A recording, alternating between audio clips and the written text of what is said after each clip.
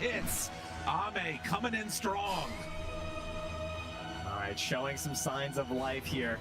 They get the Tormentor, they get a little defense before eventually losing XM, but they're able to trade for a couple of kills, so it still comes out net positive for them, and it's Ame who's getting the lion's share of these benefits. Will he commit for the nullifier? Is that going to be his plan here? And XXS for now going towards that BKB, wants to have the ability to actually just like play through these engagements. And you imagine Satanic, yeah, thinking the same thing.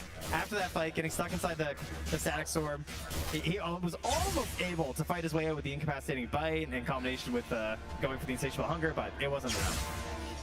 Well, some of that too shows the value of having these two really quick heroes in the Lycan and the Storm Spirit, and they were kind of able to pull the fight apart for Pvision and just sort of isolate that Broodmother left alone.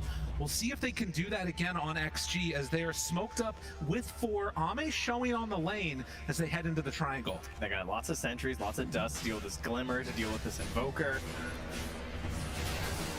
And they're just going to start out on Roche. Now, 9 class is nearby. Sunstrike comes in. Crowd howls. That's level 3. Good work. Good job. I'll tell you when it's level 4. Then you got to get really loud. And an Aegis onto Ame as XG. They will lose the mid tower, but Ducalis is going to pay the price for this one. They even dropped the static storm down as they glimpse, pull him back in, but Tornado is there, Sunstrike to follow. Damage out, he's okay. Oh, baby. That Manta coming in clutch there.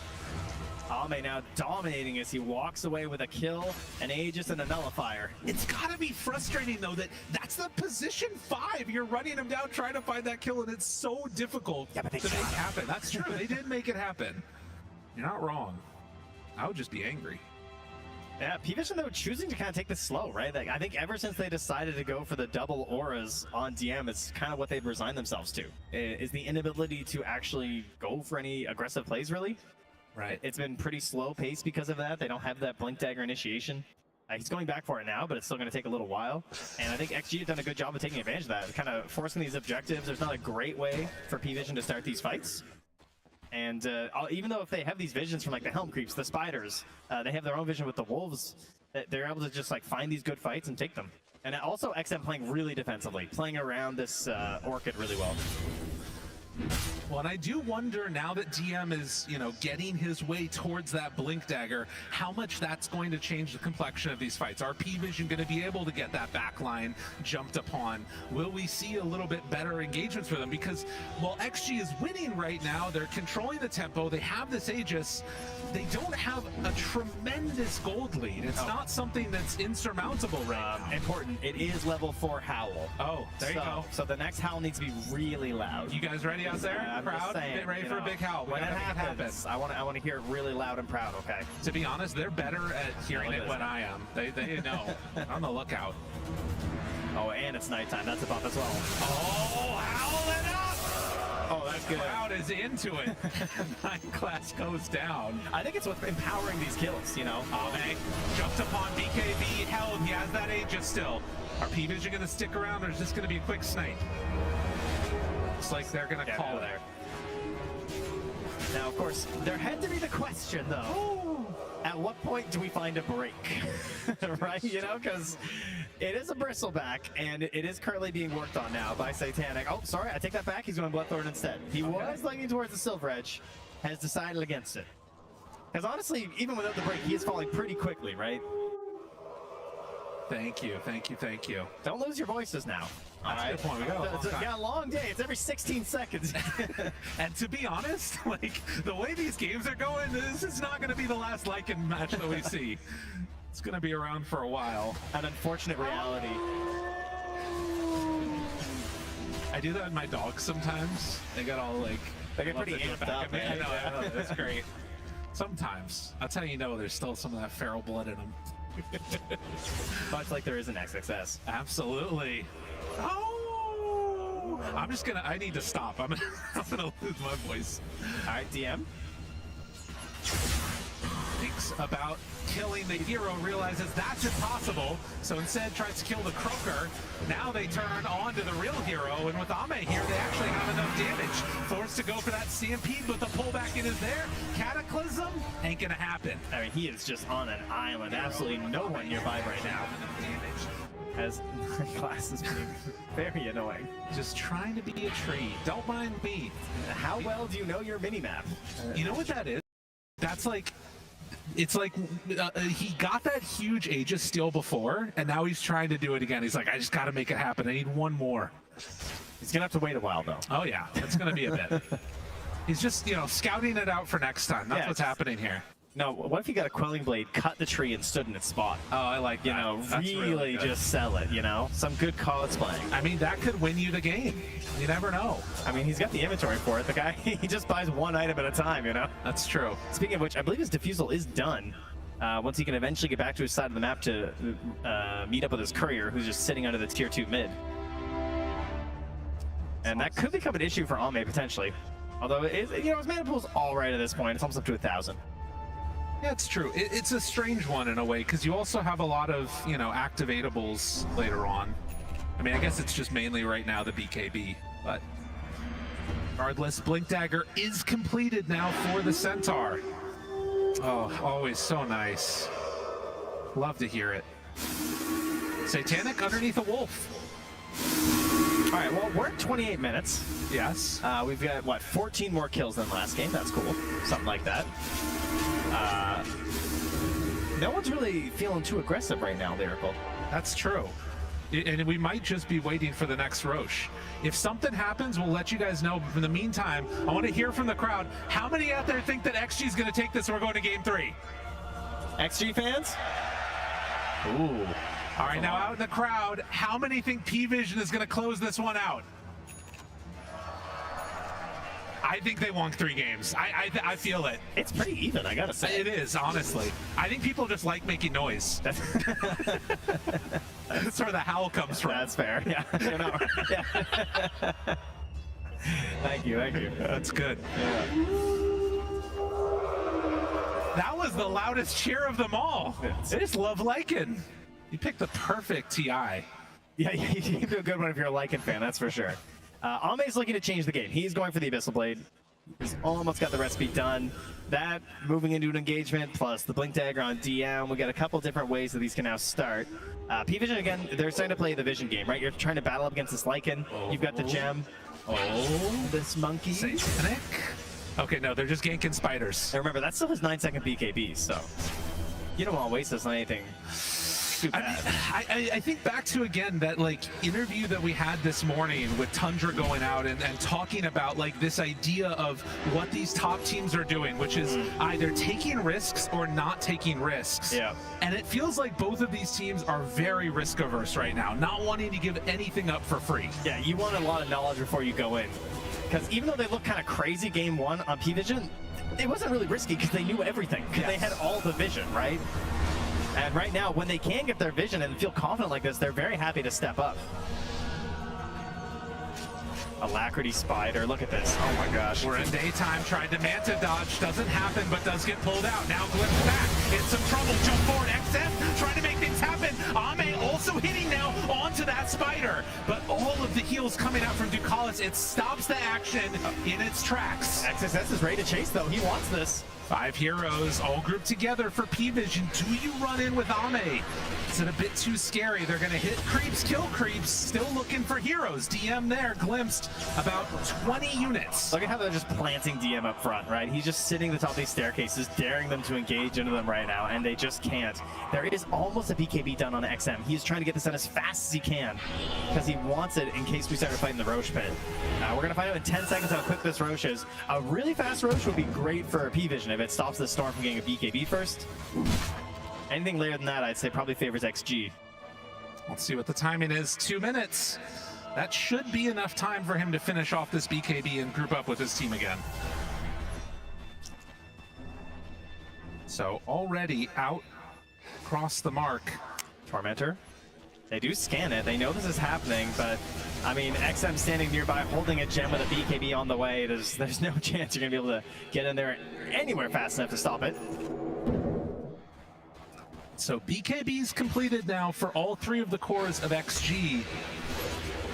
And on the other side, we're still waiting for 1 BKB on Centaur. Has it eyed up at the moment. And less than 1,000 gold separating these 2 squads, anybody's game. Yeah, Satanic trying to get the Silver Edge done as fast as he can as well. Try and give them a good answer versus Ame. See if they can catch him by surprise and just dump everything onto him and kill him. And you know, if you have not seen Broodmother in a long time, a lot of people remember this hero as just like spider spam, you know, take down towers with it, don't really show up to fights. This is a whole new spider right now. Incredibly strong right clicks, has a level 25 talent depending upon which way you want to go, that also lowers your BAT. It can be just an incredibly hard hitting hero, and going now for that break option. Yeah, and the reason why you see the Bloodthorn before the breaks, the Bloodthorn is one of like the most broken items on this hero. Just gives you an insane amount of damage in the right situation between yourself and your spiders. Plus, as you just saw, like Tormentors and stuff too, just fall instantly. So you definitely have the ability to just blow up heroes, not simply rat the map like the olden days. That's going to be something to watch for. Is I think while we saw the early group up potential and taking towers that happened from XG, the later game shenanigans that can come out from Pvision are going to be really hard to deal with. I do think they have some of that as well in XG though. Like the Aghanims on XM I think could be a really big factor in this game. The Aghanims on the Lycan, this is a Sunstand game. You know, I heard him talk about his Aghanims being his favorite item. It's true. We got some claps out there. The crowd happy to see it so far. We need Ags all over the place though on the side of XG. Except for Bristle. His is usually good, but with this build, you know, Ame's not really thinking Ags. Smoke up with 5. XG as Roche respawns. All right, they have the Wolf inside. Spot Satanic beginning it. They know this is happening. Nobody else showing on the map. Look at no one though. He's just up here pushing with his helm, pushing into this tier 2 tower. What are you going to do now as XG? You have to deal with one or the other. Another Wolf goes in, sees that they're not there. And while top lane is pushing in, they're getting some damage onto that tower. That tower is falling. It is done. It's going to be gone. This is a problem for them because no one also is still sticking around. They can do this to the tier 3 top as well if it keeps them over here. I feel like there's a world where they get frustrated and just send in Ame.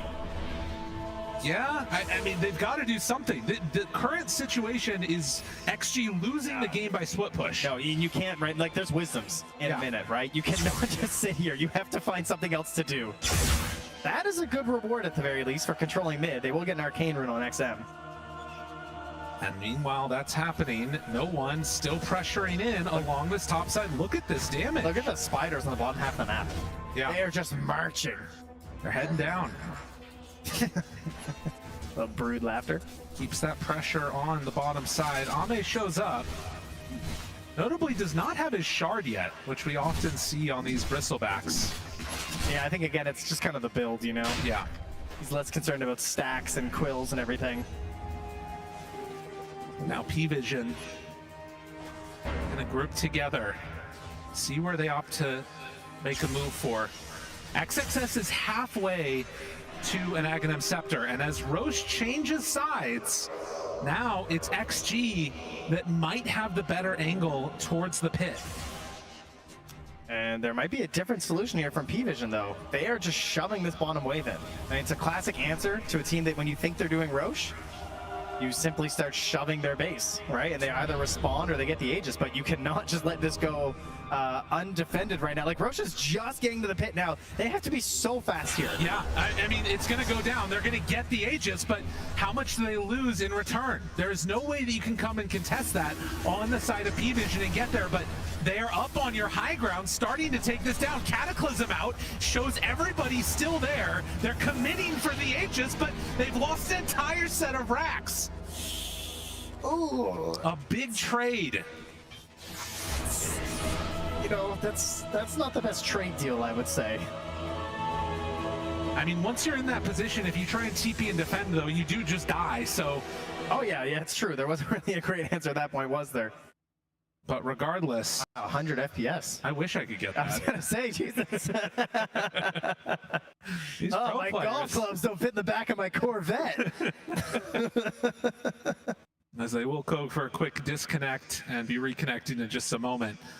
Yeah, I mean, it's a tough situation, right? Because the ideal spot is that you are not having to make that choice between one or the other, but they had to commit, and that meant that, of course, you're going to lose your racks.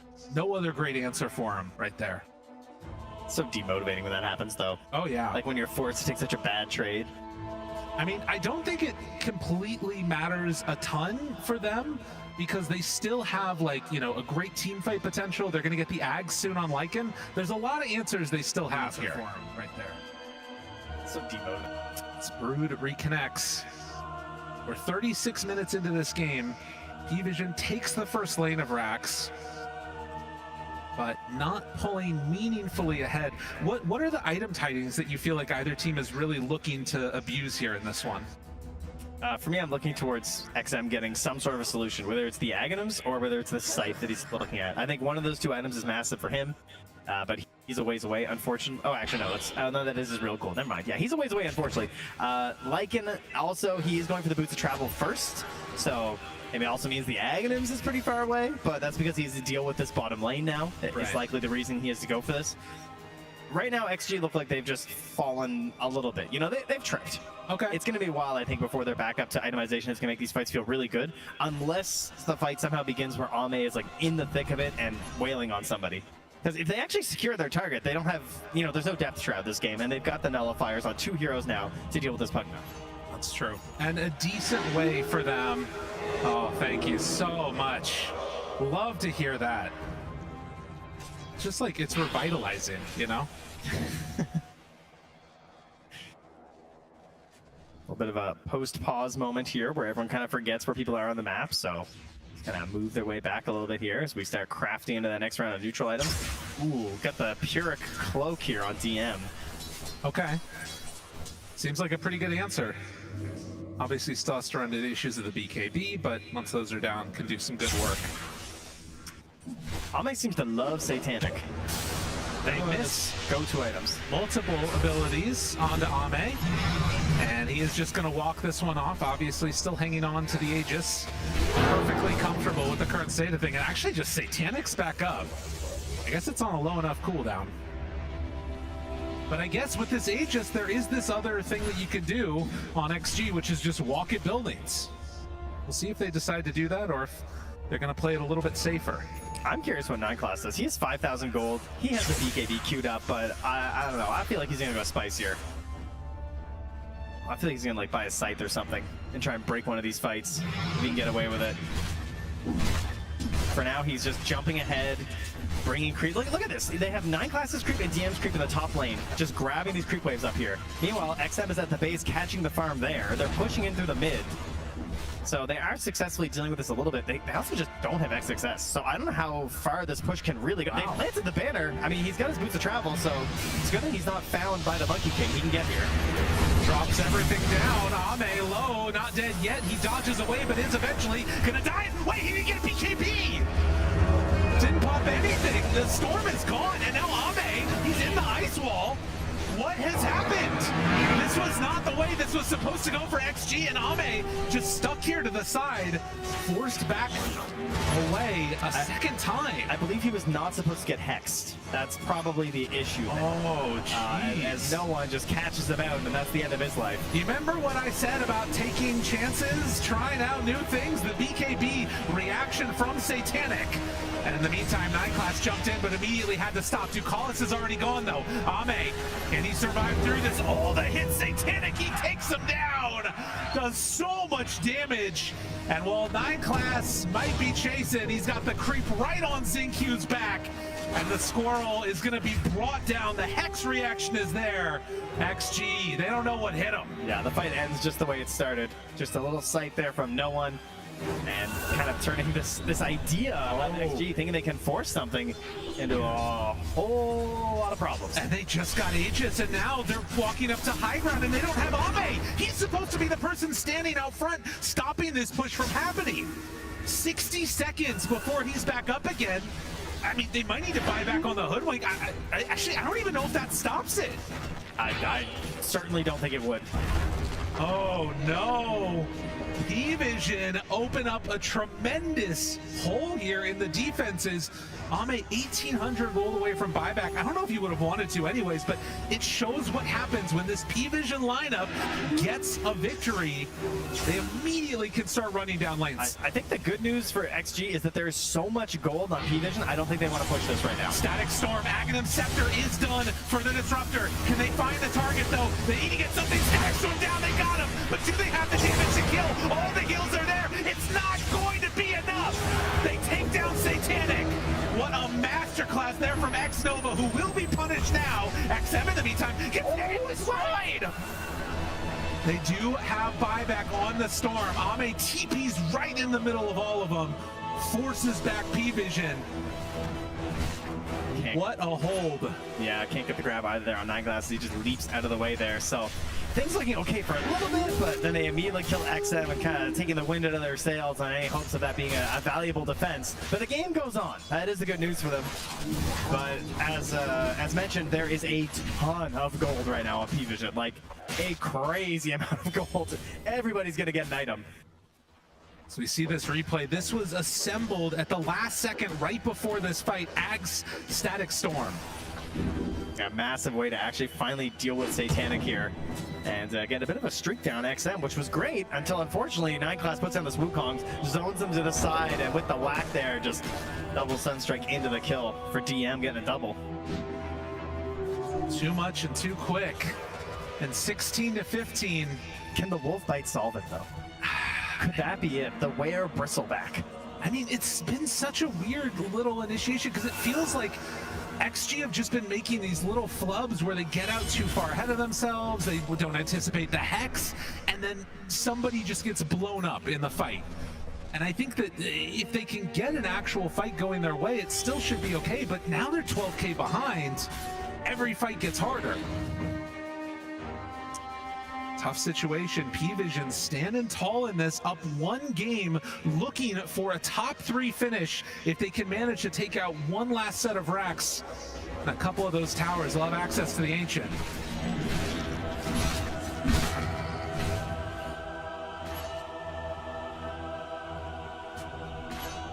They've just got to hide now. Wait for that timing. I mean, the plus side at the very least for XG is that you can all in on this Aghanims if you want to for XXS. That is true. It would be really nice for them too, especially if they're going to decide to fight at the Roche Pit. Okay, Sunstrikes come out there. They're able to dodge away from that. And, I mean, yeah, I think you're going to, right? Come on. Surely we're buying out all this as the Tormentor goes down.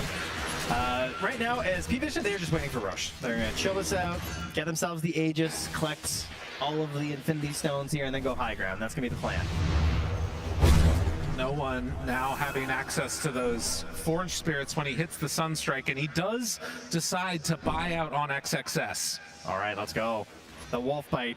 Now that's a howl. That's when we're really going to get it, you know? That's I mean, we've seen things like this before with Ame. Remember, time and again, getting the Wolf Bite and starting to run at people constantly. The problem is these lanes are just shoving out so much that it's hard for them to find a way to get a good fight in their direction. Of course, the big thing will be Roche, which is a relatively long spawn, which means it's going to be heading back up to the north side of the map again. There's also a bit of a question of just like how long do these fights last? You know, like what if the Wolf Bite, what if they can't catch you? You know, then it's gonna look really bad. Oh wow! And after finishing, instead of going for the AC, Invoker decides to go Refresher. All right, so currently there is only buyback on XinQ. Everyone else has bought out on XG, where we are all in, fully committed here into this next engagement for them. Will be as they slowly start to farm them back up. I guess X-Nova's got it, Ame's now got it, so we're not too bad actually. Oh. I love Ame's idea of the butterfly as well. I think that's a great solution on this bristleback. Yeah, and if you can sort of surprise the Brood with it, could be really nice there too. I mean, obviously you do still have the Bloodthorn, which provides that pierce, but And he just got the 25. He got the bat reduction. Yeah, this thing right here is nuts. If you have not seen the bat reduction during Insatiable, it is insane how hard this brood hits. Something to watch for when they get into the straight up battle against the bristleback. Crowd trying to cheer on the Lycan here. He's gonna need it, that's for sure.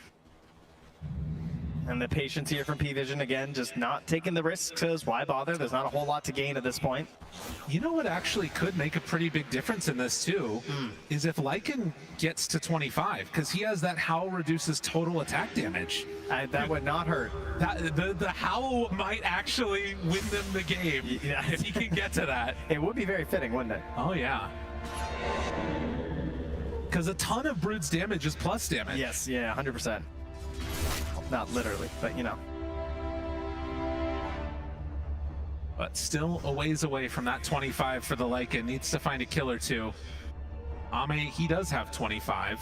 Is he gonna send some wolves here as the Roche spawns? Or, oh, the scan's out now. They're probably gonna miss it.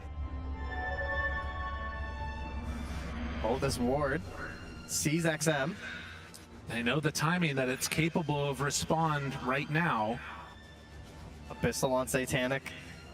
And Pvision looking for a big wraparound. They scan and immediately TP out. All right, if they do this again, if this happens again, you need to respond if they go for your Ancient. Look, they're sending the wolves. Like, where are they? Cataclysm down. Dude, are they just going to run for high ground? That was only a Sunstrike, too. Oh, yeah, it was just a Sunstrike. You're right. They're going all the way back. They're backing out. Or they're going to get this really quickly if they fully commit to it, but XG, I think, a little bit afraid based upon what happened last time. They get roared, right? Because they took it last. And they go for it. Start to take it down. They did go for the wolf bite. Roche roars and they back away. Tornado out. Meanwhile, they're dealing with creeps in their base. That was very bizarre. You know, it's the pressure. They kind of just were YOLOing. They're just hoping that Pvision are up here and they can catch them a little off guard. Runs in, trying to find somebody, a target to stick onto. The wolf bite's running out. It's running out very soon.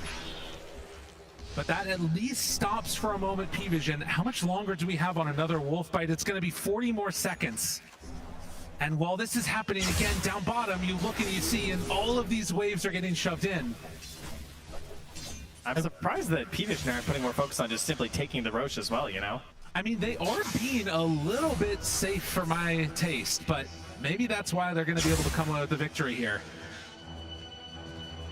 Because it feels like you outmaneuvered them, right? You outplayed them around the map. You pulled them down to have to defend their base.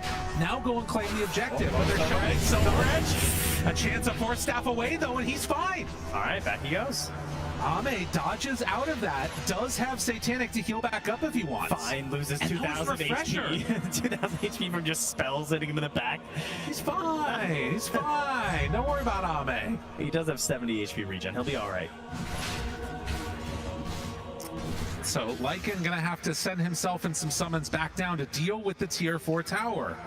Hoof Stomp duration is out. He's got bots level 2 as well. He can immediately just haul himself on top of Ame for the wolf bite. So XXS does have the ability to get back into this fight. And also, while this is happening, he's gaining levels towards 25. Pvision not opting to make that move into the pit. I don't know how much this is going to change things. What are they waiting for? What are they hoping is going to change? 25 on Evoker is pretty nice. That'll give them a lot to do. I mean, I think it's just, again, one of those, like, they never want to take a risk. Yeah. The BKBs are down now, so that kind of makes sense.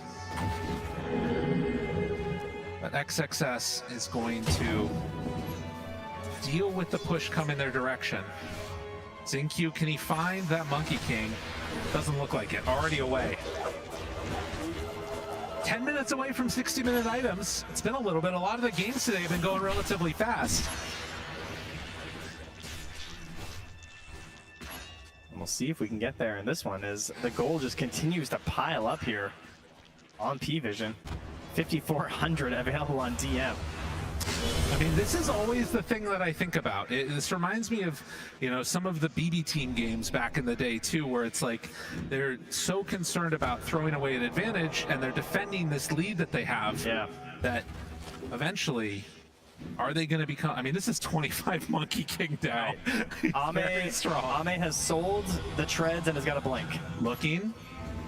They already have a jump, and he breaks down the tree. Ame over the top of Invoker with a static storm down, but he gets pulled in the cart. DM saving his buddy's life, but they do have enough to find that Monkey King kill. They got 9 class. Can they get any more? Ame hides away for a moment, disarmed. He's still in the wolf by 4. Look at the damage out from Satanic. The Sunstrike connection down low, but one hit from that Satanic, a little bit bigger. 9 class now hits. That is a buyback from him. And as they get back into the fray, XXS running away, trying to escape. There's the hoof stomp, finds him from DM, and long range jumps. They get that wolf dead. Oh, they got a few things in that fight, but it's just not enough. No one tipping over to Ame. Buyback needed here on XM. He's gonna have to retreat back to the base, and that's gonna be the prize of Roshan here. Refresher and cheese. Going to Pvision. Oh, the real curse at the end is that Lycan went for the extra wolves summon. It's so sad. Well, take a look at this again. It could have been so great, but DM, look at this. Yeah, I mean, the eggs, that was one thing I really liked about the Centaur pick, is I was thinking, if this game goes late, they don't have that same save, right? They're missing it from 9 class this game, so they get it out of the Centaur Warbringer this time, and it absolutely came to the clutch in that one. 9 class, you know, maybe very nicely played there from XM to chop his tree down, takes him. That was a ridiculous heal from that Satanic. Oh yeah. But just whacked there on the XM, no chance to escape. And now perhaps the final push beginning to get sorted out here in the top lane. See at least if they can do it. The Refresher BKB ready to go. And at 51 minutes in, XG gonna need to really figure out some sick plays now to deal with the fact that they have the cart. 9 class drops down the big Wukong. XM backs away. There's the break onto the spider. Glyph already used with no more wolf for 10 seconds. It's a hard fight to make happen. BKB is out. Ame starts to hit on the Satanic, backs away. XM pulls in, but the cart is there. The save is there. Backing away, there's a spider in a cart, but still a lot of damage done out there. Static Storm is down, but he got eviscerated. Ame no longer alive, and you do not have the damage that you need on XXS. XM backs out of there too, still 1,000 gold away from buyback. Pvision, they have done everything in this series. They're gonna take another lane of Rax. This is gonna be megas. Too much to handle as they run through XG. Eyes on the throne, a few more hits is all they need. GG is called. As this game went later and later. Oh, look at Ducalis. Stone cold there. Actually struggling to find their way into these fights. You know, it felt like whenever they needed this fight,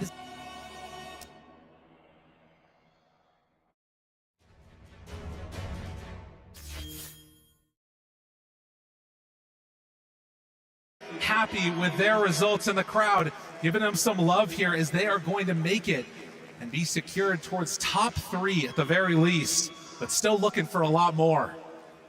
That's apparently running out of smokes to just.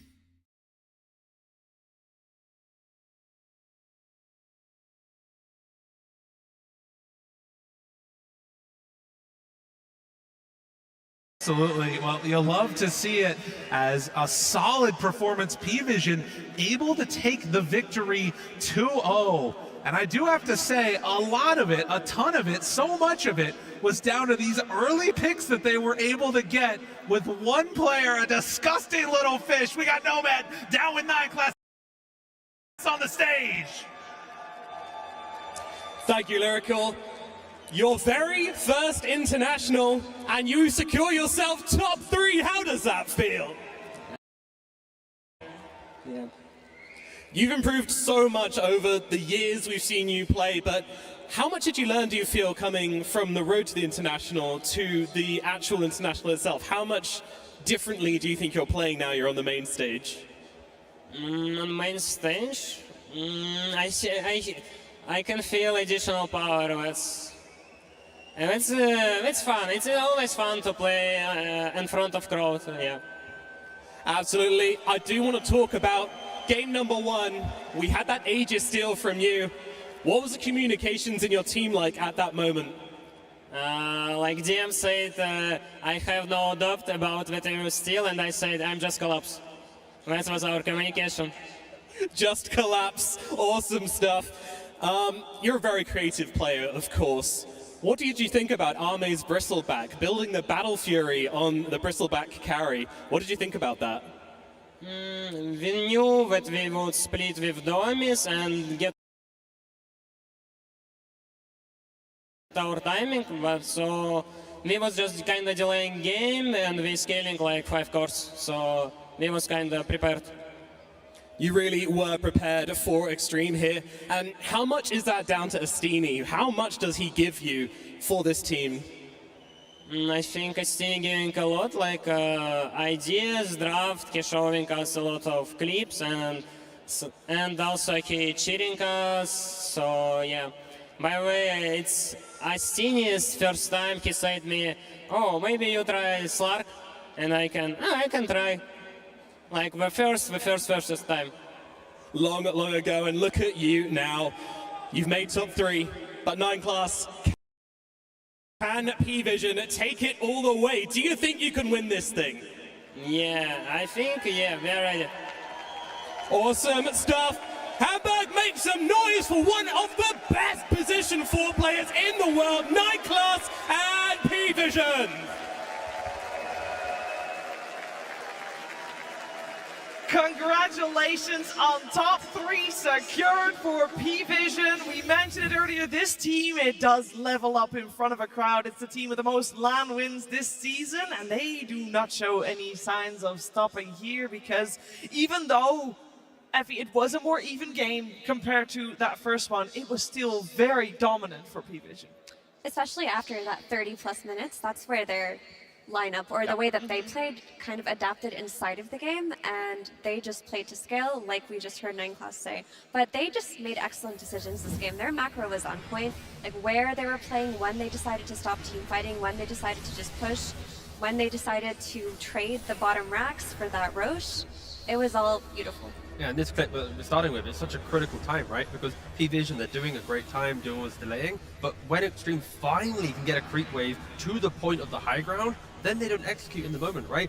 Arme's hitting the tier 3, you got XM jumping in with a Storm Spray, getting hit by a Hex and dying. As soon as he dies, the fight construct collapses and they have to run away. So you have to deal with 2 things for Pvision. Can you deal with the waves? And then can you execute in the fight, be it at a high ground or a Roshan or a Tormentor, anywhere. And XG, they just weren't able to deal with both major problems that Pvision was presenting. I'm really impressed with Pvision. Like, their players, the fact that they can perform like this with such little experience, with like how young they are on their players in a game where you're pressured, they're down, but they know what to do, they know what they're waiting for. And even here, sure, you're top net worth on this Bristleback, but Pvision, they got to delay it so long, they have all the items Satanic. He is literally just 1v3ing them, running in with his Q later on talent. So overall, I think XG, they looked so good in this early and mid game, but eventually they had so much trouble. And I really feel like that Pvision, they're like the masters of map pressure and making you feel like incredibly bad during the game. I think XG really concocted up a beautiful draft here for themselves, and they played that early game quite well. But some of their decision making was a little bit off, I thought. They could have put more emphasis on wave shove by the way that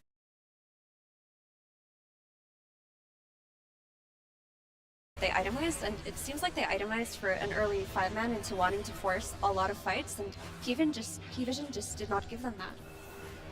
Yeah, Pvision, they're just so calm, right? I feel like you watch other teams in this situation, having the Storm jumping you, the Lycan, everything in the early game, like the way that they did play out the early game from XG, other teams would crumble.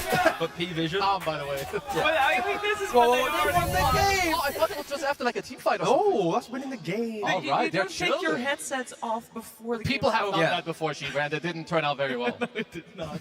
It did not. It is a very strong performance, and I think especially for the team that will be going up against Pvision in that upper bracket finals, one mistake, that was all it took for Extreme to have their entire momentum crumbling before them. And Pvision, it felt like they always knew that that mistake was going to happen at some point. They just need to be ready for it, and ready they were. And no one on that Invoker, he played incredibly well. We talk about the difficult early game, but he was the hero doing well in the early game. He was hitting beautiful sunstrikes. His supports were playing around mid. They were getting kills for as long as they could. And when the game started to get really tough, that Hex pickup clutched that high ground defense. When XM zipped in, he got hexed by the Invoker, and it was all downhill from there. I mean, there was a lot on him to do in this game. You need to protect your supports with the Tornado, with the Deafening Blast, keep your Pugna alive. Like you said, the Hex later on to crush it back in, to keep the map in shape as well with your Monkey King and everything, to delay the game for Satanic to come online and carry. Just S-tier gameplay. Yeah, and I believe, Kezu, you also want to highlight how exactly the wheels were turning for Yeah. Pvision in this game. Yeah, I mean, Effie, you already mentioned it's around like how they traded the map, like the Roche for other stuff. Because here, this is first point in the game, 33-20. The game is incredibly even. Pvision, they need more time. They don't want to fight. So look at the vision that Extreme have. They want to force Roche, but it's really hard because Pvision have the heroes here. Look at the map. Top lane, you have no one with his Dominator, with his Forges already pushing. We fast forward a bit. Mid lane is pushed in by DM's Dominator. At the same time, still a stalemate around the Roche. This is 40 seconds in between this. In the meantime, Satanic just really farming, so XG, they get forced back. Here, Roshan was still on the bottom side. Now, the game prolonged so long, Roshan actually walked all the way to the top river. XG, crucial mistake. They tunnel vision this Roshan so hard because trading ages for a Rax in this game, it's not good for you because you already have a wave problem. Now you're going to be down a Rax with this Aegis. Pvision aren't giving you this fight. So these trades, these macro movements, ultimately this is what makes the difference of you winning or losing this game. So Pvision, honestly, hats off to whoever made the shot call. Yeah, and then right after that, Roshan was taken for Extreme, and their bottom Rax, unfortunately, for them, was also taken. We're going to take a look at the Lycan at that point, Effie, because you have something to say about that. Yes, like Kezu mentioned, there was a wave problem, and around minute 36 is when they got that Aegis that they traded a Rax for. But what I really wanted to look at was Lycan's items. He skipped Shard. He got his Shard like 40 minutes plus. But if you are playing at this state of the game and you have a wave problem, why don't you create that wave problem for the enemy team with your Shard? It was such an odd decision to me. What it seemed like was after he built that, nullifier, he just thought that he could keep going. He'd just eventually be a carry himself. They could force the 5-man fights. I really think that you could have wedged this Aghanim Shard into the item build even before the AC. It could have come out a lot earlier, and it could have made it so that Pvision couldn't play the map as well as they did. But if you're talking about map play and you're liking just getting Shard at 40+ minutes, you're losing a lot of that early game advantage that you can get from this hero. Yeah, I mean, it's such a cheap item for a core. He probably just tunnel visioned under the pressure of answering so many different problems, and mistakes happen, and clearly, I think he might have made a mistake there. Yeah, there's quite a few things we still need to touch upon for this game, though, because I want to give credit where credit is due. That was a fantastic Broodmother coming out for Satanic. I know we gave MVP to no one, but I think you can make a good case for almost any player on the side of Pvision to be nominated for that one, and I think that Broodmother Kezu is definitely going to be one to watch. He absolutely clutched, and he has so many specific heroes, which is also crazy to think about with how young he is. Like, this is not some 30-year-old guy who's played 10 years of experience. Like, he's new to the scene. He has perfect itemization, the Nullifier, the Silver Edge, the Bloodthorn. You buy the Shard for the 25 talent. I mean, this kid's crazy. I mean, with the Broodmother as well, you create new problems. And clearly, we heard in the interview with GSKILL, they had to find a solution, right, to the Broodmother. They went for the Bristleback, and clearly, Arme was also trying to invent in the game, right? He goes for the Battle Fury. How many times has that happened in the history of Dota? Well, I know the answer to this, Tigo, but we do also have the answer to show. There we go. It's only 4 times now with Arme buying Battle Fury. In 2014, Universe bought Battle Fury around the 60-odd minute mark. He lost the game. In 2019, Gabby also bought a Battle Fury around the 60-minute mark. He also lost the game. Ace in 2025, he bought a Battle Fury under the pressure of Team Spirit. He lost the game. Arme, under the pressure of Broodmother conceptually, bought it very early in the game and also lost the game. Therefore, historically, Battle Fury on Bristleback is a 0% win rate in all of the history of Dota 2. It was an intriguing item because he was topping the net worth, and it was looking good for a while. But there was this one chase that happened early on where they chased Bristleback on Pvision for almost a minute, and it felt like if he had a Lotus Orb and an SNY, he would have killed everybody, but he's just running away with a Battle Fury. You could see the trade-offs that were happening because of that item. I like this stat a lot because I think it's very funny that it hasn't won yet, and I think in the other games maybe it's against Mega Creeps. Exactly, yeah. But even here, buying it this early, it put them in a cool position. I think this is why Dota is so amazing. You can buy so many different things. Depending what your enemy does, you have to react differently, and then this happens and this happens. So yeah, I love to see it. Yeah, it was very clearly part of Extreme Gaming's plan. We did see this Bristleback queuing up that Battle Fury very early on. So we knew from the laning stage already what was going to happen. And speaking of that laning stage for the Bristleback, it's Purge that's going to break it down. Thank you, Shiver. Yeah, I wanted to talk about the Bristleback because I thought it was such a good pick. It really solved a lot of the problems that they were encountering in this game. And one of the big ones is 9 Class's Monkey King. Most of the support heroes that he's playing are very annoying and they're hard to deal with. But look at this early ward that was placed that spotted 9 Class over here. And normally the way that you escape on this hero is you use this skill here to jump to a tree. But if you take any damage, it gets interrupted. And then you have to rely on your very low movement speed because you don't buy boots here. So with Quill Spray and the Vision, he actually interrupts 9 Class's jump.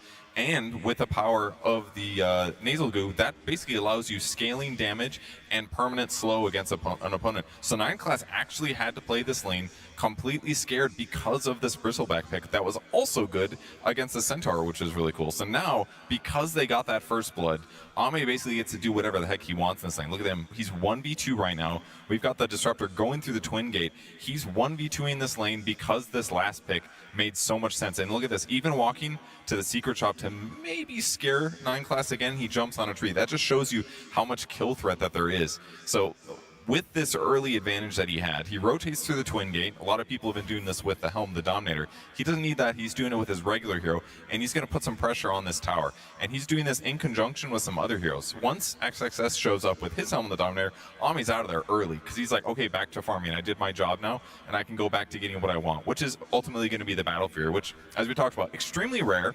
But it does have a lot of good synergies. You're doing cleaved physical damage. Obviously, it's better to... It doesn't like leverage your abilities other than your ulti and your first skill very well. But the increased net worth that you're gaining and the AoE cleave damage paired with the Lycan... do you guys remember how a Lycan lowers armor? Can you make that sound for me, please? Anyone? Thank you, thank you, thank you. The Howl, it lowers armor by 10 in an AoE, basically global at night, but in an AoE. And that minus 10 armor paired with Bristleback's minus armor is super synergistic. And frankly, it gives them really good chances to get kills on the hero like the Centaur. But unfortunately, this decrep from the Pugna was extremely crucial in protecting him. It basically gives him a window to buy time. If that Pugna decrep isn't on there, they can just blast through this front wave of DM in the front. And so between decrep and later on the Ags of Centaur, it really undercut the synergy that they were going for with the heavy physical damage and the minus armor. It was hard for them to kill the Pvision heroes, and that's what was ultimately their undoing, despite this really cool draft. Thank you very much, Purge. The undoing of Extreme Gaming. Undoing. Don't worry. There's a lower bracket. This was the upper bracket semifinals. Nobody's getting eliminated anymore for the remainder of today. So Extreme is also not eliminated, just down to that lower bracket, which is starting to look scarier and scarier. But we do have, of course, a couple more names to pen in on our bracket, Kazu. Yeah, no, for sure. And I hope that we have maybe something that we had yesterday. You know, we had 3 2-0s into a 2-1.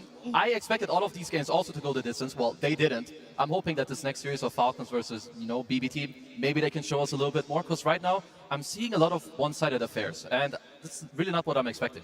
No, me neither, especially not after that road to TI. You're absolutely right. And if we want those games to be drawn out and be back and forth, a lot is going to rely on the carries having a good game and being able to go toe-to-toe with each other. But who is the best carry? That is a great question. And of course, we would ask the pros that very question as well. Hello and welcome to the International Hall of Fame. This year we asked every single one of the 80 players competing at our event to rate the very best TI winners in history by position. So we've got your carry, got your mid, got your off lane, and we've got the hard support, and we've got the support. And here to look over the results with me are 2 Dota experts, esteemed Dota experts, and see if they agree with the pros' choices or whether you have your own choices. Which carry would you choose as the best TI winning carry in Dota history? Okay, let's think here. I think you can discuss them. I think it's Ana, right? How? Choose. Hey, how? TI winning carry. You're saying how? Okay. Who's on first? Who are you going for? They're thinking Yadro. I think it's actually Yadro. Yeah, I think it might be. How do I choose? You just select a name and use your brain to speak it. Yeah, how? I select how. Okay, good. Who are you going for? He chooses newbies how. How? Yeah, to be clear to anyone who was missing the joke, probably for some of the younger players, they like watched on a win, and now they're getting beat by Yadro, right? So it's like the legend that's gone versus like the bully that's here. Yatoro and Anna. So for me, I feel like the carry debate is between those two. So you think they're going to vote Anna because that's like ancient history? They don't have to play against him. Exactly. So they're more likely to vote. They for don't him. want to inflate his ego anymore. I think they're going to take Yadoro. I think I would probably take Yadoro. I mean, Yatoro's the GOAT, so easy. Yatoro. You're saying Yatoro? Yeah. Well, I'll tell you, it was Yatoro the one, obviously. Yatoro overwhelmingly, by the way. Overwhelmingly. Anna second. Anna is not second. Okay, well, it's obviously not Anna then. Yeah. Is Anna third? Yes, Anna is not third. Wow. People hate Anna. This was chosen by the players themselves. Anna is not second or third. How? How did you? We've covered that. He's not on the list, right? Who are you putting in on 2 and Fear. 3? It was Matu. Matumba Man. Really? Yeah, That was makes second sense. place. Matu. Yeah, he's number 2. No way. Yes. I think it was kind of an unusual choice. Yeah, I might have put Anna in there, but I think Matu, such a legendary player. Everybody loves Matu, for sure. What players did you ask? Puppy? Every single player at the event He asked one was player. most of the He votes went asked to the Yatsu. oldest player here. Who's the oldest Yeah. player? Over half He of asked them. art style. He got 7 He votes. put himself third, so it wasn't so obvious. So give me a sort of personal anecdote about something that Yatro did that you were like, holy crap, that was amazing. There were so many moments where it was just over and over again that team coming back from a victory and just putting everything on the back of Yadro and being able to take the win. Like that guy, he played out of his mind at TI10 and he hasn't really stopped. Over the wall, they go. JT drops the Echo Slam, but they're all falling on ideas and out to kill for Yatoro. It's down to get a rampage for the Drow Ranger. I felt like TI12, there was a moment when he walked into the arena before the final, and his aura was like, as the kids say, max aura on this guy. Like, I mean, everyone was just like, oh my god, he's here to win the international. Like, he just walked in, bald boy buff, and just, it was incredible. You could feel the enemy team just shrinking and shriveling. Not just play in the game, but outside of the game, commanding that respect. Aura, just pure aura. Yeah, a worthy winner, I'd say.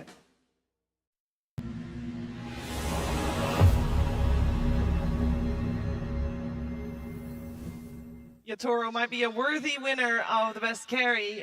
He's not going to be a worthy winner of the best TI 3-time champion carry right here because he's no longer, unfortunately, in the tournament.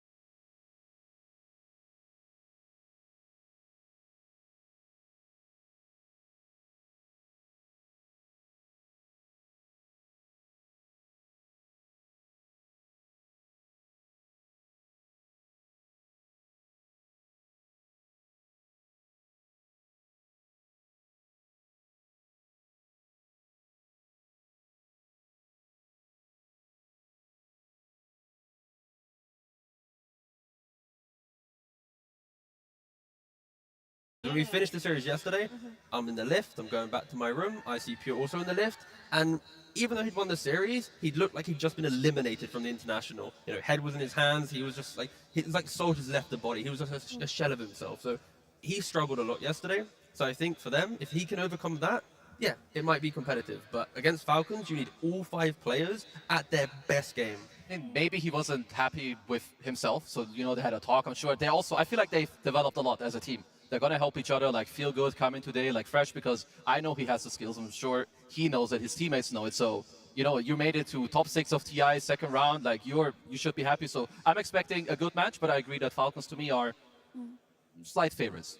And for context, it's because yesterday, even though BB Team did win, he lost all 3 of his laning stages. And there was one game where he even died 7 times in the first 20 minutes. It was rough for him.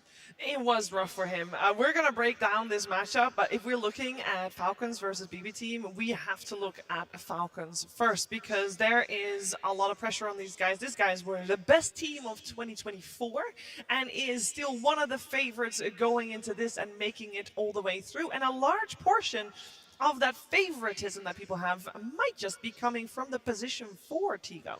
Yeah, and crit. What a career he's had, right? Of course, ever chasing the Aegis. You know, you could argue kind of the Western uncrowned team to some degree, but when you look at his career, right? In 2015, 2016, he was on OG, able to win both the Frankfurt Major, the Manila Major, ESL1 Frankfurt as well. In 2016, shifts over to OG. Yeah, sounds great. He wins an instant Tier 1 LAN, wins DOTA Pit, Manila, I think 2016-17, 2017 to 2022. I'm sorry, mate, nothing. Absolutely nothing. Moves to Shopify, nothing. Comes back to kind of the European scene and was able to get secure both 2 BBs, 1 ESL1, Birmingham, 3 Tier 1 lands.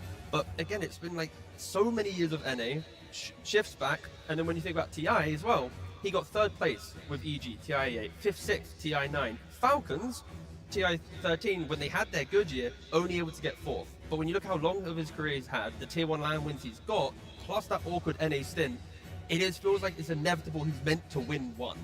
I mean, he's definitely one of the players where you have a lot of people who want him to lift the Aegis, right? Like we just saw, he has so many appearances. He's an incredible player. He's a great person. He's really nice to be around. Like, even if you beat him in pops, like, the guy is nice. He always plays for his course. He can play anything. He's very adaptable. So yeah, I think this guy, he's definitely got what it takes. Yeah, it's just odd to think about because in that 2015-2016 era where it felt like OG were winning every major, it feels like that's where he should have had his Aegis. He's one of those players that you look at and you expect to just have an Aegis. So this must mean so much to him because last year, like T mentioned, that was their year where they were the favorites. Yeah. This time around, they aren't the favorites and they've peaked. Like, they're playing so well. Maybe that's what they needed, the surprise factor. Maybe it is what they needed. They also do have a lot of TI experience under their belt in regards to championships because there are TI winners on the side of Falcons, one of which is the carry, of course. It's also the support. It's Snaking and Skeeter. But in this case, I want to talk about Skeeter and potentially talk about him in relation to his counterpart in pure FE because that is a pretty stark difference, especially if you take into consideration yesterday's results. Yeah, we wanted to just put emphasis on the carry-to-carry matchup in this series because these two players have inherently different styles, but if you look at their average numbers, they're way too close to each other for having separate styles. When you think about Skeeter, he's always been not necessarily sacrificial, but not the real carry of the team. He's not expected to deal damage. He's just there to, like, be the stunner, win his lane, play utility, do whatever he needs for his team. He'll even give up farm for his other 2 cores sometimes, whereas Pure, he is the greedy player. He is your carry that you take into the late game and puts you on his back, but his averages are not what you would expect out of a playstyle like that. And if you look at the hero pool comparison, there are a lot of common heroes, but both of these players have different styles. As I mentioned, if you look at Pure, he's got that Void, that LD, that Ursa, that TA. He's playing for the late game. He wants to be the one dishing out all the damage. Whereas Skeeter, he picks what you need for the lane. You need an Abaddon? I got you. We need a Weaver because I gotta dodge some slows? I got you. I feel like you have the miracle type of archetype carry player on your left with the hard carry traditional stuff. You have your Matumba man on the right, so with like more the I play for my team, I make stuff happen. I would say that these players generally get overlooked and overshadowed quite a lot. I think that Skeeter is very crucial to Falcons, both with his pick, the way he plays. He enables Marine, he enables Amar, so I'm like really happy to see this because I think this guy, he deserves a lot more, in my opinion, than what people give him credit for. Well, we're going to give him some credit right now because we have to, of course, start this matchup very soon. And for that, it is time to get the players on stage.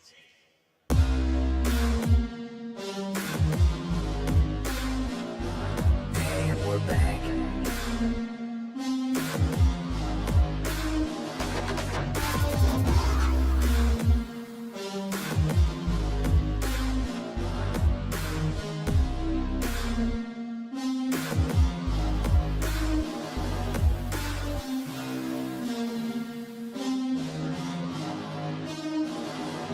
Team Falcons!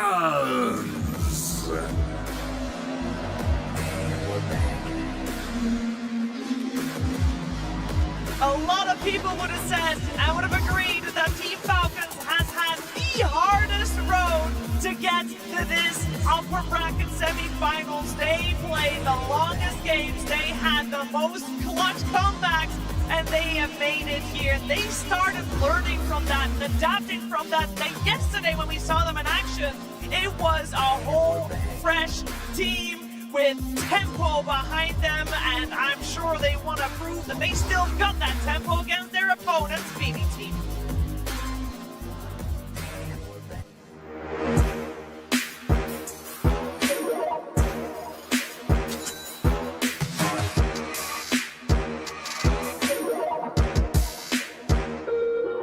Choose wisely and crush those responsible.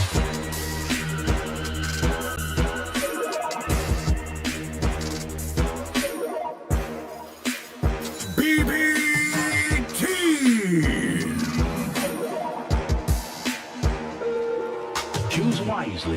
They have shown that they have what it takes to make the tough decisions and come back after being down yesterday. They were the only team to push a series the distance and take that victory after the fact. It was rocky, but it happened. And the tenacity that they showed yesterday against the Big Mac Galaxy, they will prove to show again against their opponents in Falcons. There is one big question mark that I'm going to pose towards my panel here regarding these two teams, because one thing that stood out yesterday, Kessel, was that for BB team, their rocky situation was always those first 15 minutes. No, for sure, and I hope that today we can see something, well, a little more stable, because what we saw from them, it's not normal. It's not what you expect, especially not from a tier 1 player, because, yeah, we have to go back to it. It had a lot to do with Pure. I want to see, you know, the prime Pure of like last year, because in the last months, he has struggled, but I have also seen very good performances. It's just that he is a little more inconsistent. So sometimes you just have to hope that, you know, today is the day. Sometimes that's what TI is about. You show up in top form, boom, you get this upset win, and you're good to go. We also didn't really see much from BB, even though they were to win. We saw 2 puck games in a row, playing into nature's profit. Like GPK just dominating, going 8-4-23, 5-1-18. Like Nigma didn't really change up the drafts to show us new styles of BB having to react. It was just, oh, thanks, we're going to do that strategy again. So yeah, I think for BB at least, we are going to see something new. Are they going to get puck against Falcons? I think that's a really hotly contested hero at least. It doesn't necessarily have to be new, so long as they're doing it better than yesterday, because they can definitely improve upon it. But we did mention Pure had a rough series yesterday. I want to talk about the other 4 players. They played impeccably well. If they weren't playing as well as they did, that kind of start for your carry is really hard to come back from. I think Save in particular really stood out to me. He was clutching these lanes, you know, hiding in the trees, Phantoms embracing Morphling, getting kills where he shouldn't have to. Later in the game, he gets some ags, he soul binding. Like, this is a player to look out for. If your team is in a rocky situation, your support player clutching games for you is what you need on the main stage. Yeah, for sure. Like those 4 guys, they really stepped it up. Like you said, the Grimstroke from Save, like 2 games in a row. Like he just had incredible performances. You also had Miro on his offlane, like great. We talk about the GPK puck. You have the Disruptor or Naga Sirens on Kataomi. They're great. I just hope that what they look for is not like, oh, my carry player didn't do great, but more like, imagine how strong we can be when things come together. They fall into place. We just play well as a team like they know they can, and then you can just make it happen. Because here, we need to talk about the heroes that will be very contested or are very important for the team. So here, on the left side, you see how often Falcons take the hero, and on the right side, you have BB. So Hoodwink is going to be... It's going to be picked up bandages. You have 5 times and 7 times on BB team. You have the Sand King, the Grimstroke we just touched on. Mars for both offlane is incredibly important. Naga, Pugna, the teamfight controllers, the healers, they allow you to play forward. Incredible heroes. And then we also have the undefeated heroes. Because when you get to this stage of TI, you want to be in the comfort. You don't want to be pressured. You want to play your...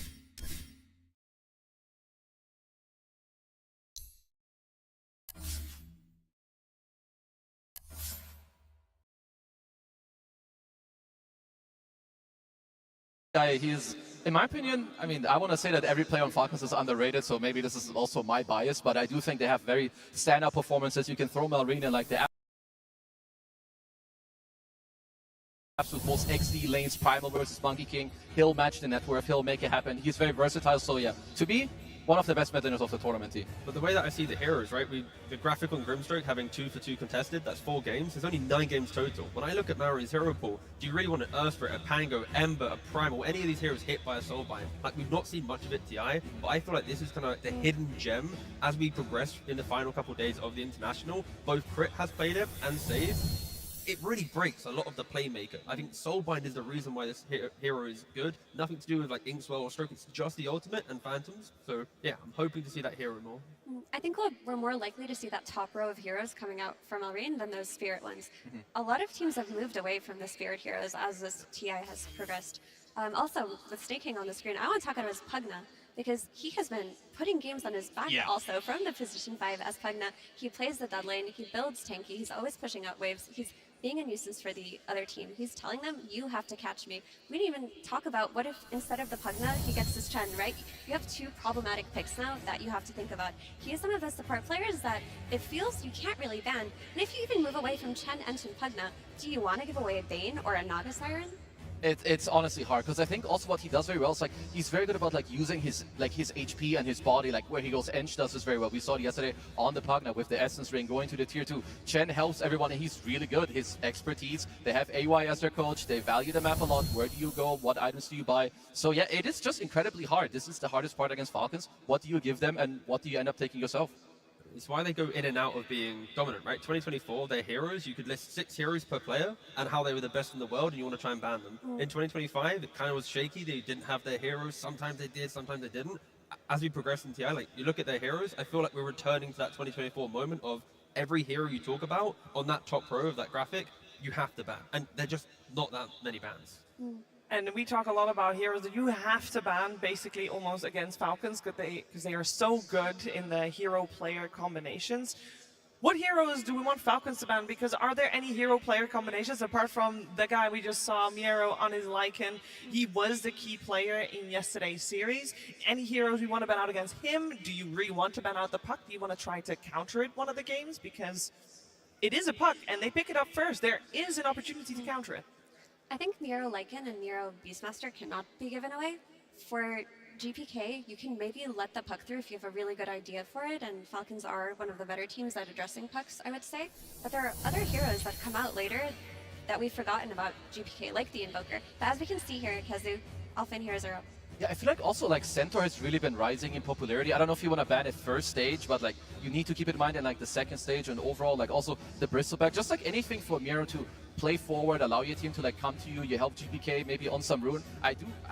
This team has a lot of heroes like in their arsenal as well, like Save on his post 4, whether it be the Grimstroke, he busts out some line every now and then, or a Hoodwink. Like they've got a lot of it, but I do agree, these spirits, they don't really do it for me from the mid lane. They don't seem that strong anymore. Yeah, they really don't, but GPK, he's famous for his spirit heroes, so it's unfortunate for him, but he's found a replacement for that in the Puck.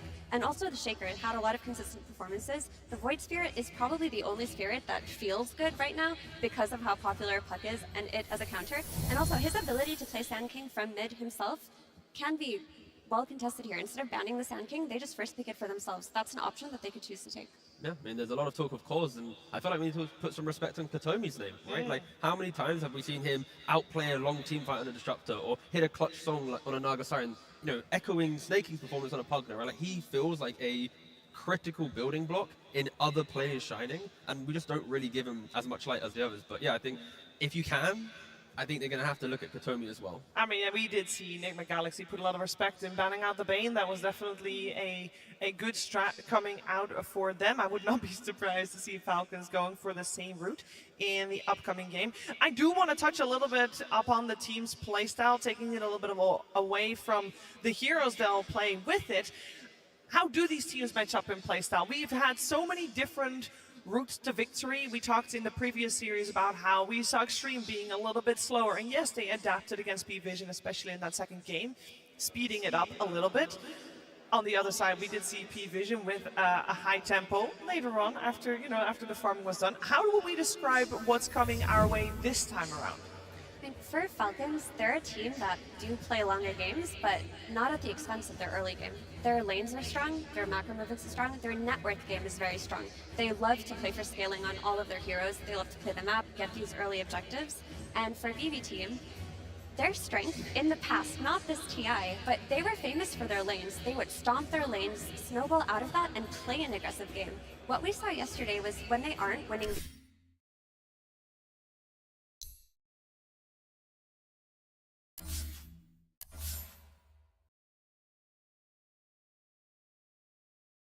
the traditional like 4+1, you have your harder carry, you play on pure, you hope that he can enable the game later and like just take it for you. Whereas Falcons, they don't always play hard. hard carry. Skeeter, he's gonna play faster. But it's not even a matter of Skeeter playing hard carry. I think during TI, he's actually shifting more towards heroes that want farm as well, to some degree. It's the fact that Falcons, they look at an objective in the early game, and they bring the correct amount of heroes. Like other teams, you might bring 3, you might bring 4, even 5, but on paper, you don't need 5. Falcons, every time, if they want to take a tower, contest a Roshan, contest a Wisdom, they bring the perfect amount of heroes, hence why they feel like they always farm it. Because if you take too many or too little, you don't win, your farm diminishes, right? So for BB, if they make a move in the map, they have to respect that Falcons are going to return with the correct amount of heroes to kind of rebuttal that aggression.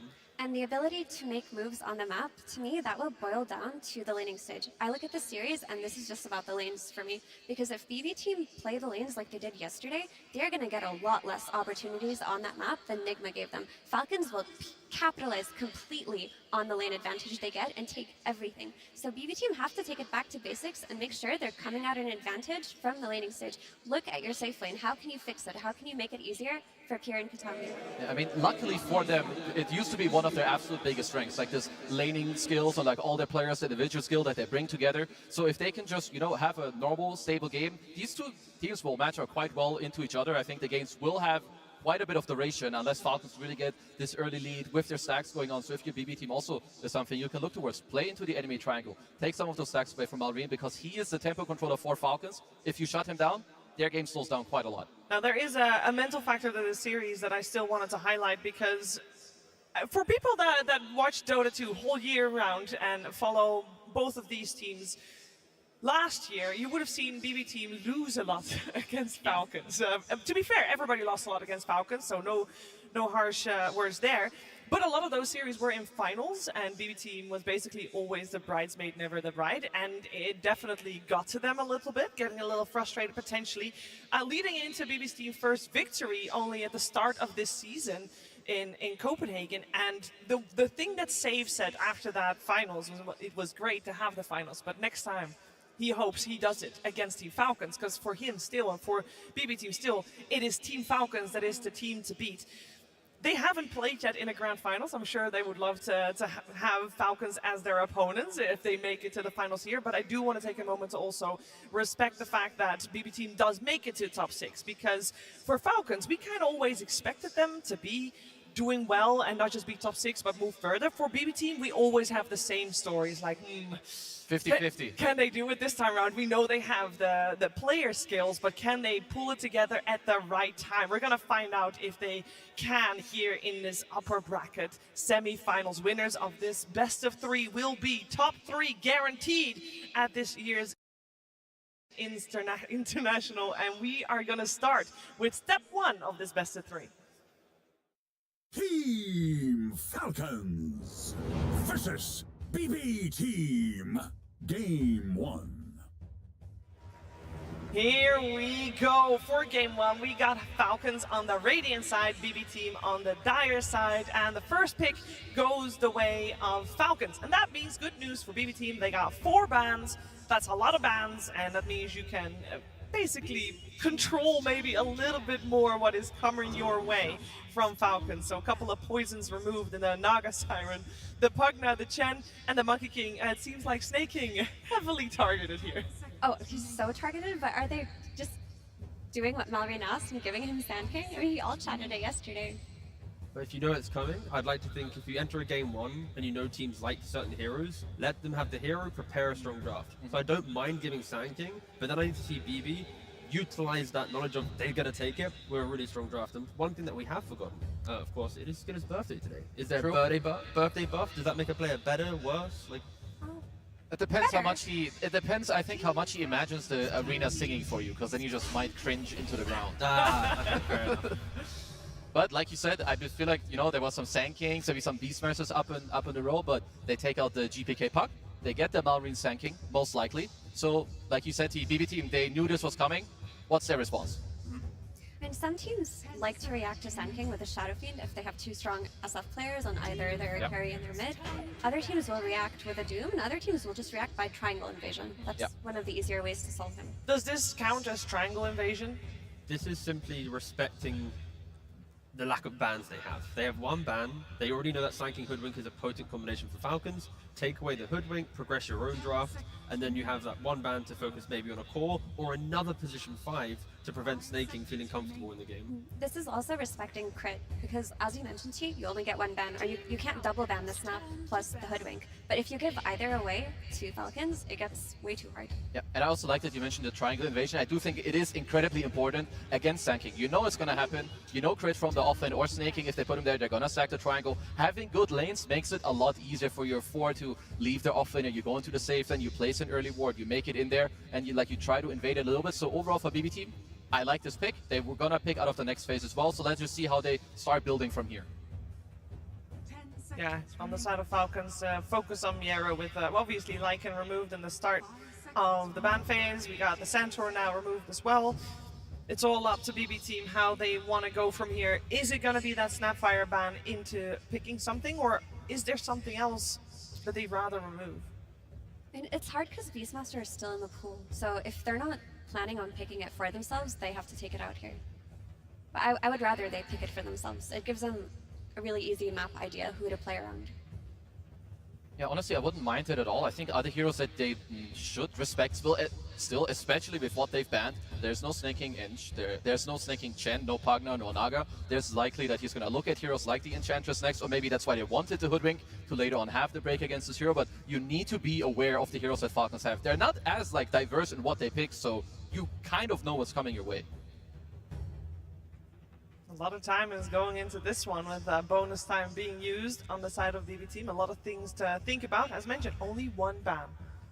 I mean, you could run a Queen of Pain later if you want, also on BB team. Most likely the Sand King is going into mid. I think trying to shut him down early on is kind of cool for you. So I just hope that they have a couple of ideas what they want. Wow, they're just going an entirely different direction. This looks like it could be a Falcons draft on BB team. I mean, I know GPK has had some banger DK performances not long ago. I'm sure they can also play it on pure if they want to. I don't know if they want to kind of show this early on, but another strength of second pick. You can pick your core here, you can flex it until the end, and then decide where you want it to be. It's also just layering the idea where Hoodwink, you can scurry through the trees, but DK as well, naturally quite tanky, you itemize to be tanky. If Falcons want to try and play a pickoff game, if they don't cleanly execute on the pickoff, at least these two heroes have a way to do it. Of course, Hoodwink, Epicenter +1, you're going to die, right? Yeah. But the elusiveness and the tankiness is what BB might be leaning towards. There's something else that's kind of cool. I saw this a bit more in the last days. When the enemy team has Earthshaker, you know he's going to go Echo Slam the Ancients the first time, so he's not really much in the mid lane. I saw a lot of teams try to go hit the mid tower. 3 different guys, 3 different lanes, minute 5, minute 10 you pressure. And yeah, Ringmaster, another hero we've seen too often, but I feel like Falcons, they know how Hoodwink works. Hoodwink wants to go somewhere, you have a Blink Stun, Sharpshooter, so having a save, having some counterplay, and also helping your Sanking with teamfight, I'm all for it. Ringmaster, I believe, has only been picked 4 times so far at the International. Twice in the hands of crit. Yeah. Do you guys know that with Ringmaster, I believe the weighted pie actually kills Yeah, it kills Donkey. It kills Donkey. I know because Fog was telling me it's the one way you can run a Dominator. I still don't think you should get that. Don't do Pass it. though. Don't do It's it. just not as Don't good. listen to OD Pixels and Fog's suggestions of how to counter Dawn. But that aside, it is very cool to see that BB are picking pretty much every hero the Falcons played before, right? In 2024, the dominant era, these are the heroes, right? As we already mentioned. Ringmaster of Escape Act, you jump a person, Dragon Tail, Bushwhack, anything, Ringmaster will combo break that with the Escape Act. And the heal from the Enchantress, the vision from the Creep. You're trying to pick Falcons draft against Falcons, they're going to show you the ways to beat them. And it's also just nice to have that percentage damage that comes from his daggers, because he has a lot of talents that buff up his daggers, where they could really pack a punch in that late game. It scales really nicely against heroes like DK. So how do they deal? Yeah, I was trying to wonder, how do you deal with the Ringmaster? Because there's still, most likely the guy you jump, crit is going to be there to save the guy. Do you want to try and get a nullifier? Do you want to have a secondary jump? I was thinking maybe you want some silencer to global when you go, but they're just going to go with the Bane for now. I think Bane matches up quite well against Ringmaster in the lane, I would say. It's not the strongest laner early on. You're going to have to sacrifice one stun for then the next stun to feel good. Because whoever initiates first, Ringmaster will stop from combo break, and then the Bane will have to come in with the grip, or the DK will come in after. But you can see that BB, they're going to make sure they have multiple ways to initiate, and then it's going to feel okay. I kind of hope that Bristleback goes for Snot Rocket and goes for Pipe. Oh god. Just mitigate the damage. Not a fan? No, I hate Green Bristle. Well, Green Bristle is very good in the correct hands, and I think with auras it will really hurt Falcons a lot. And you get Goo going around the fight with DK right-clicking, another core as well. It's going to be really good, but again, it takes a good player to be able to master. I just feel like Green Bristle has been nerfed so much that you pick it, you feel like it feels good, you buy a couple of items, and then you fall off so hard. I mean, we've seen Miro go 3-0 with this hero on Red Bristle. I mean, what I like a lot is this Mars. I think, first of all, these two supports don't like this hero at all. Also, how Mars interacts with Bristle. When you spear him, he's going to face you. So his passive, absolutely gone. You have a lot of damage also going into it. I think Ench loves the longer the game goes. People are locked down, instant arena, bam, bam, bam. You have some impetus coming through. Pure damage against BB and DK is no joke if this game does scale on. We have quite a couple of beefy boys on the board at the moment with the 8 heroes that are picked so far.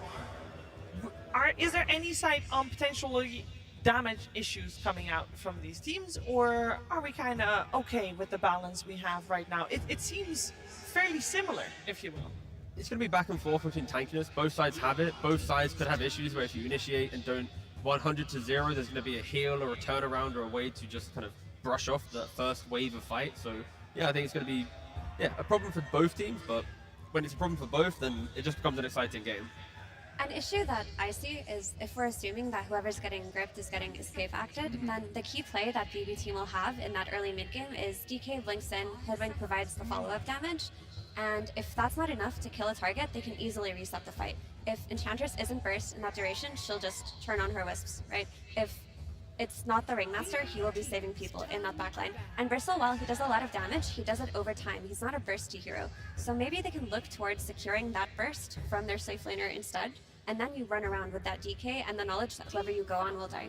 The problem there is BB, if they want to reset, they can't reset when they're in an arena. So if they initiate first and Amar's in position, you throw down an arena, you're going to have to try and survive through that moment because, yeah, Falcons will be ready to punish any initiation from BB. And it's a very scripted initiation. You know, if DK's missing from the map, if Bane's missing from the map, you know they're probably making a smoke move or they're looking for that fight. And if Falcons can shove the waves with the Ench or the Sand King, Amar's probably going to have to be in the right place at the right time.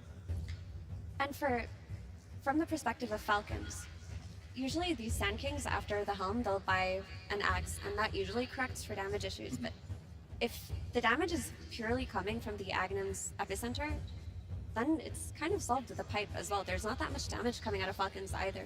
It's true. I do think that the auras will be quite important in this game, like especially the offlaners, because they're mainly the teamfight controllers so far. Sure, Falcons do also have Sand King, like all Marine later, who can make stuff happen. What do we have here? That's a Nature's Prophet.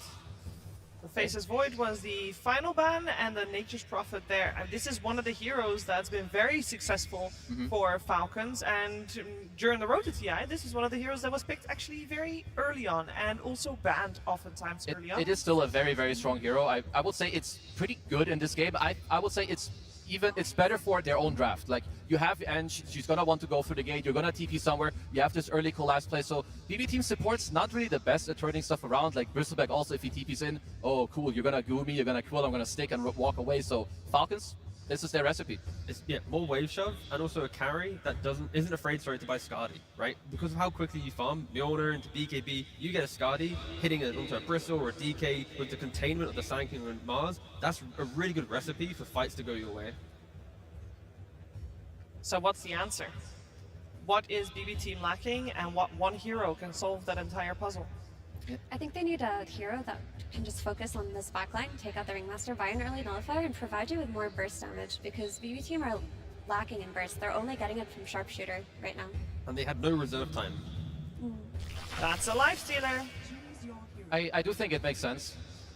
Like, if you see double strength core, you see some Sand King, you see the Mars, you can get in there. I would say it's nicer for you if you have two guys you can go in with, because it's kind of still all about this DK. But the cool thing is you can buy a nullifier later, you can split your radiance, you're pretty nice. So I would say it's pretty good, and it's within like his comfort. It also means that GPK and Miro don't have to be the ones to go in first. When Pure's online, he will happily walk up and try and tank the arena, try and tank the epicenter, right? If he can get the rage off, then everyone else can follow. A problem that BB had was they can't disengage from the fight. Lifestealer easily can with Infest or Rage.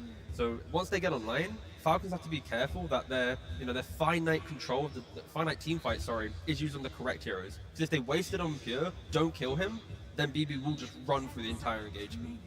Yeah, I really like this lifestealer and what it provides for them in the game. I like that it contributes to the infest bombs, and like T mentioned, that ability to kite in and out will be pivotal. The question is,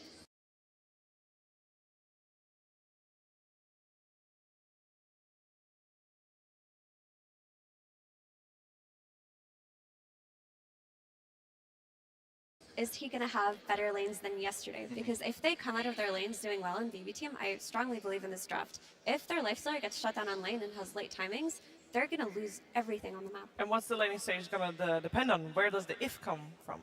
If Skitter presses TP. Okay. Not like you know. I mean, it's like the way that I see it too, I expect both teams to have pretty good laning stages with what's going to be happening. But also, to me, it's a lot about the first move. Are Falcons going to be the ones that take over the first move? They go to the Lifestealer lane, they, shut him down, maybe take his tower, or Pure? Do you, with the Gore Storm, do you go through the gate? Do you make the first move? How do you react to the first move? Because BB team, I think they will prefer to be the aggressors themselves. You have DK, he wants to hit the mid tower. Maybe you can invade the triangle. So Falcons, try to shut them down from this first move, make it unsuccessful for them. There's also the Nature's Prophet. When you're playing against Nature's Prophet, you have to assume there's +1 in each lane that can join at any time. And you have to be ready to react to when the Nature's Prophet is going to be TP in. So the supports have to be freed up almost all of the time on BB team and ready for those moves. Okay, well, it is time. Time to get our first game of the final best-of-3 on the way. Before we jump into the game, though, we're going to check in with the coach on stage and Tsunami. Thank you very much. I am joined by bulk of a BB team and Kinda High helping me translate. You were down to the last second there. Lifestealer was picked. All the reserve time was used. What was the discussion for that last pick? При пике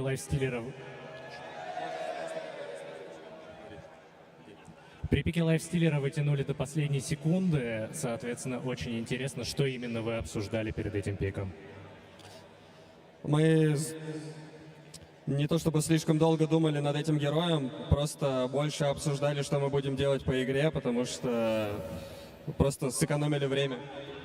We were actually using this time to discuss our game plan. Okay. Well, it's a strategy time as well. How about the very beginning of your strategy, though? You guys pick a lot of Hoodwink. It's your most picked hero of the tournament. I was wondering, why does Save like this hero so much? Вернемся к началу драфта. На ваш первый пик залетела Худвинг. Вы ее, очевидно, очень любите. Что именно Сейв в ней находит? Это просто один из его любимых героев, и ему комфортно играть. Плюс это очень хорошо подходит под наш плейстайл. It's just one of his most favorite heroes. Really fitting for their playstyle, so that's why they go for it. Well, I hear the horn off in the distance. Barclays Arena, you ready for the last series of the night? Then let's get into it. Game number 1. And we're going to start things off with a good old-fashioned first blood. Falcons will take it. Not only are we going to have some action immediately, we also have some action in the server one form of some all chat. Avery, of course, with some outgoing members on both sides. You know there's going to be some trash talk going on between these two. Man, I wish I could have put all chat in my fantasy. I would have loaded up on players in this series. I would have made bank every day, every night. This could be a really interesting series. These guys know each other really well. They have played against each other throughout the year, and they have gone exactly even 5-5 in those series. They have some peculiar similarities in their play style and the structure of the team. I'm mainly looking at that carry role. 2 carry players that like to get aggressive, like to make early rotations, and join the fights. And I'm looking at the 4 positions. When you talk about some of the greatest 4s who have ever played this game, sure, there's names like GH in there. There's Jax. But for me, I can't imagine a world where Crit doesn't one day become a TI winner. This guy has had one of the most legendary 4-position careers of all time. And on the flip side, I think Save has quickly made an argument that he belongs in that echelon. He gets another 4 or 5 years into this career. He gets a couple more championships under his belt. People will look back at this guy as one of the greatest 4s to ever play the game. Particularly since these 2 playmakers. He's a 2 offensive front, right? He's both amazing inside of the game as a player, but also as a captain, right? The fact that he is willing to take on that mantle of leadership for any team, I think is always something to add to your resume.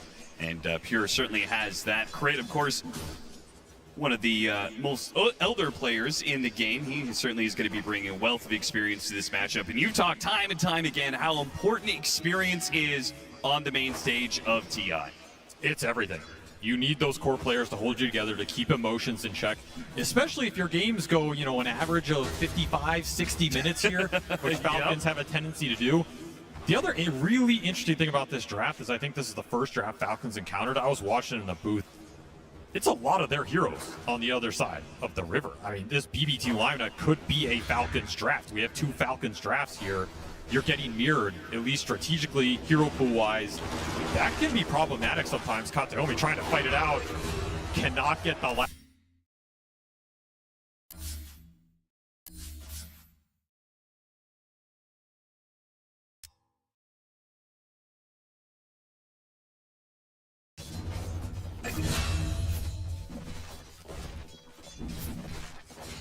Really nice pickup here with the Carney Classics, and let's see what he can do with this Ringmaster. Not a hero we've seen a lot at this TI, got debuted at the last one, but a super powerful team fighter. You can get those saves going into the late game. Oh, nice pickup. Beautiful bushwhack on 2. Snake King will take a bit of damage here. He has his Wisp coming up in a second, so should be able to undo a bit of the damage done, but you can see the potential is there. You've got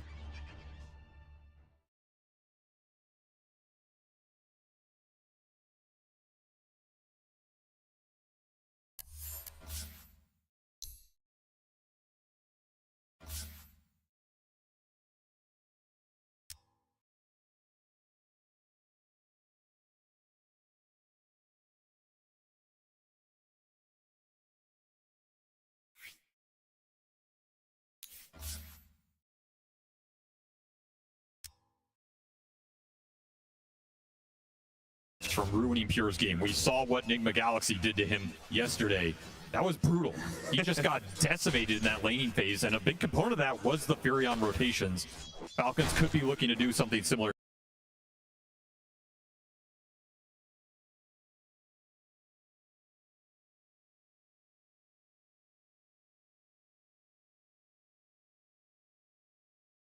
on mana. Laning phase does seem to be doing all right. Pure having to use a rage here, and if that Furion teleport had come in earlier, they might have been able to get the kill there onto Pure. Crit just in case Katomi rolls a little high.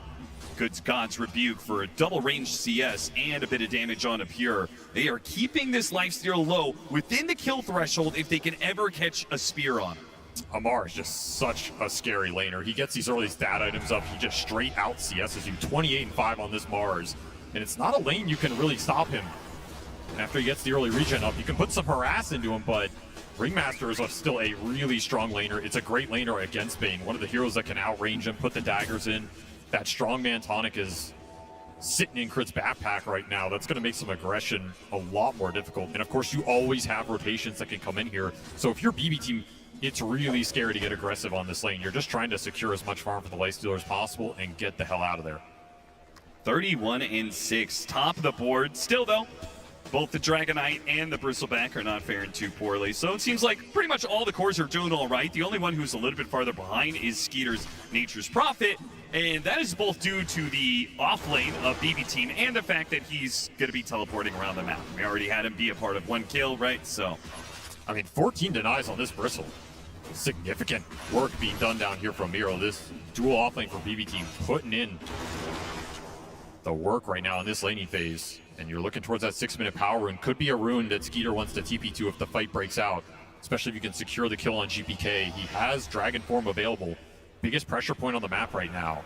Yep, the supports are coming over like this. Katomi, nice spacing there. Malrine spaces it so he can burrow strike in to take the rune. Unfortunately for him, it doesn't spawn, but Katomi still gets hit by the stun, unable to get off a good nightmare. And now with Skeeter running That's in, a little blood awkward. grenade, and perhaps, okay, Malrine's gonna cut him off at the pass here and bring him down. More gold for Malrine, having a tremendous start. Stacks will be waiting for him as well. I mean, this is Falcons Dota. They will always get that triangle stacked up for these AoE clear mid heroes.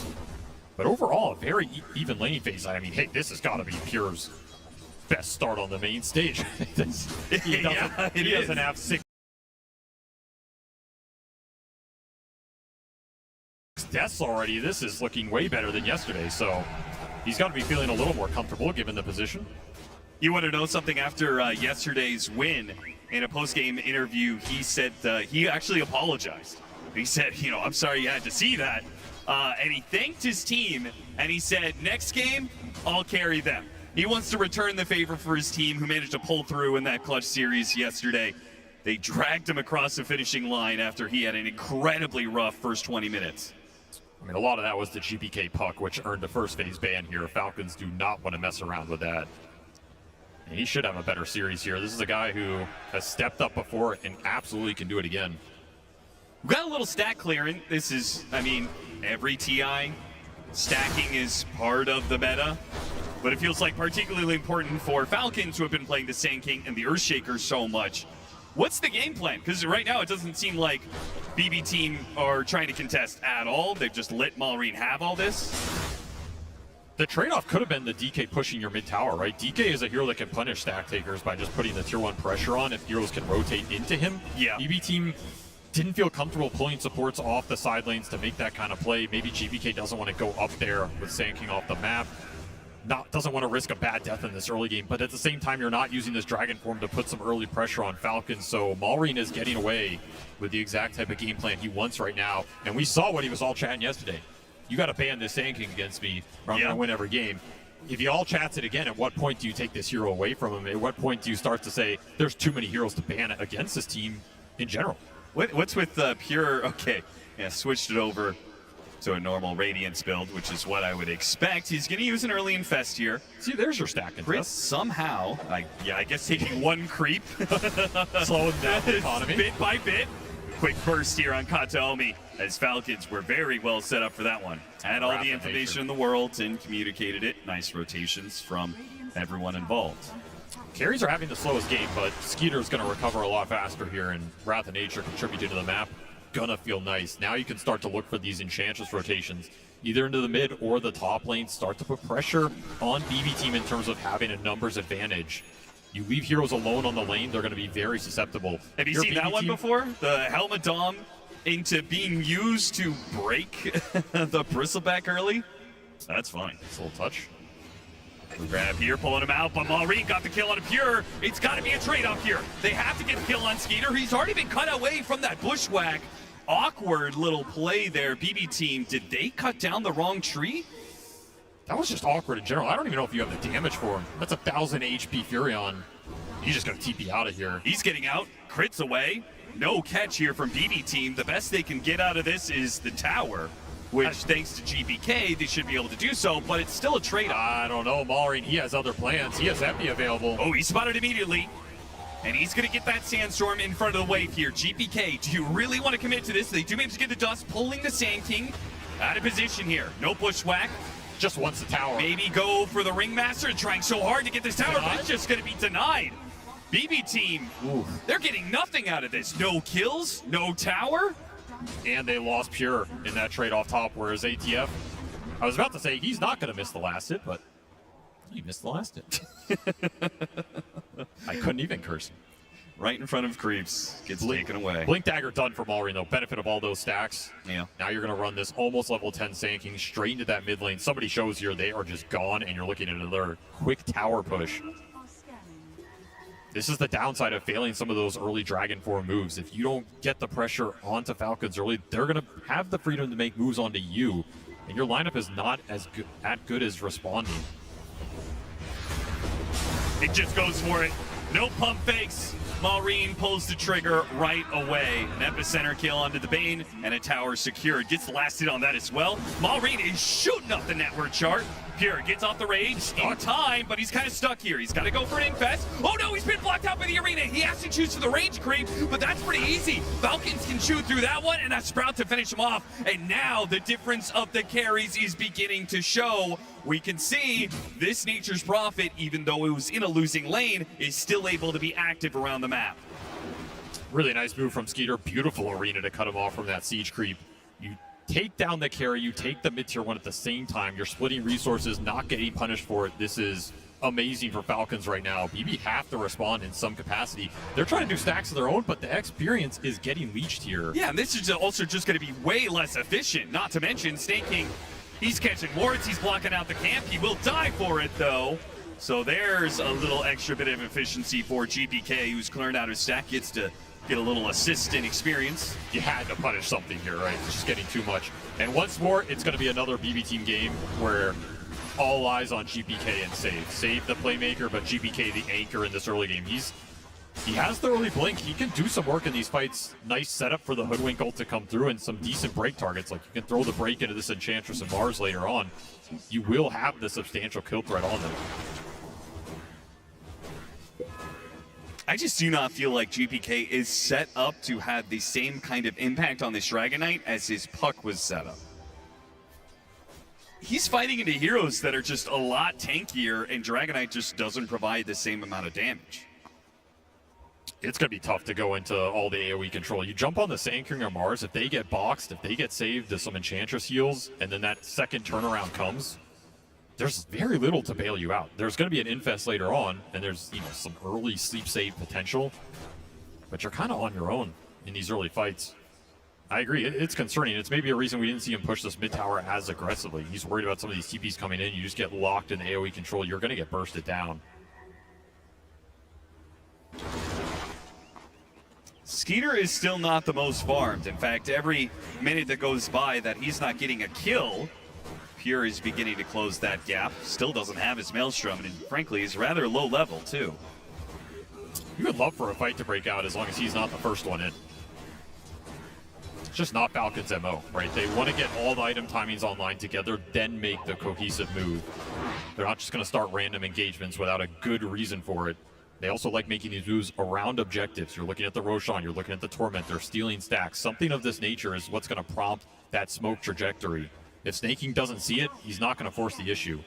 They may be a bit of a slower team, but they are still a double Blink Dagger lineup. And Wisdom Shrine spawning soon. This is what's prompting them to go to this part of the map. Even if they don't find anything, they're going to get an objective, and they will find something because you have to defend this experience gain right now. But is Amar going to react appropriately as the smoke breaks? They run into the Bristleback, and they pin him, trying to burst him down, and they push him back into the arena. They do have the Infest. That's going to help out. Miro, he gets a bit of help, but it looks like he's still going to fall in the end. They trade off the Nightmares, 1, 2, and a third, but a nice Fiend's Grip, and they don't have anything to stop it now. Marini may have gotten out the epicenter, but he wasn't able to blink into the Bane. Still, though, heavy damage rains in on GPK's Dragon Knight. He falls, and somehow all of Falcons keep each other alive. To a man, they are still up, and now Pure is being hounded by all three of the cores, and two of the supports to get the pin onto the Bane as well. And what about that Wisdom Shrine? Not even that. Everything will be denied from BB team. They will lose out on all the kills they hope to get. They will miss their Wisdom Shrine. Falcons will wipe them. Beautiful team fighting from them. They toggled the target priorities so damn well. The saves are bailing each other out. The little extra sustain. Huge epicenter from Maulering. He dealt the most damage there. Sick bushwhacks from Save. I mean, they baited that out pretty well. That's a Blade Mail Bristleback that took the brunt of that fight. GPK on the side. His Dragon form ran out. That could be a very different fight if he has it for the second duration. He blinked into everybody. He was super confident they were going to win that, and it was very close. But the early laning victory for Falcons pays off in a huge brawl. They get that 5-0 victory. That's massive for them. I kind of thought they had it when they were trading out the Nightmares. They managed to get this Fiend's Grip, but it looked good. I mean, this is the kind of fight you won. The Bristle can survive. Infest bails him out. Blade Mail reflects a lot of damage here. At this point, you're a bit scared to commit, but now you're bleeding more, potentially. Yeah, Falcons not slowing down whatsoever. They moved to the other side of the map, already picked off the Hoodwink, and they're going to go for more. They're going to chase down GPK. It's a long road back to the Tier 2, but a short one back to the Fountain. I mean, I was about to ask, what does GPK want to go after this Blink to keep the early control going? It's been delayed. Whatever he was planning, looks like it's just going to be BKB. I mean, he was on pace to be the most farmed core in this game. He's now behind the entirety of Falcons. Going to have to look to Pure to get this Radiance online and bring some of that team fight back. Nice dodge from him. Quick reaction. And he's going to go for an Infest inside the Golem. He doesn't want to TP off the map. That's the biggest thing. I mean, oh no. The Quills will build up. They've got him, right? Oh, he's slowed down. He's outside of the range of the final Quill. They used so much for that. They used a Fiend's Grip on him. He walked into their triangle and still survived. Spark of Courage, quite nice on this hero when you get low, the heal kicks in, the extra armor. And now did you overstep? Now Miro's going to be punished for chasing after him. There's so much control to make him face a certain direction, whether it's the spear, it's the fear, or it's the wheel. There is tons of options for Falcons to get the Bristleback to face the right direction and put the damage into his face. Man, that Wisdom Shrine fight decided so much of this mid-game. I mean, Crit is just having such a tremendous game after that. He has a full Vessel already done. So much damage into these cores that don't have early BKBs or Dispel. It's going to be great against the Dragon Knight, great against the Bristle. You can go into a fast Aether Lens here, and then you're just cruising in this game.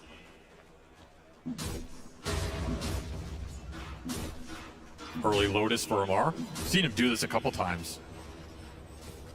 Nice Dispel game, great against the Bane here. And the armor never hurts when you're matched up against a lot of physical damage. I mean, all three cores are, you know, 90% physical damage here. Pure finally does have his Radiance, but I just feel like it's not going to mean that much. Like, the team fights, if Falcons are winning the fights, which they mostly are, right? It happens fast, right? It's a lot of burst damage. Like, what are the chances that this Radiance actually gets to do a decent amount of damage over time, or that the miss percentage chance actually has an impact when Falcons are largely just throwing magic damage at? It's a scaling item. It's a farming item, right? He doesn't have to get max value out of it right now. It'll be good across the entirety of the game, especially if he gets really beefy later. You can go for infest plays, though. Now, this is something this lineup always has available. You can infest the DK and look for a quick pick-off or jump into some sort of objective or vision control. Yeah, and that's why typically I would really like the heroes that BB team have against Falcons, because they do have that tendency to split up, where the Fiend's Grip might be able to do things, but the box counter is too good. Crit in the right spot, the right time will save Amar's life. Crit just reading this play perfectly. So close to that tier 2. And It's a Amar, risky play. he wants revenge. Katomi tried to kill him instead. Oh, look at Amar. What a nice guy. No, Skeeter is struggling a bit on the network chart. He will wake him up so Skeeter can take the last hit. Amar the friendly strikes again. Honestly, at first I thought he misclicked that. I think, you know, I've watched this kid for a couple seasons now. Did he lag out? Maybe he's just evolving, growing as a person and a player. Oh, this is the time to do it. That's why he's got a Lotus Orb, so he can protect his allies. We'll see who he ends up throwing it on here. I'm not gonna. It's going Lotus into the Lincolns. We saw him do this build earlier in the road to the International. Very obnoxious build to get through when you are relying on your single target spells to give you control in the fight. Super good against the Bane here. Nice against the DK stun, right? And if you rule those spells out, what is left in the tank for BB team in terms of control? Bushwhack. I mean, that's it. Yeah, it's not much. And it's showing in the kill score, 16-2, with Falcons up 7K. That Radiance timing, even the BKB timing for GPK, it doesn't feel like it's going to be enough. It feels like BB team are just going to have to weather the storm until they get a second or third item on some of these cores. And that second or third item is going to be slowed down as Falcons keep on hitting with the smokes. They have not missed on one of these smokes yet. Playing with more map control, slightly better vision. Furion and Enchantress pushing the waves in. They have more maneuverability here. Just finding more openings. I mean, I like that Pure's getting aggressive here. Like, you got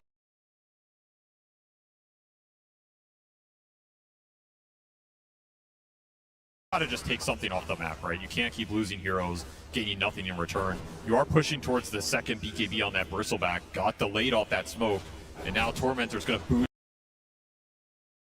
this network lead up even further.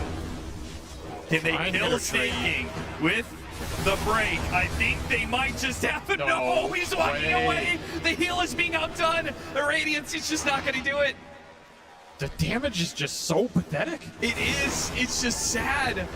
Save once again. He tries to get himself out of there, but Scurry teleport. It's not going to work for you. Yeah, their Spotlight freshly delivered off that Tormentor. Oh yeah.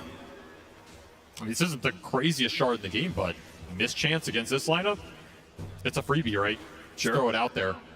And situations like that, finding the squirrel, trying to hide away in the trees, and they're going to play for another Wisdom Shrine. They took the last one, and BB team, they learned their lesson. They will give this one up without a fight. experience differential's out of control. I mean, we're already at an 11 level difference, 28%. 20 minutes in the game, that is some serious damage. It's nasty work out here. Maureen, he's got his Aghanim Scepter. He's closing in on level 18 and soon to be a BKB. So the Sand King is peaking here pretty soon. Obviously, continues to get stronger, but I feel like Aghanims plus level 18 Epicenter is one of the strongest points for this Sand King. Oh, Falcons are not afraid of fighting right now. Again, they just want to sync it up around progressing the game through the Roshans, through the towers when they hit these timings. And once more snaking, he is just pushing these lanes aggressively. Knows he can't die. Knows even if they try and kill him, it's going to take everybody.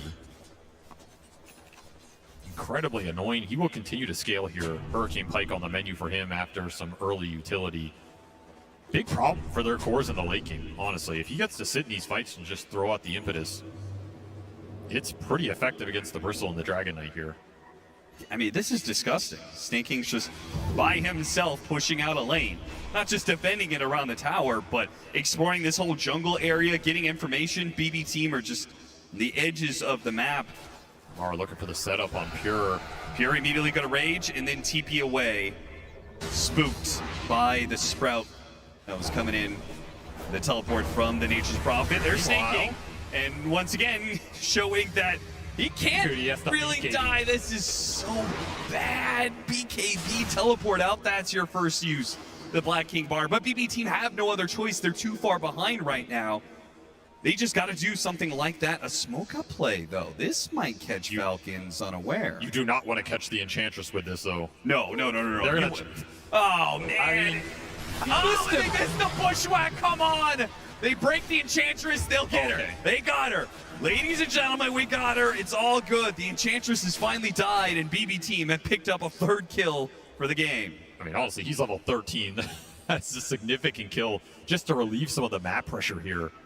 This is why this man is such a nuisance on this hero. He forces overreactions. Something you stop playing Dota, you start playing Hunt Bambi in the woods. Yeah. Creates a lot of space, a lot of farm for the other three cores, and Falcons love their tri-core scaling. And the supports too. The supports have luxury items queued up.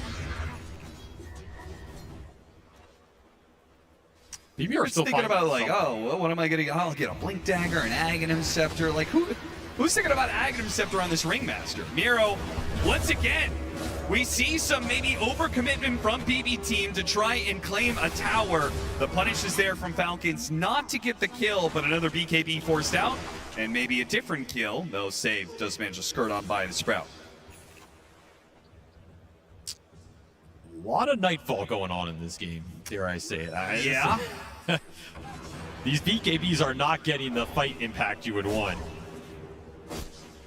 I guess it's getting you some farm. You are stalling this game out. No BKB piercing disable for Falcons is really causing them some issue. I'm sure they're thinking about some way to get an early abyssal or something. I mean, when you're this far up, this is significant. I mean, this is one way to get the lanes out when you're not using Helmet Dominators. How does BB team keep ending up in this position? Because this was a squad that was known for their laning prowess. This is a squad that was known for getting the advantage in the first 10 minutes and 20 minutes, and then maybe somewhere in the mid game they would sometimes fall apart or something like that. But now it seems like every single game they're playing, they're just getting run over in the first 25 as once again, Falcons will find their mark with their movements around the map. They're just catching BB team every single time they smoke.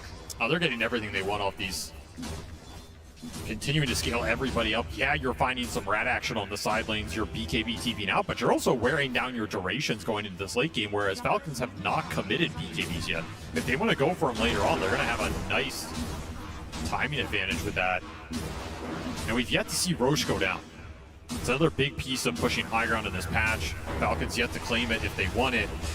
Epicenter goes out. Surprise, Pure. He's going to be caught by that one. He gets off the range, but it's so much damage, he may not even survive. Gets off the infest. Inside save. And they're going to bounce back. They go up to Sand King. BB team. Oh, a big play. BKB. Wait, no. Oh, okay. He still goes down. The Burrow Strike is not quite good enough. And that is a massive kill streak to get up. 896 gold for GPK and an extra 550 for the team.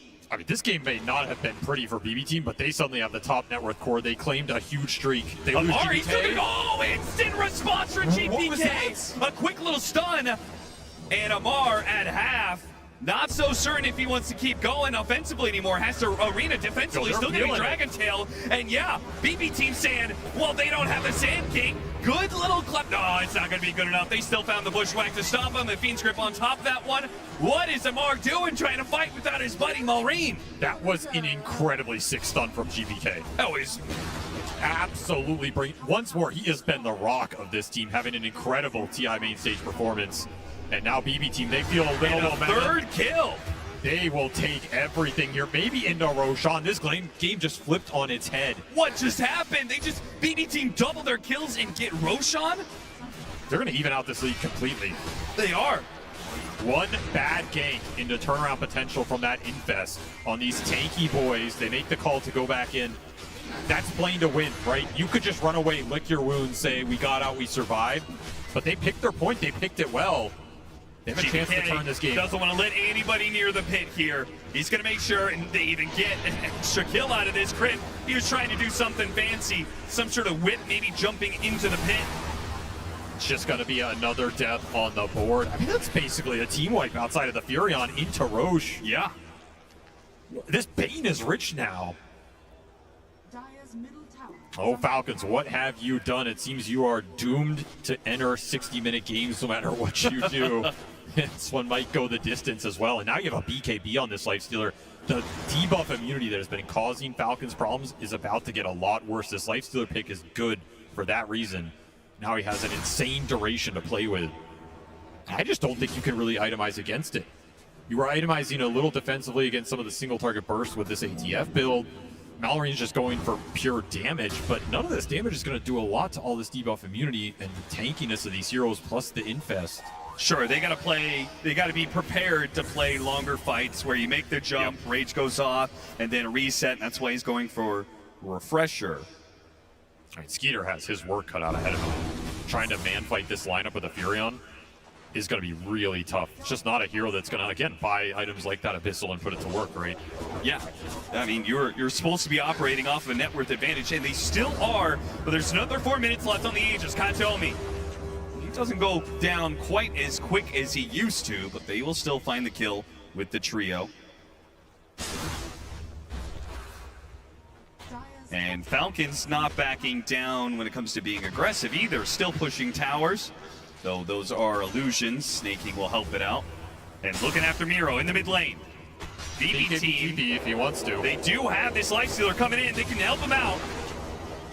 And he jukes him out entirely. Falcons completely whiff on that one. And the Dragon Tail stun does come in. GPK, he blocks the own stun back with the BKB and ensures they can get this kill onto Amar. Amar's trying to walk it off. Force step, it actually gets him pretty far. He got the Radiance Burn though. And he throws away the Lifestealer, but it's not good enough. The Spirit Vessel will bring him down. Maureen, a massive hit in the back lines. He takes down the Hoodwink, does good damage to the Lifestealer, brings down Miro as well. Maureen, he went for all damage and it paid off in this fight. Pure trying to stick around, doesn't TP out, wants to infest, maybe the turn. He does still have it, Dragon Tail and a Fiend's Grip both being used. Can they save this Sand King? They will. And Ether lands a long-range whip, that'll bail him out for now, and infest inside the Dragonite, knowing GPK should be able to get away. So they jump back in on the Maureen. Maureen, yeah, he did have a heavily offensive build, but as soon as they can get a Dragon Tail stun on him with Pure next to him, he does blow up quick. GPK is owning these fights. The fact he pre-BKBs to not get Lotus stun there counts for everything. You're able to kite this fight in and out. He has been a great infest target, and the tankiness of this lineup is showing. I think Falcons are punching a mirror right now. Like, they are playing up against the lineup that they would normally play, and BB team is abusing the strength of it, quite literally. And Falcons don't really know what to do. They're like, wait a minute, we're supposed to have the unkillable cores. We're supposed to be able to take the longer fight. They're getting worn through right now. I love the fact that I think it was Robson who said, you know, like, you pick this sort of lineup, which is normally a Falcons lineup, and, well, they can show you how to beat it. Or maybe in this case, they're going to show that it's just unbeatable, and maybe you should just be playing 3 strength cores every game. It absolutely happens. You can feel like you have a grasp on the meta. I mean, Falcons are going to play their style no matter what, and you can think it's unbeatable, and some team just plays what you do. They do it a little better, and you don't know what to do against it. It can be incredibly frustrating. We've seen it at TI before. And this game that was once, 65-35 sort of matchup is now dead even. And Falcons afraid to try and jump this lifestealer on the lane. Not an easy jump, but they're going to have to smoke up and make something happen. Lincoln's freshly done for Amar. This is as good as it gets for him for a long time. But it looks like BB Team's jump is a little scarier. Full nullifier on GPK. If he finds his mark here on a big core target, the fight Who's he is looking over. for? One Smallreen, it's going to break on him. He blinks backwards up to the high ground. Amar, he can't do the same. Nor can Snaking. Nice they save. get him the box. He might be able to get up to the high ground. He's still a bit in trouble, though. Skater comes in from the side. They do manage to get the Fiend's grip, but it's still Katome going down and Save being caught inside that same arena. Both supports are dead, and a quick retreat from BB Team. They pull the cord on this one. BKBs, TPs away, Nightfall to a man. Smiley face coming through. I mean, what can you do? You don't have stuns for it. They can always just eject from the fight. That was a beautiful arena from Amar. He read that fight perfectly, hit in the tree line. No chance to jump him. I jump you. I killed both supports at the start. Take a lot of your control mechanism out. You can feel GPK's frustration with that angle, right? He wanted to jump past the Enchantress, but he didn't see anybody. He didn't know exactly where heroes were in that tree line. That's a very tough blind jump to make. Sure. He settles for the Enchantress, but immediately after you make that jump, you don't feel great about it. The box save comes through. You're on a bad target. Yet again, we've seen this before. When is this going to be able to stop? Because these are not melee heroes that are going to build Basher. I don't think it stops anytime this game soon. It's got to be entirely on Scythe, right? I mean, maybe get an Abyssal on the Enchantress. I don't know. Get creative. Like, yeah, you can do that. None of these cores want to go that route. You pretty much just have to accept that that's the route this game is going. You didn't tempo it out and continue to scale in your own ways. Build your heroes up. Get the Hex on Amar. Get to Refresher territory. Refreshers can help you fight through this, right? If you survive through some of the early BKB duration, you come in with the second punch. That can be strong enough to bring these heroes down. That's not going to feel great for Falcons, knowing the game is going late, because I do favor BB Team's lineup going late. It's scary. These three cores together, they punch together and they punch hard. Looking for another aggressive go. No Roche to get off this play, but just feeling super strong on the map right now. It's fine there on the ward.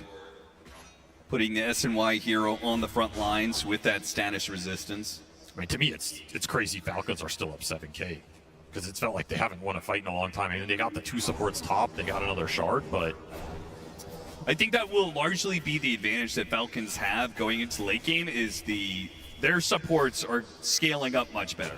Not that they are better in the late game, but frankly, the start that they had, and, Enchantress is always pretty good at finding farm wherever she wants. They will get more gold off the map. That's the difference right now, is the support difference.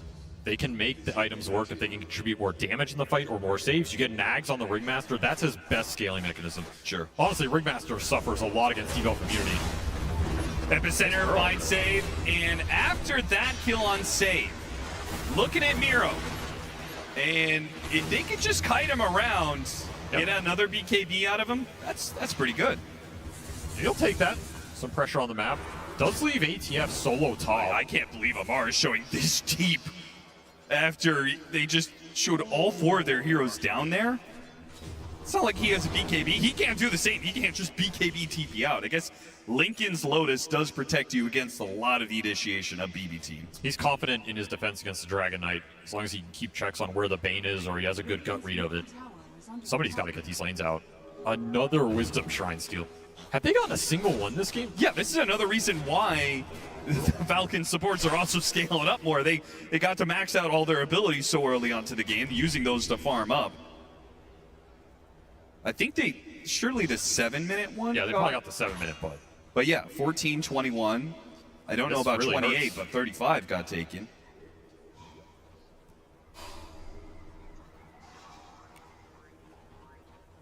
Though it doesn't really make that much of a difference if you just end up losing certain team fights to BB Team. You have all those levels, but it just gives them right back when BB Team kills you. And he'll TP out now.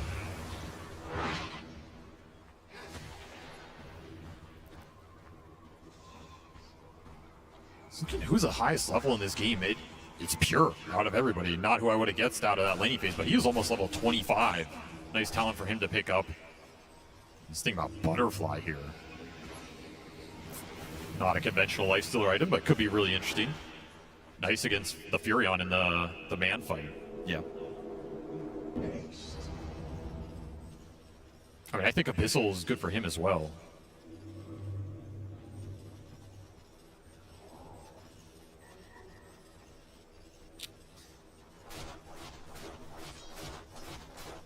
Falcons grouping up. Roche, guaranteed spawn here very shortly. Got to get the vision out, got to control the pit. This is not an Aegis you want to give the BB team, given the way this game has gone. Especially Ag's done on the Dragon Knight. I mean, their cores are scaling like beasts, but you put an Aegis on the Lifestealer, this fight is going to feel real impossible. I think this is a must contest Roche. Yeah, I have a hard time seeing how they kill him one time between the Rage, BKB, Infest into another Rage. Give him an extra life, then that pretty much kills the only way that Falcon can kill that Lifestealer, which is through the initiation. But Amar does have that tool now, a Scythe of Ice, so they have a way to get through this Rage or get in front of it. This smoke is slow from BB if they're trying to get here to contest. This Roche is just gone. Way too fast with the Daedalus Mjolnir on the Furion. Hex done on the Mars, Refresher done on the Sand King. Falcons, they're hitting a really big power spike right now, and they got a Roche for free in this game. What, was this an intentional, like, BB team had to have known this was a possibility, did they? Yeah, it was a guaranteed spawn time. They just gave it up. They rather play for their item timings. They say the Aegis doesn't matter. This isn't that third Roche with potential shard or any kind of nonsense like that. Yeah, and the butterfly timing that the Lifestealer just picked up is massive alongside level 25, so an extra second of rage duration as if the BKB wasn't good enough. He's just so high level. You have Black Dragon available as well. This next fight is very tough for both teams to get through these cores. There's just so much tankiness. A lot depends on the initiation. ATF with the Hex Arena, and if you're BB, all on GPK, getting in there, starting the fight off. Your Bushwhack and Grip can do some work once the fight develops. They're not likely starting it off. This Dragon Knight has to play Fearless right now. And you have to keep crit in check. That escape act can absolutely ruin you. And BB team, they'll take that bait. They will quickly kill him. There goes the epicenter. They go straight to the back line, trying to cancel the support. They only got Katomi. They did not get save in that. Amar does manage to get the spear onto Pure, and GPK is beginning to be kited. Now, he still has that Black Dragon. He can walk over these cliffs, but Malrine is caught up with a Burrow Strike. GPK has to respond with his own BKB. Pure out with the Rage, and they'll all retreat here. It did have to buy back on both the 5 positions. This fight was just too crucial. A true mirror match in all things here. Even the fights completely even. That was an impressive amount of cutting going into that Dragon Knight in the river. He just kept getting hit by daggers and vessels.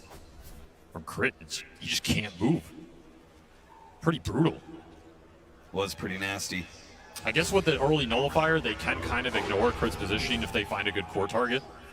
This box will not save you from the Dispel. So in some ways, you can leave him a little unchecked, but if the fight goes long, he's going to be an issue. Yeah. Still, it's an even fight. Well, Falcons have this Aegis. If you're a BB team, you're probably okay with that outcome. You wanted more out of that if you were Falcons. You know how strong Skeeter is right now with the 2 lives. Just hit 25 as well. He has the remove teleport. Yeah, 2 lives and soon to be a Satanic, so that way. Third interesting TP from ATF. He left. It's going to find him. Yeah, they did not expect this move coming through, or if they did, they were trying to get out last minute. I think ATF was looking for the split push setup bottom, but BBT making a very different call. So retake some of that Roche on area, but of course, I mean, Roche has already been claimed. Still 2 minutes on the clock for Skeeter here. They want to try and force the fight with the Aegis, and they're going to do that. They get scanned. Amar goes for it. Side the Vice on the Bristleback. Lands the spear. Malrine with the epicenter. All in on this Bristleback. He actually went to the back line, hit GPK with his burrow. Now he's been Fiend's Grip, but that's fine. He got off the BKB. No pullman in by Bushwhack, and they managed to burst him down. And Amar! What is that damage between Pure and GPK? They just ripped through him, and now Skeeter is fighting this fight without his other 2 cores. They're trying to get it back to the base on this first life, but pulled back in by Save. That's life number 1. Do they have anything to buy back on the side of Falcons? Skeeter, second life, BKB, he goes out, pushing away Pure, and he's gonna try and teleport away. and he will be fine to do so, but what about his base? I mean, you're not TPing far. BB team win a fight right outside their base with a Black Dragon. They are going to go to town. And the all chat swiftly return here. Just oh, throw they're going call. straight to the tier 4s. They only Pure know has one made his direction. call. Forwards into the enemy throne. They'll get one buyback out of him.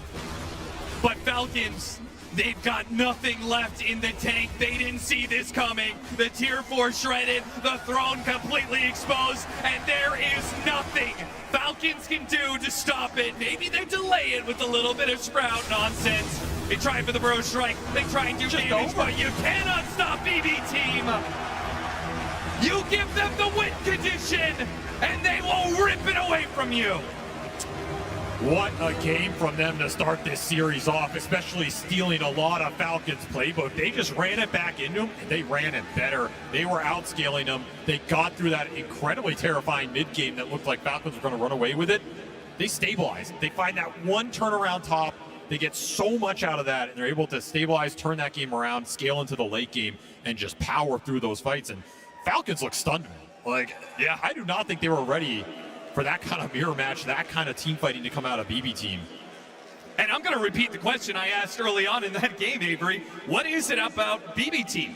I asked that question in reference to them falling apart in some of these laning phases, but now, what is it about BB Team that maybe they don't win the laning phase, but they just seem to bounce back when it hits that mid game? This team is relentless, and when they start to find some momentum, that is when they're the scariest, right? Some of these games look a little shaky. Lane phase can be a bit shaky. Sometimes they throw, but when they're feeling it, they just go. They are playing with an insane amount of confidence right now. That's what I love about this team, and you see it in that fight, right? Just go, go, go forwards to the throne. No hesitation. That's what's going to win you games on the main stage. And we are going to go, go, go to the panel in anticipation of Game 2. Thank you very much, gentlemen. There's a lot to talk about with this game because for the first half, I really thought Falcons was having it in the bag with Kezu.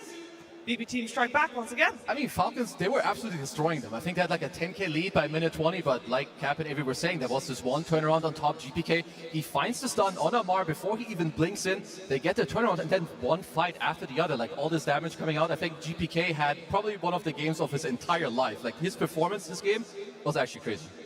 Yesterday too, he was Yeah, this guy's just popping off. Yeah, I mean, I don't know what's going on with BB Team, but they've somehow become a comeback team instead of an early game domination type of team.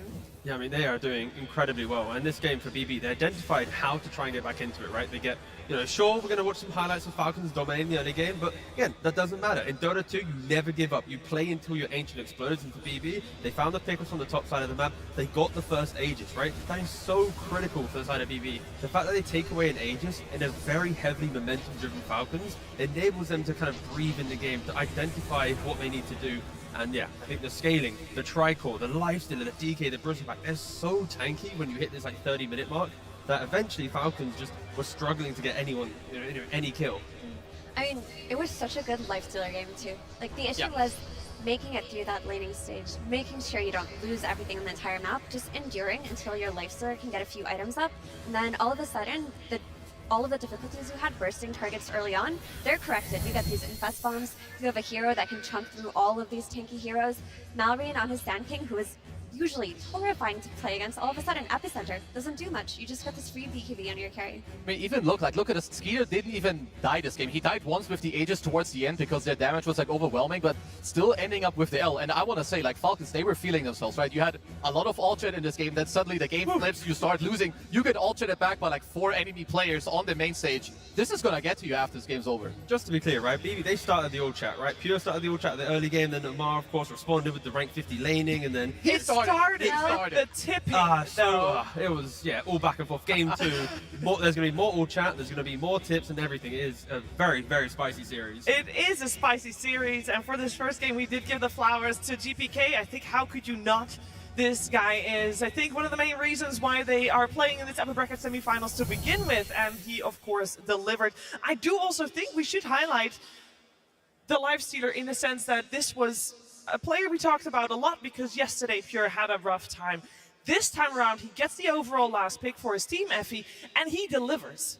He definitely delivered. I mean, he had everything that you wanted a carry to have in the late game. However, that early game was rough. Like, it does feel good to win this, but there is still an That's issue. 4 in a row. There's still an issue that exists that for some reason, BB Team's safe lane are not making it through their lanes with enough. They've just really been suffering, and that is something that I want to see them correct, hopefully with the good morale that this game brought. Yeah, and with this game we had, of course, Kataomi's Bane. It's one of his staples. Falcons let it through FE because they thought they could counter it.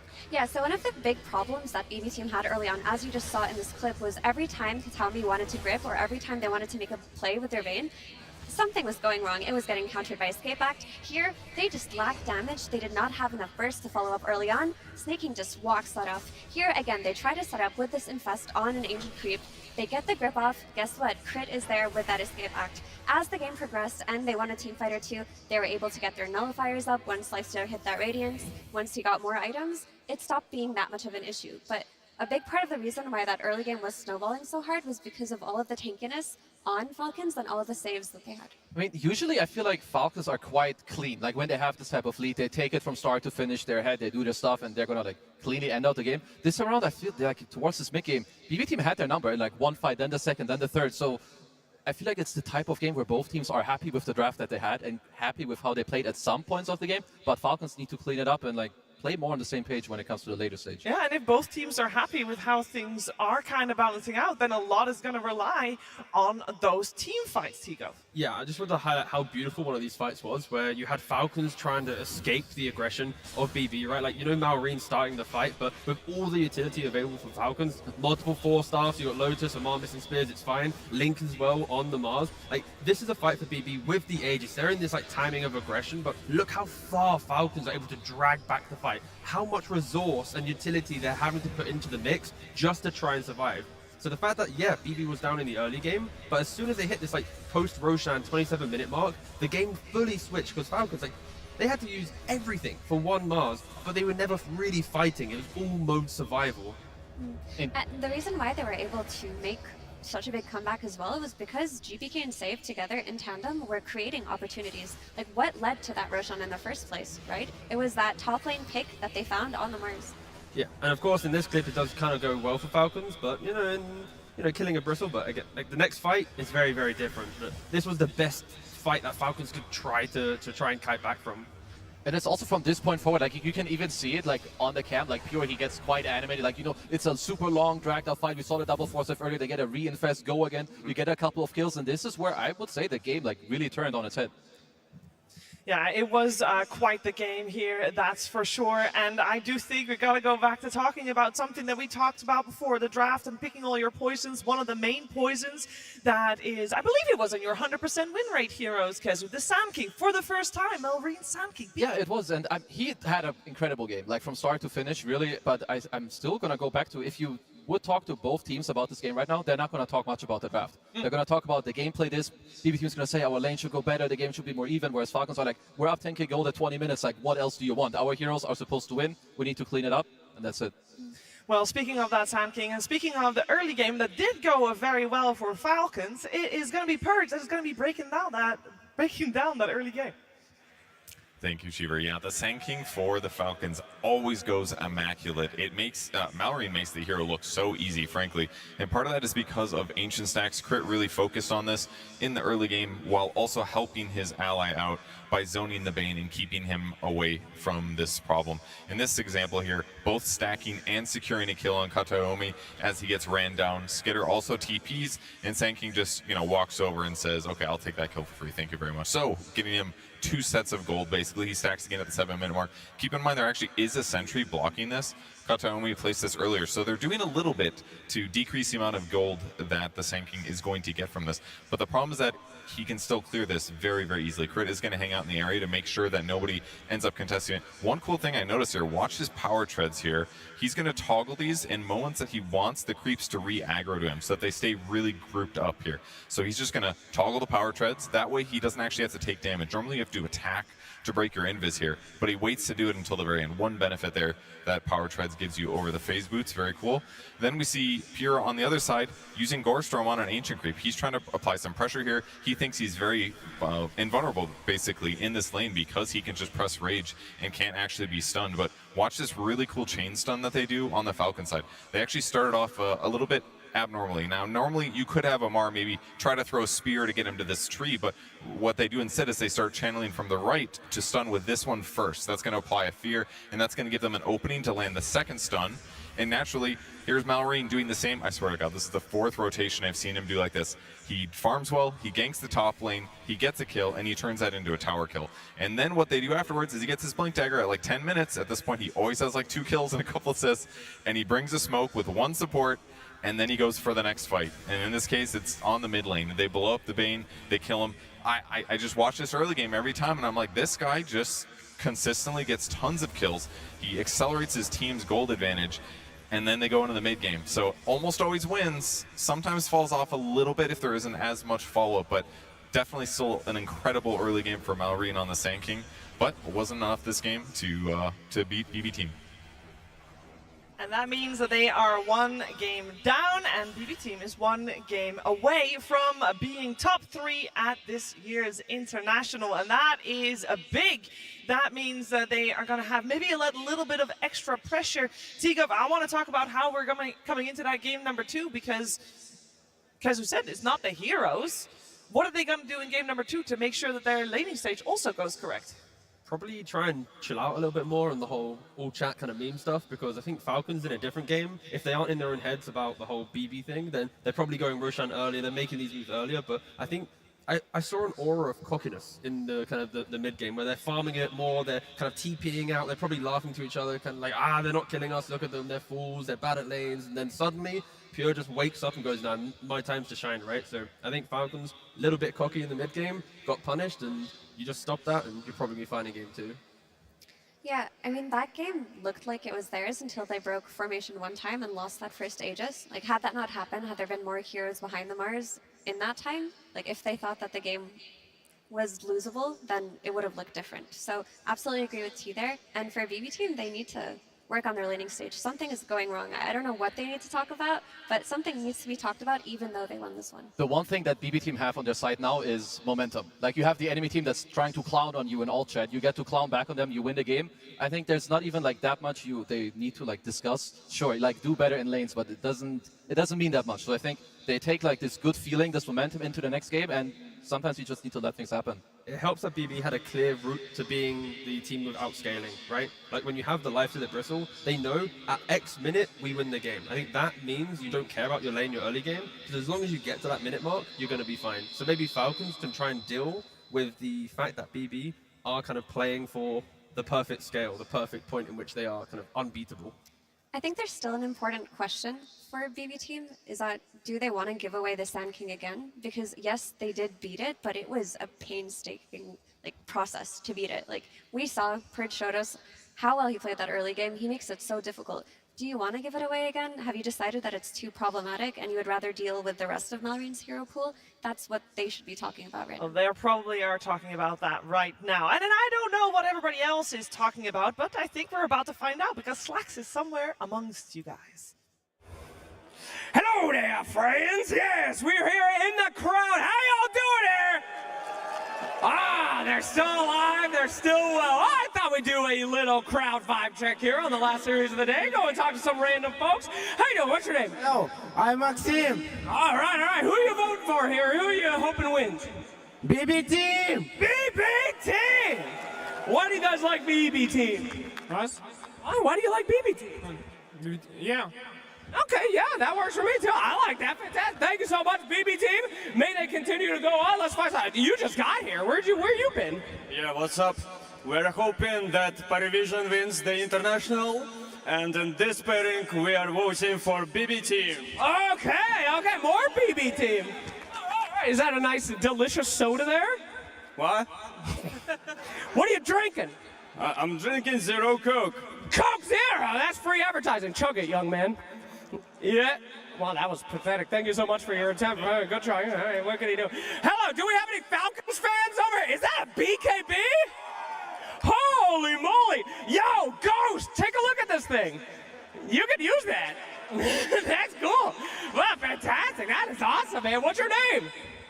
Hey, Koya. Oh, fantastic. Why'd you make the beep, KB? What? Why did you make this? Because it's the best item in the game. Wow. What position do you play? None. Even he knows. Well, you don't play Dota? I do, but not good. Well, I mean, neither do any of these guys, man. Let's not lie to each other. So, carries out there. For your reference, this is a BKB. It is the best item of the game. Thank you, my friend. Thank you for the educational moment here. Oh, so we do a crowd. Who else is around here? What do you got? Eat, sleep, Dota, repeat. Beautiful. What are you doing here? What? We are Falcon fans. Oh, Falcons fans. We found them. What'd you think of that last game? Sorry, he doesn't speak English that well. Man, we were sad. We were rooting for them. It was looking very good, very promising, but poof. Yeah, very, very heartbreaking. Someone just wooed over there. Don't woo, and he says poof. That's not nice. What language does he speak? Czech. We're from Czech. Could you say a curse word in Czech real quick? No, don't do that. I don't know. You're right. Thank you very much. Enjoy the game. All right, who else we got? Hello, you guys look ready. They're lining up like I chose these guys. How you doing? So I'm doing great. Oh, I'm great. What's your name? Leighton. Oh, fantastic. And who is this? Sorry? Why does this keep happening to me today? Who do you want to win? XG. Oh. PV.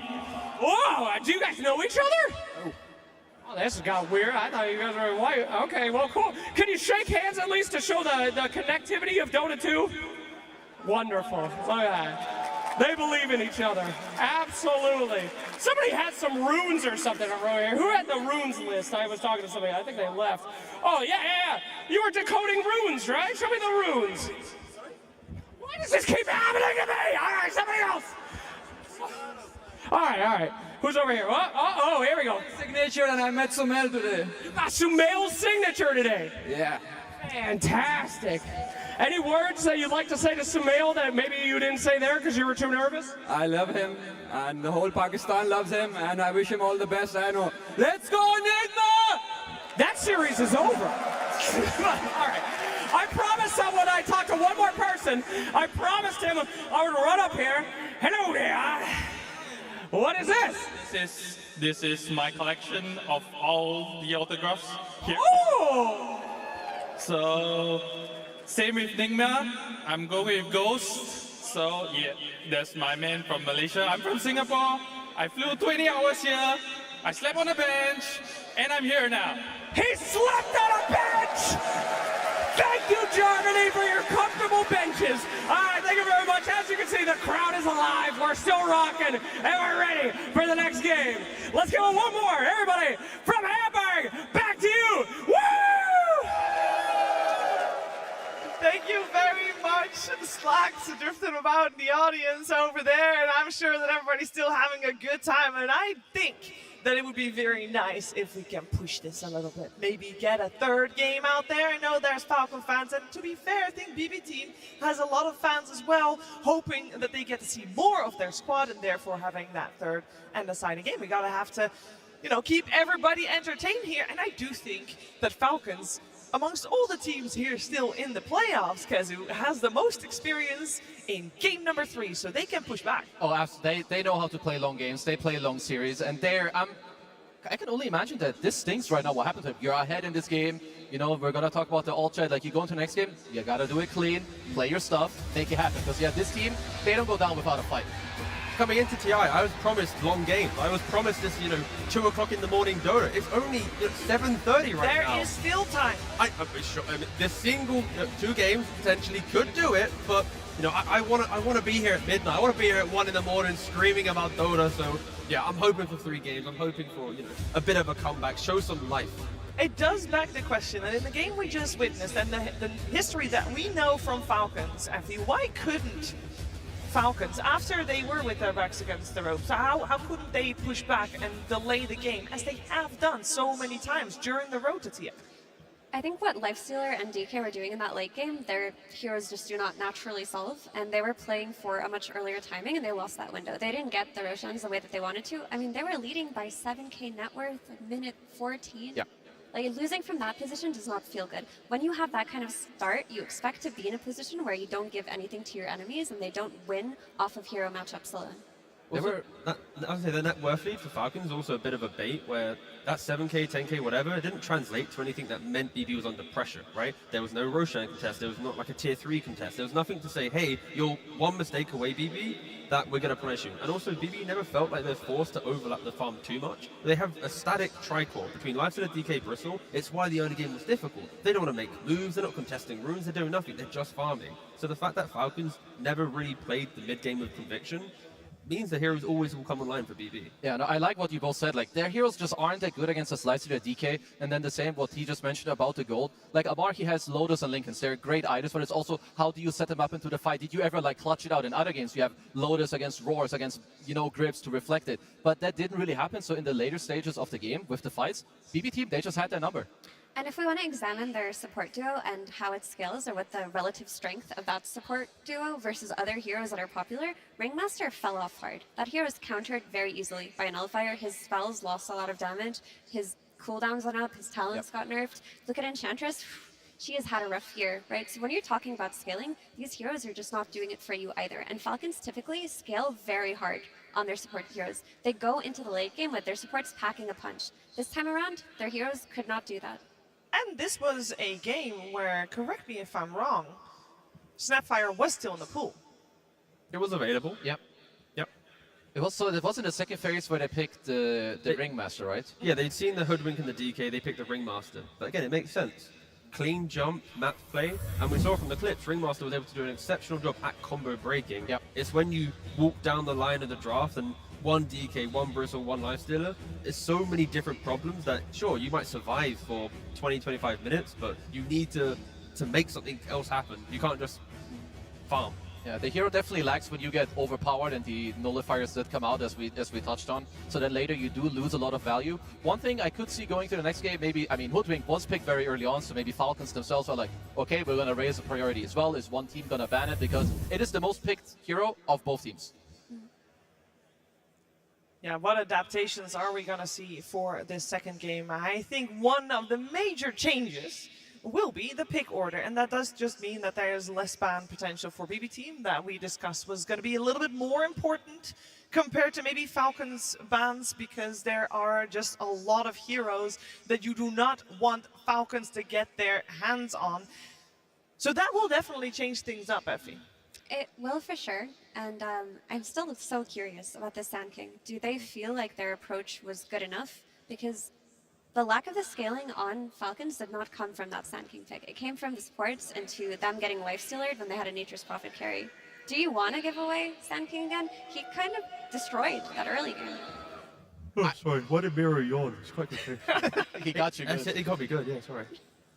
You good? Yeah, I'm good now, don't worry. Wait, to go to the, I would not give up the Sand King. Like, if I'm BB Team, I'm like, let's take, like, this guy, Purge showed it to us, and he is not wrong when he says he's seen this 5 times. Because I've seen it 5 times. They stack every time. It then not just gives golden XP to him, it allows his 4 to get XP from the sacks. It allows Crit to go to the mid lane and soak more golden XP. And it really snowballs very, very quickly. Had BB Team not played incredibly well to like find his comeback in this mid game, they would absolutely, the only thing they will talk about right now is take out Marine Sand King. So try not to get baited just because something specific happened. Try to keep a clear head on what actually matters. Yeah. I did really enjoy watching GPK on that DK though. This hero's fallen off. We've seen him as a carry from time to time, but we don't see that mid DK come out often.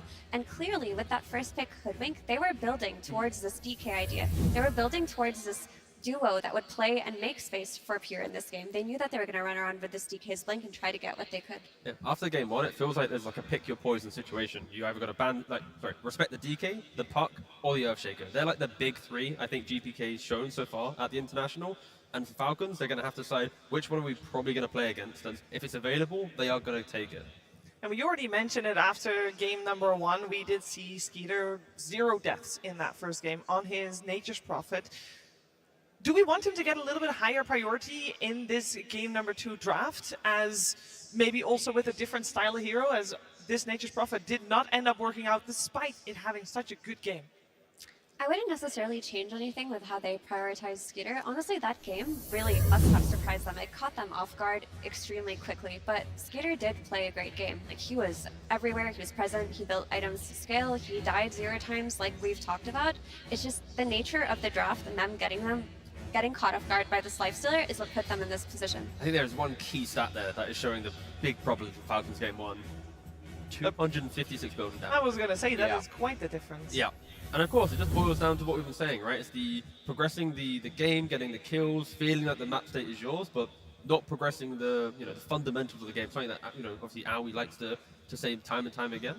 And when you have a lead as big as the one Falcons had, that first Aegis becomes very important because you have to find a way to keep that lead and not give away the gold you have and make your enemies have that entry into that game. Well, we can theory craft a lot about what might or might not happen in a game number 2, but it is time to find out. Team Falcons versus BB Team. Game 2. Here we go. We got BB Team on Radiant this time around and Falcons on the Dire side. First pick goes the way of BB Team. Second pick and overall last pick to Team Falcons, and that means it's a complete swap over from a previous game. For BB Team though, they still want to pick up that Hoodwink first, regardless of which pick order they are. In regards to the bans, I do want to point out that this time around Falcons did not ban out the puck, so now we have our options open in regards to that as well. That Sand King though, still in. I think not banning the puck is the fact that Falcons are second pick. If BB were to first pick it, there's plenty of heroes that Falcons like to play. The DKs, the Shakers, etc. So I don't know if Falcons are that scared of it, at least from BB being first pick. I'm a bit surprised that they've lost their confidence in their Sand King, that they've been happily first picking. Maybe they think that the approach that BB Team had was enough for how the game state goes. Even if Falcons had that great early game, the DK plus Hoodwink duo does enough to offset what Sand King does on a map. They haven't respected it in the sense that their first 4 bans haven't addressed the Bristle, the DK, or the Lifestealer. So if they were to pick Sand King here, and with 1 single ban, 2 are still going to flood into the second phase, and then BB can construct the same type of draft and have the same kind of recipe to winning a game 2. Yeah, I wonder if they're still thinking about it or if they're swayed away from it. Falcons players generally don't strike me as the ones that lose confidence in themselves or their heroes, generally speaking. Yeah. So it might be strategical or to just save it for later. Ench overall is considered a very good hero against Hoodwink in the lane. You can out-trade the hero. You have your, you have your heal to actually offset some Acorn trading on the side. So overall, it also looked good. Snaking plays it well. So I'm not too surprised about the start of the draft so far. Yeah, Hoodwink being also the most played position 4 hero of the International on the road to the International. So having a great track record there, and of course very comfortable for a lot of players. She's made quite the comeback. Yeah. You didn't see any play after her facet got nerfed, the trick shot, or whatever it was called. Not even nerfed, deleted. Yeah. Players couldn't find a way to make it work, but I think she's come back into meta because of her ability to play from a distance. She's a support that's very hard to catch, can disengage very easily, and provides a lot of burst damage. And all of the supports that are popular right now seem to be able to keep a large distance away from threats in teamfights. It also seems nice when your fours have like the follow-up damage, and I would say it's Falcons that kind of brought back the rushing shard on Hoodwink with like this follow-up damage, spell amp, get it into your core. But there's something interesting that happened here. BBT were the ones that banned DK going into this phase, so now Falcons, they didn't have to. They take out their TA, they get their Sand King again, so we have a very similar setup. And interesting, with the TA ban, they still are enabling potential lifesteals and all the things that we just saw previously. They want the Sand King, they want that pace of play. And the Bristleback Disruptor coming out as well, so we most likely have our offlane set. Depending on where the Bristle goes, I'm going to assume it's Miero's hero. That's the only player that has picked it up so far, but we know Pure can do that as well, and Disruptor cannot go wrong with that either way. Hoodwink and Disruptor both thrive when you have any hero that likes to aggressively position, and Bristleback is probably one of the top offlaners at happily running into fights, not caring. Even if he does get 100 to 0, you're probably using multiple heroes, multiple spells, and yeah, very solid draft so far. I think they've doubled back for the Sand King because BB Team ended up banning the DK themselves. And maybe what they didn't want to play against was a potential Hoodwink plus DK again versus what Sand King does. But this DK ban indicates that maybe that GPK puck is coming out anyway. That's true, especially with these supports that you're seeing come out here. I like the SD. Again, having like a save is very good. You get the break later, you help your Sanking who goes in. And most importantly, the post 4 that Falcons pick crit, he always has an ability to stack the Ancients easily. You tag one, you spell the other, double stack, easy stuff done. So if you're Falcons, you're most likely picking the Skeeter hero here, because you don't see too much, at least you do see the offlaner. There it is. Very solid. Sven and Ench, they lane well together. Sven is someone who you can leave alone. Ench can move, another stack clear. You have armor against Bristleback, you have overwhelming damage too. I'm a fan. You also just need to respect Shadow Demon with Promulgate, Facet, plus Disseminate. You put it on a Sand King, even put it on a Bristleback, put it on anyone. They're in the middle of the fight, damage we're getting returned. Aggressively, defensively, it is really, really potent when you have jumping heroes. Yeah, there's a lot of value coming out of SD this draft, There's but a also this Disruptor and the Static Storm and the Ag Static Storm that will come out later in the game. Shadow Demon's one of the better heroes to play against this. If he's not caught in that backline, he can save against one of the big win conditions that comes from a Disruptor team fight. Falcons, only a couple stuns to the name. Of course, as mentioned, the puck kind of expected for GPK in this position. Will Falcons try and get one final stun to be an answer towards the puck? That is going to be the question. I will say, statistically, it's looking pretty good for BB Team. Yep. 100% win rate on the puck, 100% win rate on the bristle. Surely they can't lose. This is super high comfort for them, absolutely. And also they had full reserve time going into these bans too. They should be feeling good. They do pick out of phase. Do you guys feel like they are gonna run back the Lifestealer? Should they look for something else? It is still a double strength core. Sure, there's an SD. Do you want something else? They have free choice though. Like there's an Ursa if they want to be tanky and kind of soak up the jump, you don't die. There's a Lifestealer as well, like we just saw with the Infest. You don't care as long as you don't get 100-0 from the Sven jump. Like yeah, so many options for Pure to pick up. Yeah, let's see which ones Falcons is gonna eliminate, and it is of course BB Team that will be banning heroes that most likely will be played from the offlane with the Mars already removed. I'm just looking at this Puck plus Hoodwink and comparing it to the DK plus Hoodwink of last game that was really instrumental in their comeback. While GPK is undefeated on this Puck right now, I don't think they're going to have that pacing that the DK gave them. They're still going to struggle versus a Sand King. The issue is still there. And they're... Okay. That's a troll removed. How are they going to make it through that early game? Both teams are relatively equal in their pacing, where it's like Puck can make reactionary plays, Sand King wants to be proactive, but Sven still needs to farm, Bristle wants to farm an item or two. Like, it's not as if there's this perfect core plus mid lane completely break the map. There is a bit of greed here. That's why I think Falcons might even look towards, you know, a last pick Doom potentially. In a slower game, you're chilling, you can buy Helmet Dom, buy some Midas, you Doom Bristleback, delete one hero, the Sven, the Sand King, they focus on the Puck. There's some options for Falcons to try and slow down the game and hit their stride of farm that they like to do. BB Team, I'm also looking, you should look for a way to do something against the Sven. Like if I'm looking at minute 20 to 25, Sven is gonna have like Mom, BKB, Blink, maybe an Echo Saber. There's nothing that really like stops him. Are you gonna burst him with those heroes? No, not really. If he jumps you first, he's gonna BKB and run through all of you, hit you down with an Ench running in SDs behind Sand King as well. So BB Team need to find a way for the early game, like Effie already mentioned, could look a little bit iffy there as well, but also just to have this answer for Pure that he can feel good and that the scale is on their side. I mean, to me, the issue of lane still exists. If you look at Nero's lane on Bristleback, he's playing it into Enchantress plus Sven. They're going to have Work Hard, they're going to have Sustain from Edge. They're not really going to be killing or diving anybody. He's going to be dependent on farm to come back. But if that safe lane goes well, they're running into BB Team's triangle early on and taking it. They're also going to get their pick of the litter for a last pick here on Falcons. Like, what can you pick for Pure that can give him a strong lane blind? It would have been Ursa. They did ban it out. I mean, it depends. I'm not too sure what else is like in his arsenal. The TA would have been nice. It's also out. I'm still kind of looking at maybe the Lifestealer because it does give you the matchup. It is blind, which, you know, it sucks. You might get like Slardart on 24. But the problem is you have to pick blind. You're gonna have to suffer somewhere.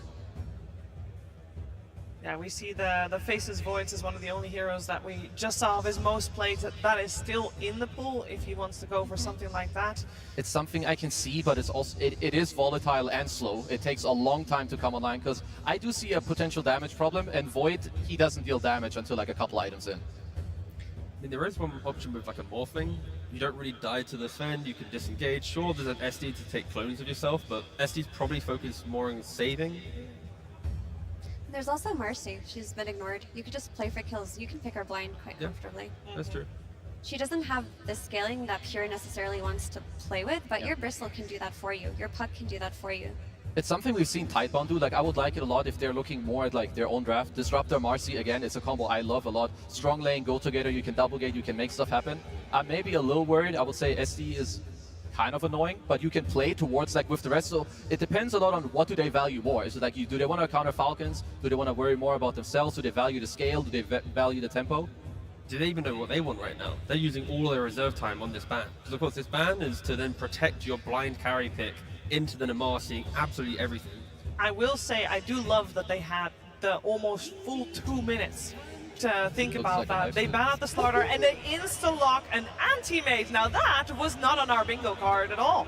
No, I honestly just always forget about it in drafts. And sure, I think with Helmet Dominator it does have a bit more life, right? If this was a non-Helmet Dominator anti-mage, then it's kind of awkward. But because of the pacing that you apply, the map kind of pushing, scaling into the game, yeah, it's going to be annoying. Is it time for the Mod LC? We haven't seen that in a long would be, it's time. actually really It's a good good game pick. for it. You're against Bristle, you lane well into AM. I mean, I will say one thing, AM is good and he buys Dom, he's good against tanking. You can sometimes maybe not get stunned by Sven, but I don't think you stop Falcons from what they're doing. So yeah, you're playing for your own scale. I personally don't love the anti-mage. Of course it can work, it has been banned a lot, but it also depends on what do Falcons have here on the slot to counter it. Well, I do know what they don't. They do not have any time. It's the Huskar, the anti-mage versus Huskar. I'm sure it crossed a lot of people's minds, but everybody was like, nah, surely not. And then it does come out. But this is actually a classic team. I was 3.5 seconds away from talking about it, I promise you. But yeah, off-lane Huskar, just delete the lane, go aggressive, make sure Pure has to think about the jungle, make sure he's think backwards. We saw in game 1, all right? What did Amar type in all chat? Rank 50 laning incoming. Now he last picks at Huskar to show the rank 50 that is Pure, that his lane will not be fun. He will be looking at a comeback game on the anti-mage. I love this pick because to me the issue with BB Team right now is their laning, and if you build another net worth advantage, BB Team do not have the same kind of draft they did last game that allows them for the same comebacks. They have to come out of lanes a little bit better because they're still facing the threat of the Sand King, and now they've got an anti-mage who's going to play pretty slowly. Yeah, I didn't like the AM pick that much to begin with, and I think this Huskar makes it like 40 billion times harder for you to play. I'm looking at BB Team to do something like creative and cool, start 3 people top, look for like some early TPs. In my opinion, you gotta change something to AM's game, because if this goes default to what it looks like, I don't like their chances at all. Are you going to dodge the lane? Are you going to lane shenanigan it? I mean, maybe, but then you gotta do something. Whether it's lane shenanigans, triple top, I don't care, do something. But also if the game gets to later, and anti-mage has like butterflies and abyssals and Shaw and all this stuff, then yeah, it's gonna be great. So you gotta get there. You gotta get there. You could try lane the Huskar. Yep. I mean, Miro's not going to have the easiest lane anyway. Might as well just bank on him to make a comeback through the triangle, make sure Huskar doesn't beat up on the anti-mage too much. Do we think at all that this Huskar was still on the radar for BB Team? Do we think they I'm completely not forgot sure. about it? I would never have this on my bingo card. 24 pick offlane Huskar. Sure, Amar maybe, but no. This is a really tough one to read. Any final thoughts, T? Shaking your head. I just want to watch a Huskar absolutely batter a lane and then probably lose the game potentially 40 minutes. Who knows? I don't know. It's offlane Huskar. It's kind of cool. It's like TI. That's nice. Well, it does seem like my panel is kind of unanimously thinking that this Huskar might just push us to a 3rd game of this series, and I think that will make a lot of people happy. But we're going to find out what's going to happen in game number 2. But before we do, we're going to jump to the stage and see Tsunami with AUI 2000. Thank you very much. Yes, I am joined by AUI 2000, coach of Falcons, where we had a very exciting end of that draft, but we'll go step by step. You let through GPK Puck. This guy's got a 100% win rate with it. What's the idea? I mean, honestly, we're pretty confident against Puck as a hero. I think GPK is playing Puck the best in this tournament, but we felt like the other heroes were more deserving of bans. Makes sense to me, but then some of the other heroes who maybe don't deserve bans come through. Anti-Mage 23rd pick. What's their plan here? I think Pure just wants to carry the game because I think like the lane's weird into SD because he burns your mana. But honestly, I don't know. Like we picked Huskar last, I also have no idea, so we'll see. Hey, I know you're a mechanics nerd. Huskar, no mana. What's going on in the right-click situation? Well, I assume his mana doesn't get burned if he has none, but I don't know. Nothing gets past you, Curtis. You're a real authority on the case. All right then. I just gotta say, when Amar demands a last pick Huskar, do you ever push back? Are you ever like, I don't know if this is the game for that? And the thing is, he's clicking the buttons now, so you can't stop him. Like, we're just like, Amar, just pick your hero, and he just clicks it. We're like, oh, we thought we were picking Pangolier. Okay, it's a Huskar now. So, you know. Amar is unchained. Let's see if it'll bring him to success. Good luck in game number 2. It seems Falcons have themselves a rogue offlaner. He has picked himself the offlane Huskar, and I can't really blame him for it, Avery. The man's feeling himself. He wants to get some revenge in this game to play his signature hero. The Huskar Masters have arrived at TI. How much damage is he going to do? It's not a question of will he do damage. It's a question of how much. This is going to be a very difficult laning phase for Pure to get through, and then he has a long road of recovery. Or is he's against a Sven who might have a lot better time and stacks to go back to, and the all chat is just raining in. Oh yeah, Amar starts it by saying he's going to end the game by 20 minutes. Pure saying that Amar can only play cheese heroes. He's not good enough to play real heroes, apparently. It's quite the back and forth, and I'm sure we'll see more of it as the game progresses. But I cannot believe that coach interview. I thought, okay, Falcons are insane. Why are they giving GPK as Puck? And then when they picked the Huskar, I was like, oh, okay, it all comes according to plan. The Huskar will be able to provide an answer to the Puck after the laning phase. But apparently that wasn't even the idea at all. Amar just went rogue. You can't stop him doing what he wants. I guess if not. If we learned anything, that is the reality. I do kind of agree with AUI's assessment. Like, most of the cores, as Save will go down to snaking quick first, but most of the cores that Falcons have in their arsenal are innately good against Puck. It's a lot of beefy heroes, a lot of heroes with stun and disable, a lot of initiators, right? You think of Skeeter's hero pool. It's all these carries that go in, stun, lock heroes down, give you some utility on top of the damage. These kind of lineups can be really difficult for Puck to play into because he has a trouble bursting them. Yeah. He's constantly getting jumped. I agree with that assessment, but it is a scary hero-player combination to give away. He has absolutely salvaged some horrendous early games on this hero. Yeah, he certainly has. I think Maureen's hero pool as well, right? I mean, hit the 3 heroes that come to mind right now for him: Beastmaster, Sand King, Earthshaker. All great answers against the Puck. Seeing this laning phase already heat up for Falcons, they absolutely want to push this to a game 3. They are hungry to get that game 3.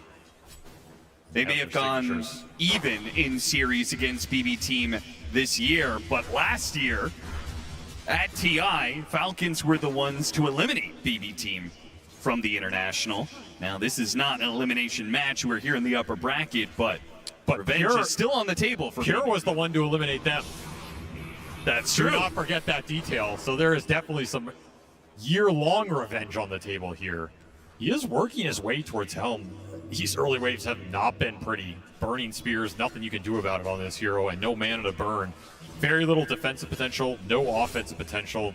It's not even skill in it. Just get your Helm up and try and evacuate this lane before the real damage is done. Rely on your other 2 cores to pick up the early game. I did agree with the panel. Like, there was a tri-lane potential. You tri-lane Huskar, it's really rough for him. The hero needs experience. He doesn't function that well in the 3-on-3 fights. I think that was an option. BB teams say, nah, it's fine. Like, we have played a lot of games where Pure's laning phase is really difficult. I mean, they have a lot of experience here, right? I mean, there's difficult, and then there's flat out impossible. What is going on? Pure is going to gank the Sven with a Bushwhack Blood Grenade. They slow him down, and they will get that kill. And now they might get sinking as well. No, too many heals, and Pure's going to die for it. Wait, one more hit for the tower, and he falls. Was it worth it, Pure? Thou art dead. Kind of. He couldn't buy out the Helm. He's very close to it. He just cannot lane bottom anymore. You have to do something around the map. I like the creativity. If you can soak XP down here with Kataomi, I mean, this is what you're going to have to do in this game. It is an unlaneable lane. The Equilibrium got pulled back very quickly. Crit knows how to play these kind of lanes super well. He's going to block the camps. You're not going to get pulls off. You're not going to be able to reset it. In ATF, he will hold this here forever. And now you're mid, looking for, you know, you're just looking. He's looking. What's up? He is looking for sure. I'm sure not finding it. You know, this is like what happens at pubs is where GPK is like, bro, get out of my lane, man. You're stealing my experience. He's hitting neutrals as a level 3 Animage. I mean, if Pure makes a comeback from this, it's an all-timer for sure. This is not fast. Not fast at all. Well, GPK, you got your signature hero. Let's see what you can do this game. It's going to be a carry job for the ages, if you can pull it off. This is where you just lie, you know? It's like, you know, if you're GPK mid, hey guys, how's bottom lane going? It's going great, man. Yeah, we're owning. We're getting solo XP. Amar's suffering. Yeah, Kataomi's like, I'm doing great on levels. That's going really well. He's getting a little leech down here.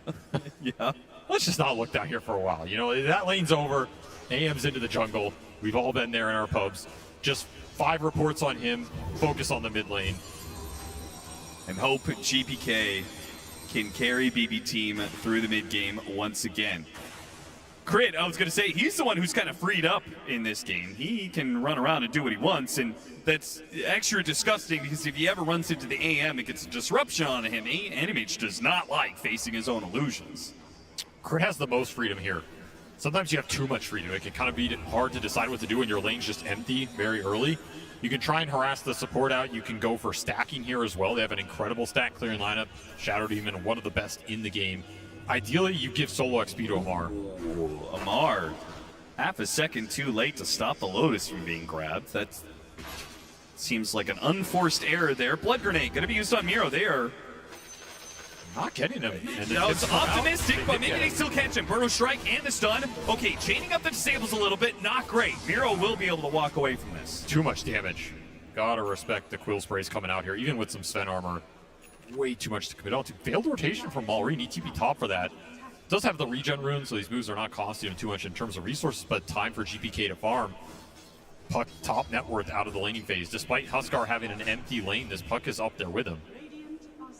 Kataomi, a Hail Mary, hoping that he will be able to glimpse the support off this Wisdom Shrine and take it for himself, but he is sadly going to find that he is being sandwiched in this situation. Teleport away though, smart, so he will not be ultimately punished, but that does leave Pure alone in lane, which he was already kind of alone. I mean, he TP'd down. In lane. He TP'd down here just to get the 1 CS before the Huskar came back. And that is all he's going to get because he's about to get no, he's been Burrow struck, and now he's going to be silenced, and the spears will finish him off. That Helmet Dominator, it may have unlocked Animage as a hero, but what happens if the Helmet Dom is just far too late?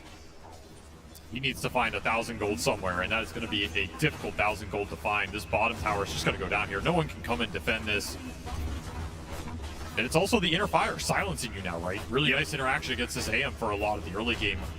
It's one of those matchups where losing that disarm doesn't hurt you too much if you can continue to hunt him and just build an insurmountable lead. This Huskar is off to the exact start Falcons won. And that's why it's also going to be a good answer to the puck going into the mid game. Nice rune snag. Yeah, it's going to be great against the Puck. Honestly, not even bad against the Bristle. This might be a lineup you'd rather have the silence than the disarm for a lot of this game. Yeah, they were talking about Legion Commander being a great answer to the AM and also an answer to the Bristleback. You have the duel. You can force the Bristleback to look a certain direction. That's an opportunity the Huskar has later on to the game when he builds an axe. I think the Huskar is giving you everything the Legion gave, plus an absolutely free lane. Whereas the Legion, you could have played that lane with the AM. You would have lost it, but you could have gotten more XP. You would have gotten your helm off the lane. The Huskar just prevents that entirely. It gives you a 3-on-2 in terms of the core battle here. A lot of stacks coming out from the Hoodwink. Maybe they can give him the Pure, you know? Yeah, win. 30 minutes from now? Just keep stacking them up, you know?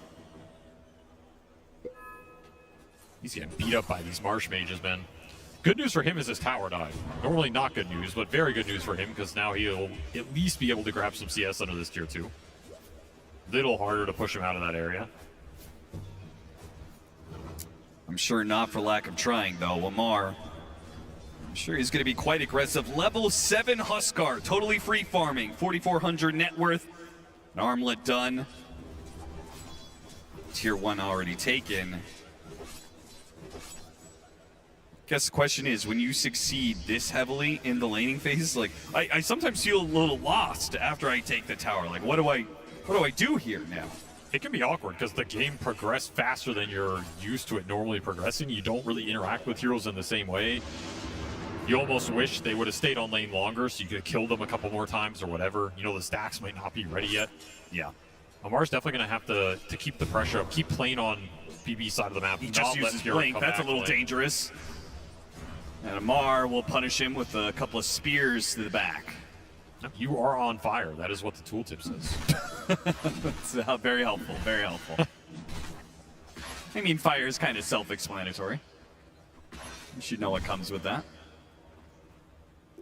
Getting XP on the Hoodwink, GPK continue to just sit mid. It's going to be about this mid tower to me. Like, that's the next pressure point for Falcons, particularly with this Enchantress. They're currently swarming it. This is a tower you want to defend in this game if you're a BB team, because it's going to hold the map together. You lose this, your AM is just going to have nowhere to go in the long run. But your outspam is really limited right now, and nobody was set up here. They're going to keep this catapult alive. This is good, efficient damage. What's the response? The roaming anti-mage. That'll be the response. GPK does actually sneak in a teleport here, but he does not go for Snaking, who's already level 6. So they can't even attack him, really. You want hit in, there goes the epicenter Burrow Strike, and Pure almost dies to that much, and Orb goes out.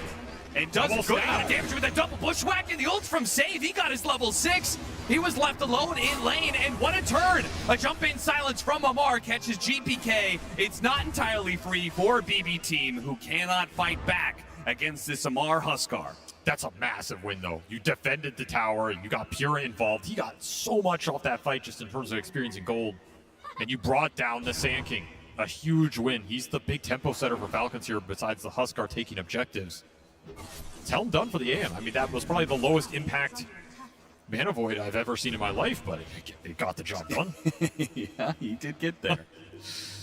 And right now, what an amazing amount of space the support Animage is creating. Got himself a Lotus. Also, like, he went in that fight, instantly helmed the Enchantress creep, insta-died to Sandstorm, plus 100 straight to them all.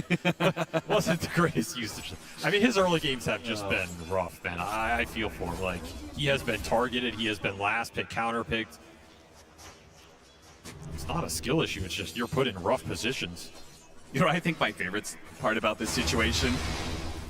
There is somebody out there who's 3K MMR who is an expert on this exact situation as Animage. Oh, there goes Snaking. Somebody out there has hundreds of games on this. Like, what is this guy doing? His map movement is terrible. This is not how you're supposed to play jungle Animage. I mean, that was the expert they should have consulted in preparation for this game. It's true. Another Dom creep kill. Added up here. The lead is building. The thing is, it doesn't look too bad right now, but I mean, it does look bad, but it doesn't look as bad as it will soon if this Sven gets away with what he wants to do for free. Yeah, they keep on finding kills, thanks to, largely, GPK and the supports. Another Mana Void attempted, but now he's going to be silenced off of the disruption. A lot of damage comes in. He will burn out again. Nice patience from Crit. Gets that counterspell out of him, throw out the disruption, set that easy kill up. No Mana Void to come. They're going to try and break him. The Huskar burst it down. Amar thinks that he is untouchable, and he may be true in the one-on-one against Pure, but now he's drug Crit into a bad situation as well. Looks like they will both fall to the GPK puck. You gave this man his signature hero. It's gonna do work. Malrine trying to counteract the play. You managed to get the epicenter right on top of GPK. This is gonna be a decent amount of damage. Bushwhack pulls him away, and GPK with the coil and an orb will be able to escape. Snaking is here on the other side. GPK does have enough mana for a TP out. Oh. No! Malrine catches him right on the tail end of it. What a hit from Malrine. And now to run down Save as well, who's going to stick himself in the trees, but that Scurry, it'll only last so long, and the Sandstorm surrounds him. Oh, what a sequence from Malrine. Turns that fight around completely, puts this amp damage and Blink Dagger to use. The push will come from the AM, but not enough to secure this tower. He's got a haste rune. He's got mobility for days to relocate around the map. At least Miro's getting some time to hit the tower as well, so there was a decent amount of space on both mid and top. Damage being done. They're just farming so much across all three cores, whereas this BB lineup is a bit gimped. think their scale's also going to be a lot slower to come online. Like, you need to go really late for this AM puck to get in a position where you're battling these 3 cores. Sure. The script is not the same as it was game 1. You didn't mirror Falcon's lineup. You don't have that innate tankiness to fall back on. This game can accelerate a lot faster for Falcons, particularly if the Huskar starts going through the Roshans and pushing high ground. That's when you're going to be in big trouble here. Need to keep ratting this game as much as possible.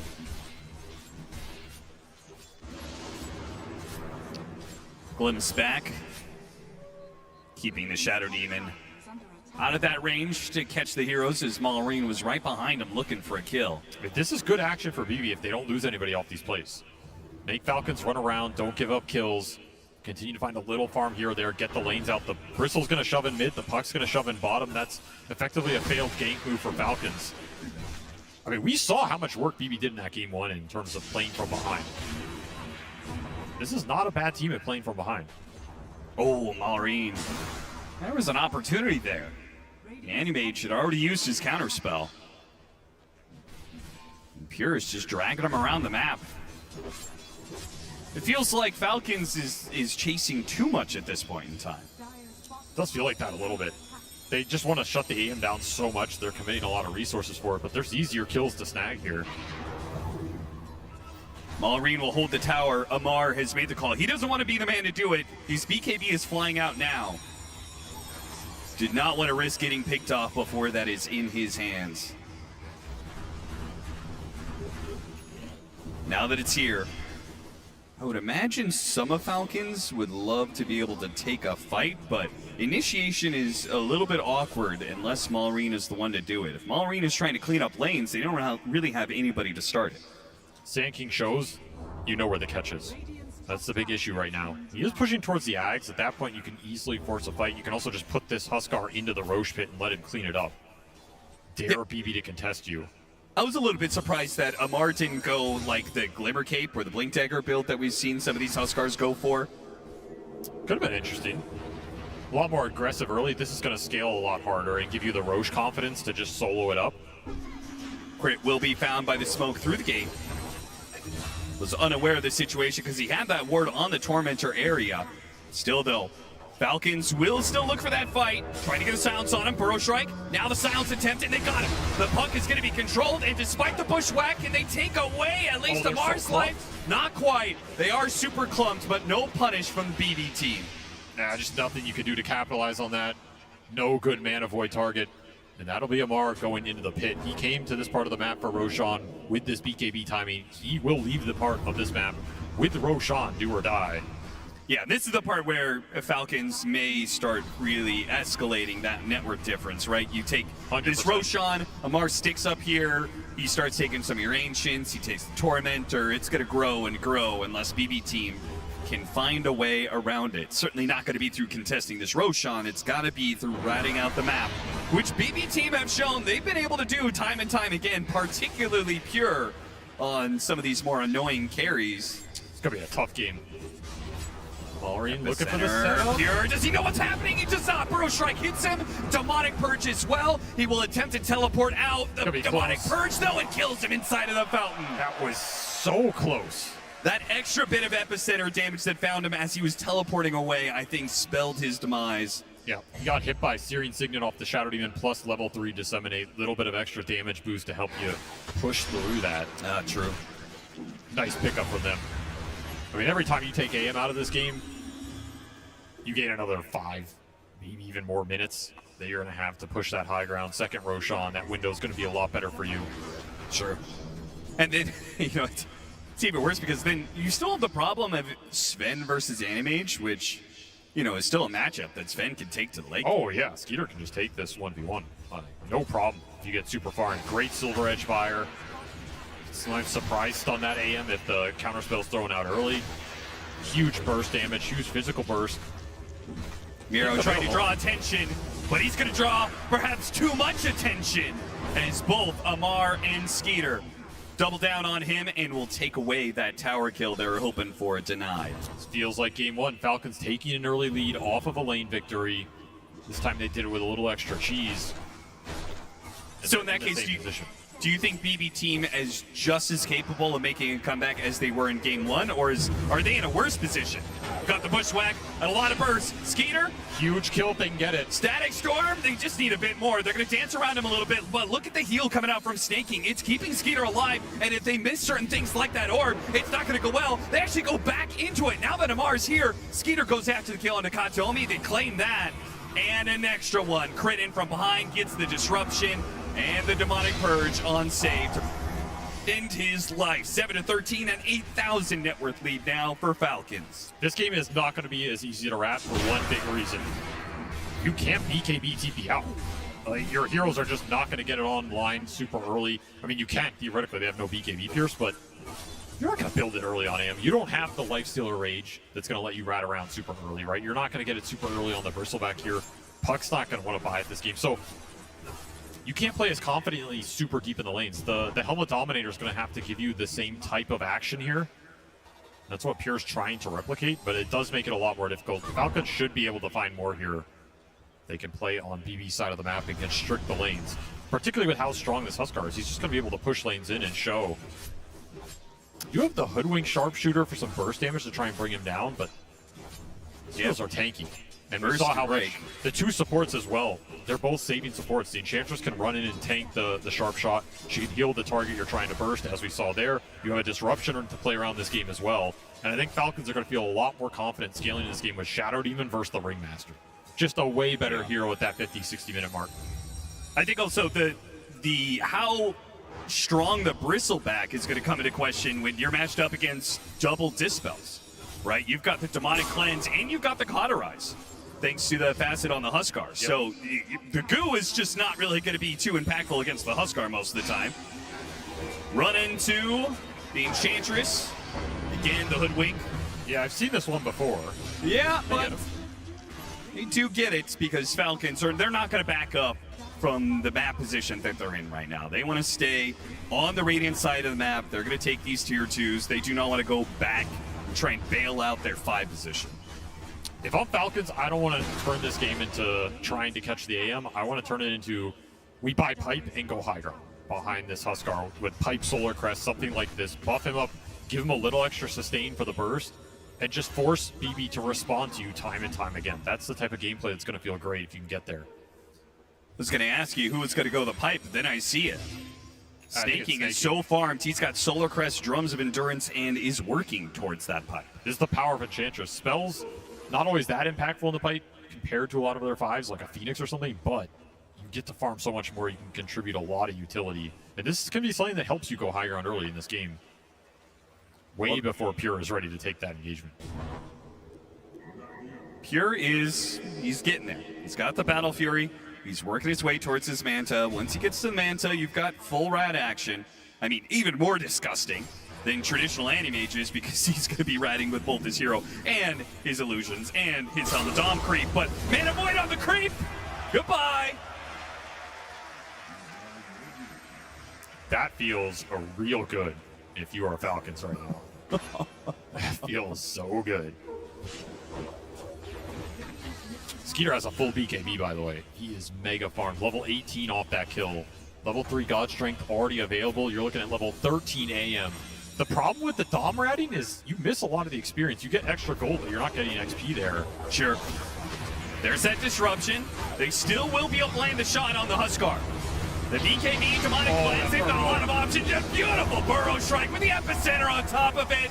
There is no chance Where's of the BB team. Yeah, Where's the all chat? Where's the tips is what Maureen is asking. This is going to be a very fast game by the looks of it. Falcons, they got him in the draft. They got him with the last pick.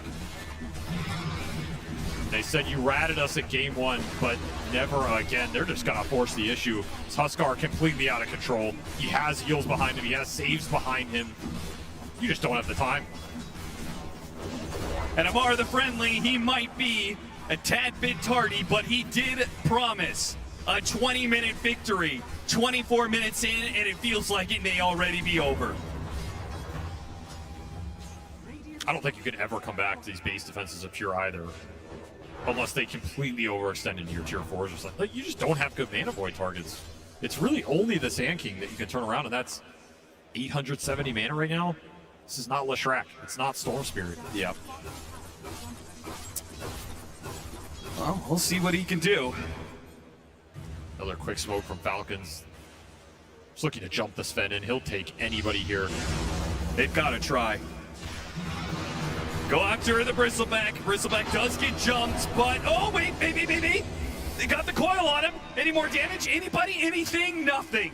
Cauterize heals him up, and Disruption goes out. BB team was close. They really were. But it slips through their fingers. And now that high ground push is coming. Falcons, they don't need to wait for an Aegis. They can kill you without any of all that. You just don't have damage. You can land all your spells perfectly. It's not going to matter. You maybe bring down one hero if you're lucky. And Pierre's hitting the tier 3 like he's really a threat, but he doesn't have the damage to actually hit buildings yet. This pick just completely backfired with the last pick counter pick. That's why that slot is so hard, because you have to pick a carry blind there. You're worried about all of the laning heroes that ATF has that can ruin your day. You will always find one. It's really difficult to find a carry. I did like GPK just rushing straight to the Parasma here. It's the only chance that they have to be able to burst down the Huskar, right? Like, he gets that hit on him, amping up some of this damage, the Hoodwink with the Boomerang and everything else. They really have come close sometimes. Not that they would, I feel like it would change the game too much, but... that's the issue. You could go in a fight, you bring this Huskar down, you still might lose the fight. Yeah. That's the scary part here. All that execution can count for nothing. You have to go for that route, though. I'm not even sure he can afford to go something like Aeon Deskir that he's looking at. I think you have to just go full damage, full throttle, try and go for that kill. Pray that's enough. Full Daedalus now online for Skeeter. He is looking to double up his opponent's net worth in this carry-carry matchup if he can get there. And level 20 as well. Very nice timings for him. You're looking at second Roshan guaranteed spawn in the minute here. You get that, you go high ground again. This game is just over. Might be over even sooner if they stop what is one of the only high ground defenders that they have. Miro, he's spotted. He activates the plate mail. Mars gonna wait out the plate mail, but Skeeter, he doesn't need to wait so much. And they've got him controlled. He's just gonna put himself in a corner, beg for his life. But Falcons give you no mercy. Nice. Disruption there. That was a close call. I mean, Skeeter blocked the shot anyway. Oh, he did. Falcons on point. He's still looking for something. They don't want to let these supports just take the outposts like this, but you can't jump. And Skater has already jumped you, Katomi. Second one down from BB team. Back to the Roshan pit they go.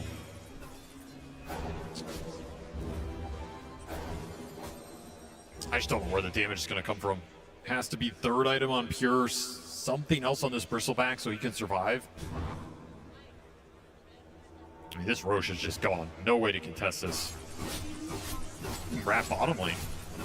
Creep has done a pretty good job continually pushing it in, forcing somebody back. Yeah. Plus 100. Tower's not really in danger of falling anytime soon, but he can draw their eye. I feel like you have to go for this. Yeah, they might just try and contest it. It's a really tough contest, but you give up Aegis here, it might just be the game anyway. Falcons have the read. BB team, their last stand. It's going to be on the offense. Boomerang goes out. Amar, he's already gone out the BKB, so it's too late to get that kill. Miro, he'll run after the supports as best he can, but Skeeter is making short work of him with all that extra damage. 3 down on the side of BB team. This is truly a hopeless game for them. Yeah, this one looks like it's just in the books. I mean, you tried to go for this crazy play, you didn't get the angle. Falcons were ready for it. You jump the AM in, hoping you find an isolated Shadow Demon. Guess what? The whole team's there. There's the Enchantress pipe. This will break the high ground completely. The only question is, will there be any more all chat in this game too? I think that's what we're all waiting for, bated breath here. Because I think we all know the outcome that's coming. A 5-man push from Falcons with 4.5 minutes on the Aegis. You add the pipe. Hard enough to get through that as is, considering BB team's entire focus right now is this magic burst. And the Anti-Mage, he's just not ready. The one point of hopium here Okay. You do have Katanomi rushing Ags on Disruptor, and he will get it here. Okay. He has just absolutely gone for it. Always a powerful item. I don't know if you have damage to bring the heroes down under it, but Falcons might confidently group into it because they've done it time and time again, and they've just shrugged it off. Might not expect this Ags to come out in this game, given how one-sided it is. Yeah, there's a real chance if, like, the Enchantress gets caught inside of it so you don't get the pipe off. Yeah, the issue is you have Shadow Demon, you can always bail a hero out under it anyway. Yeah. But hey, maybe you land a 4 or 5 man here. I mean, Falcons, he hit a 4-man Static Storm earlier. Falcons have not been shy about clumping up. If they can burst down the Enchantress at the start, that would be beautiful. Unfortunately, it doesn't quite work.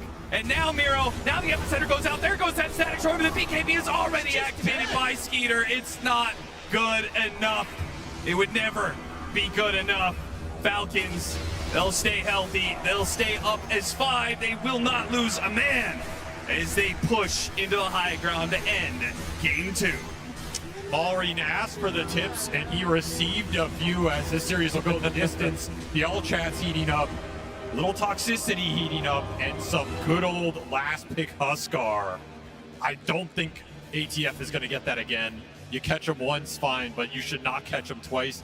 That said, this is a scary team to give that last pick to when you have to pick that carry blind. And I think if BB team are in that position again, they're going to have to adjust in terms of what hero do you want that can stand better, because you cannot give Falcons this kind of lane domination. They run away with it. Like, people meme on them for being one of the slower teams to end the game and go high ground, but this is a squad where they will also just push if they feel they have a strong enough advantage. Absolutely, and we may see it again in Game 3, but I think one thing we won't see is that Huskar. Yeah, definitely. I do think that this one was one of those games where the writing was on the wall from almost the get-go with this Huskar pickup against the Anti-Mage, and I think BB Team also would agree with that. That means that maybe the breakdown of this game, because it was going to be quite straightforward. I mean, it probably could be we can mention other things also that do matter. So I want to say that this was the best possible last pick Falcons could have gone for. But at the same time, I do think it starts with you picking Anti-Mage. I don't think it was a particularly good AM game. You were already going to lane against SD4, it's going to disrupt you, mana burn you. So I think, you know, it's not just like that you let Falcons have that hero, but also starting yourself. And overall, Falcons, they get their good heroes. The Snaking Enchi goes in, he makes it hard for you to triangle stack. They're happy with what's happening, they're protecting each other. So it's also the gameplay that comes on top of it. I think another key ingredient to this game being so stocky was also Skeeter and that top lane. That was a complete free farm too. Both of their side lanes were doing whatever they wanted. Miro on that Bristle couldn't do anything because Save was trying to, like, you know, fix whatever he could, wherever he could. He couldn't stay on that lane and try to make a play with him or secure his farm. They were chasing this Huskar, trying to, like, slow him down a little bit. And because of that, Sven was also free to just hit his timings without any contesting.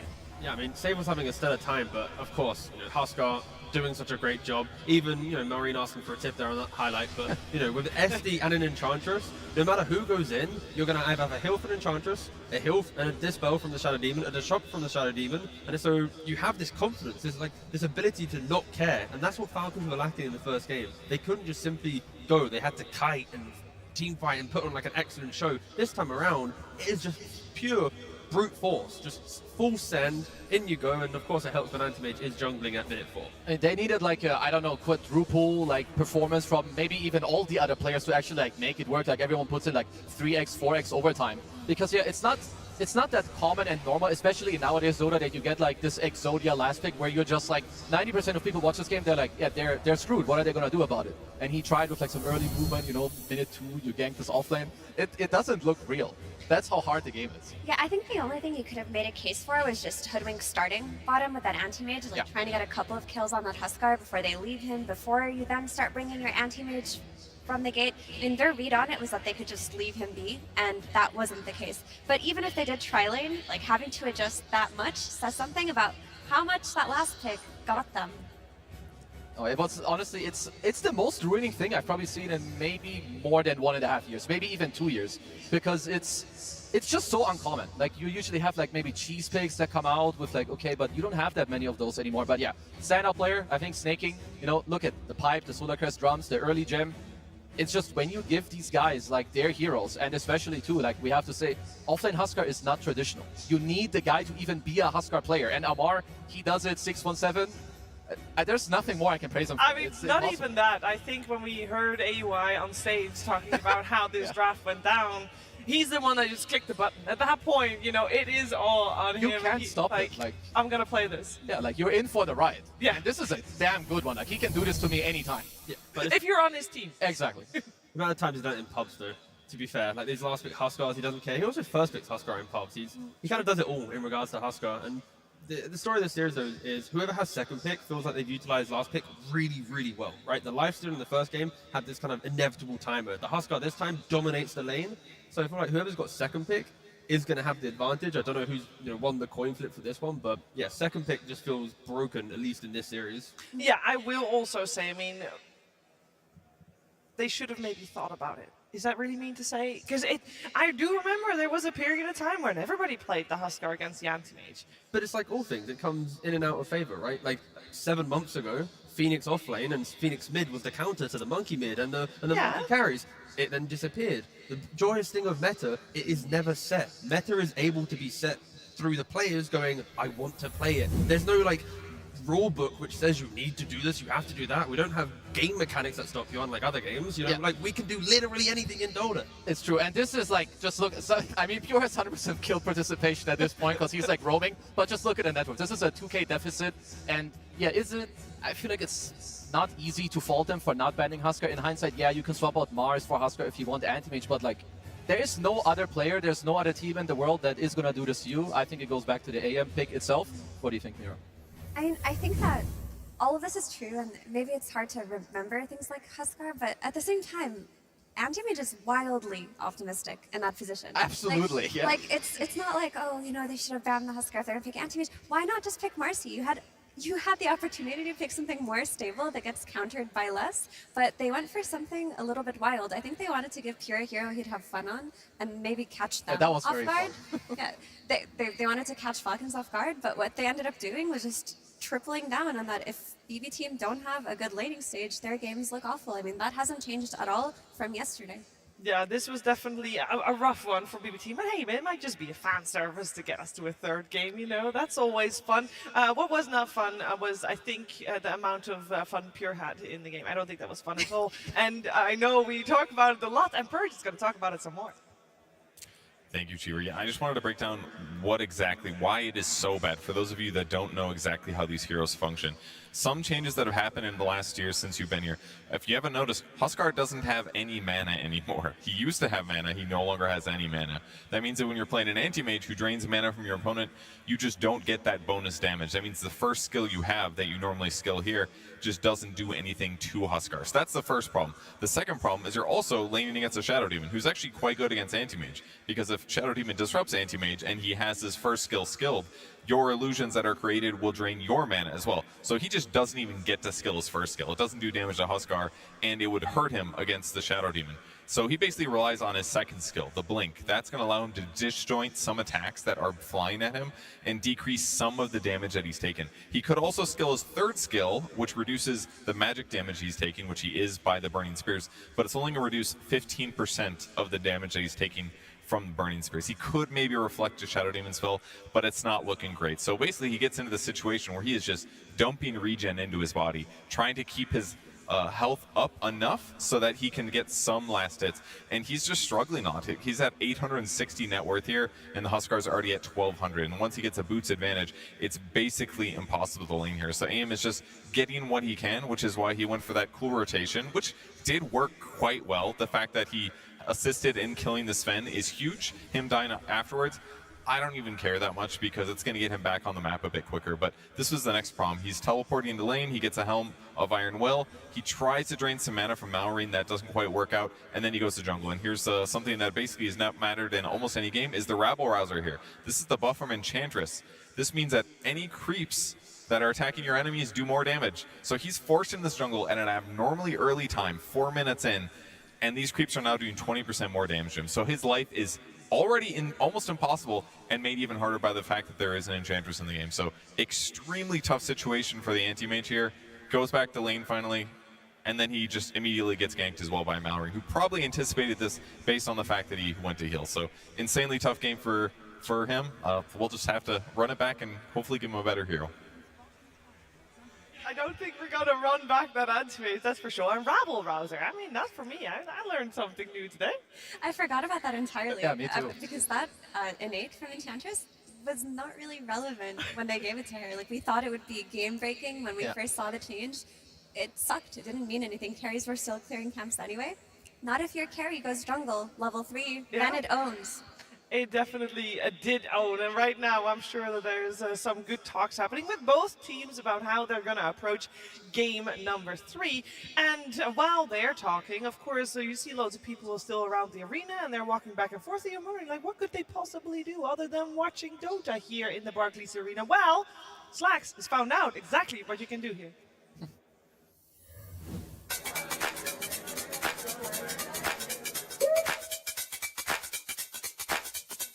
We are here for the meet and greet session with Heroic. Now, you guys might not know this because you're not at the arena, most of you, but if you are at the arena, after everybody wins, they get to go and have a meet and greet. We're not talking about a lame-ass signing session where they're away from you. Look, they are physically touching you, so this is the greatest kind of moment you can have. Let's go ahead and talk to some of the folks in the crowd. Hold on one second. Sir, if I may, what did they smell like? They smell like honey. They smell like honey, ladies and gentlemen. Get down here quick. Quick, so sweet, so beautiful. Let's go talk to some crowd members here waiting in line. So sorry. Who's over here? Oh, whoa. We have seen you going absolutely ballistic in the crowd. Every Heroic game, you're top of the cheering here.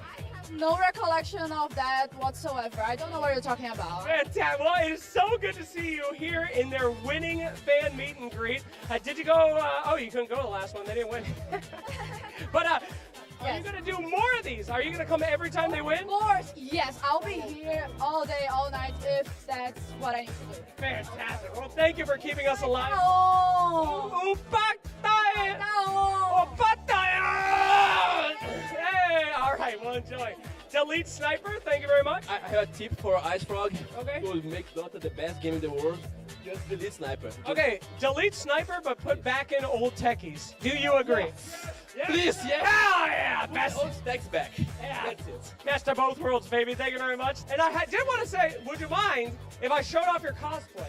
I love cosplayers, and we finally have a Grimstroke cosplay. I've never seen a Grim before. What made you want to choose to do Grimstroke? I haven't seen it before. You have not seen it before either. Well, that is fantastic. Thank you for oh, the Glimmer Cape? I didn't even notice. I'm such a noob. I'm so sorry. Okay, please, Glimmer Cape and disappear for us on the camera, all right? My boyfriend told me this is your favorite hero. What the f is this? Thank you. I thought we were friends. I don't want your disgusting Wind Ranger. I'll take it.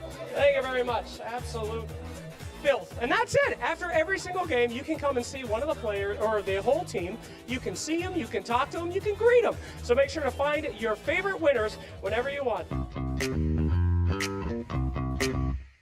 There are a few things to do around the arena here at the International. Thank goodness we have some really cool stuff to check out. And one of these really cool things is this nice wall of history, which features all of the different jerseys from all the different TIs, including their championship rings, which is really, really cool. This one, 2019, oh, beautiful, with the purple and the little indents in there. The golden TI, I think that was 2021.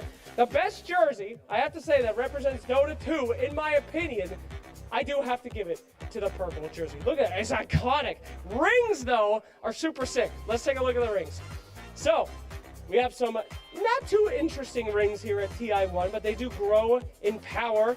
We start going from the Aegis to the nice, more purpley Dota logo, but the years of the NA Dota, that's where it begins. EG on the ring. That is super sick. The Wings ring, unbelievable. Liquid is nice. OG, very nice. It's what second OG is a little better. But if I had to choose, best ring ever, guys, this Wings one is unreal. I could see some very, very rich person wearing that in real life, so very nice. Anyway, cool trip down memory lane. What else do we have going on in the arena? Let's check it out. Okay, next up is the graffiti wall. This is a classico of the International. Lots of people coming in and signing it. See if I see anything interesting here. Zowie! I wonder who that was. That's very nice. Oh, here we go. Death is my enclave of the beer. Let's see here. Oh, somebody did their Twitch handle. Twitch Kitty. I'm not going to read it. Kitty Kraken, I hope you got 1 million subs. Thanks for putting it on the wall. You got 1 sub right here. That's very good. Anything else? No, it's just literally a bunch of random Twitch channels and names and curse words. It's fantastic. I actually think that sums up the community pretty well. Good job, guys. Well done. Those aren't the only activations we have, of course. There's a bunch of stuff all around the arena. Like this beautiful little monument. This little selfie station. You guys thought I was toxic before. Now you can pretend like you're Viper. That's just like that. That's a classic Viper voice line. Poison berry. Just like that. Thanks for watching, everybody. Back to you guys. Awesome to see all the things you can do and take pictures with. I will say, though, that Glimmer Cave definitely for me took the cake there. That was very cool to see, and I hope that the upcoming series we're going to watch is also very cool to see, focusing our attention on game number 3. Clean slate with these two teams here. Effie, we got Falcons, we got BB Team. Both teams very much deserving and to be the top 6. One of these will be top 3. Yeah, I mean, even though BB Team won that first game, I'm a little bit worried for them going into this game 3. Because in both games, the one that they got crushed in and the one that they won, they also got crushed in that, especially at the start. Like, there is something going wrong with their early game that needs to be fixed. The one good thing is the fact, like, the manner that you just lost in is so bad, or like, it's so easy for you to just say, True. we can go next. You know, it's like the one time where I feel like usually people say this to like cope. It's actually real this time. It's like, guys, whatever, 24 Husker, like this guy, he won't get it again. You go free and easy. And I think Falcons are going to do a similar thing about game 1. We were up 10, 15k gold. Make it simple, go. I'm watching the coin toss. That's all that matters for me. It's going round. You don't see it, but BB won the coin toss. So I think they're probably going to take second pick.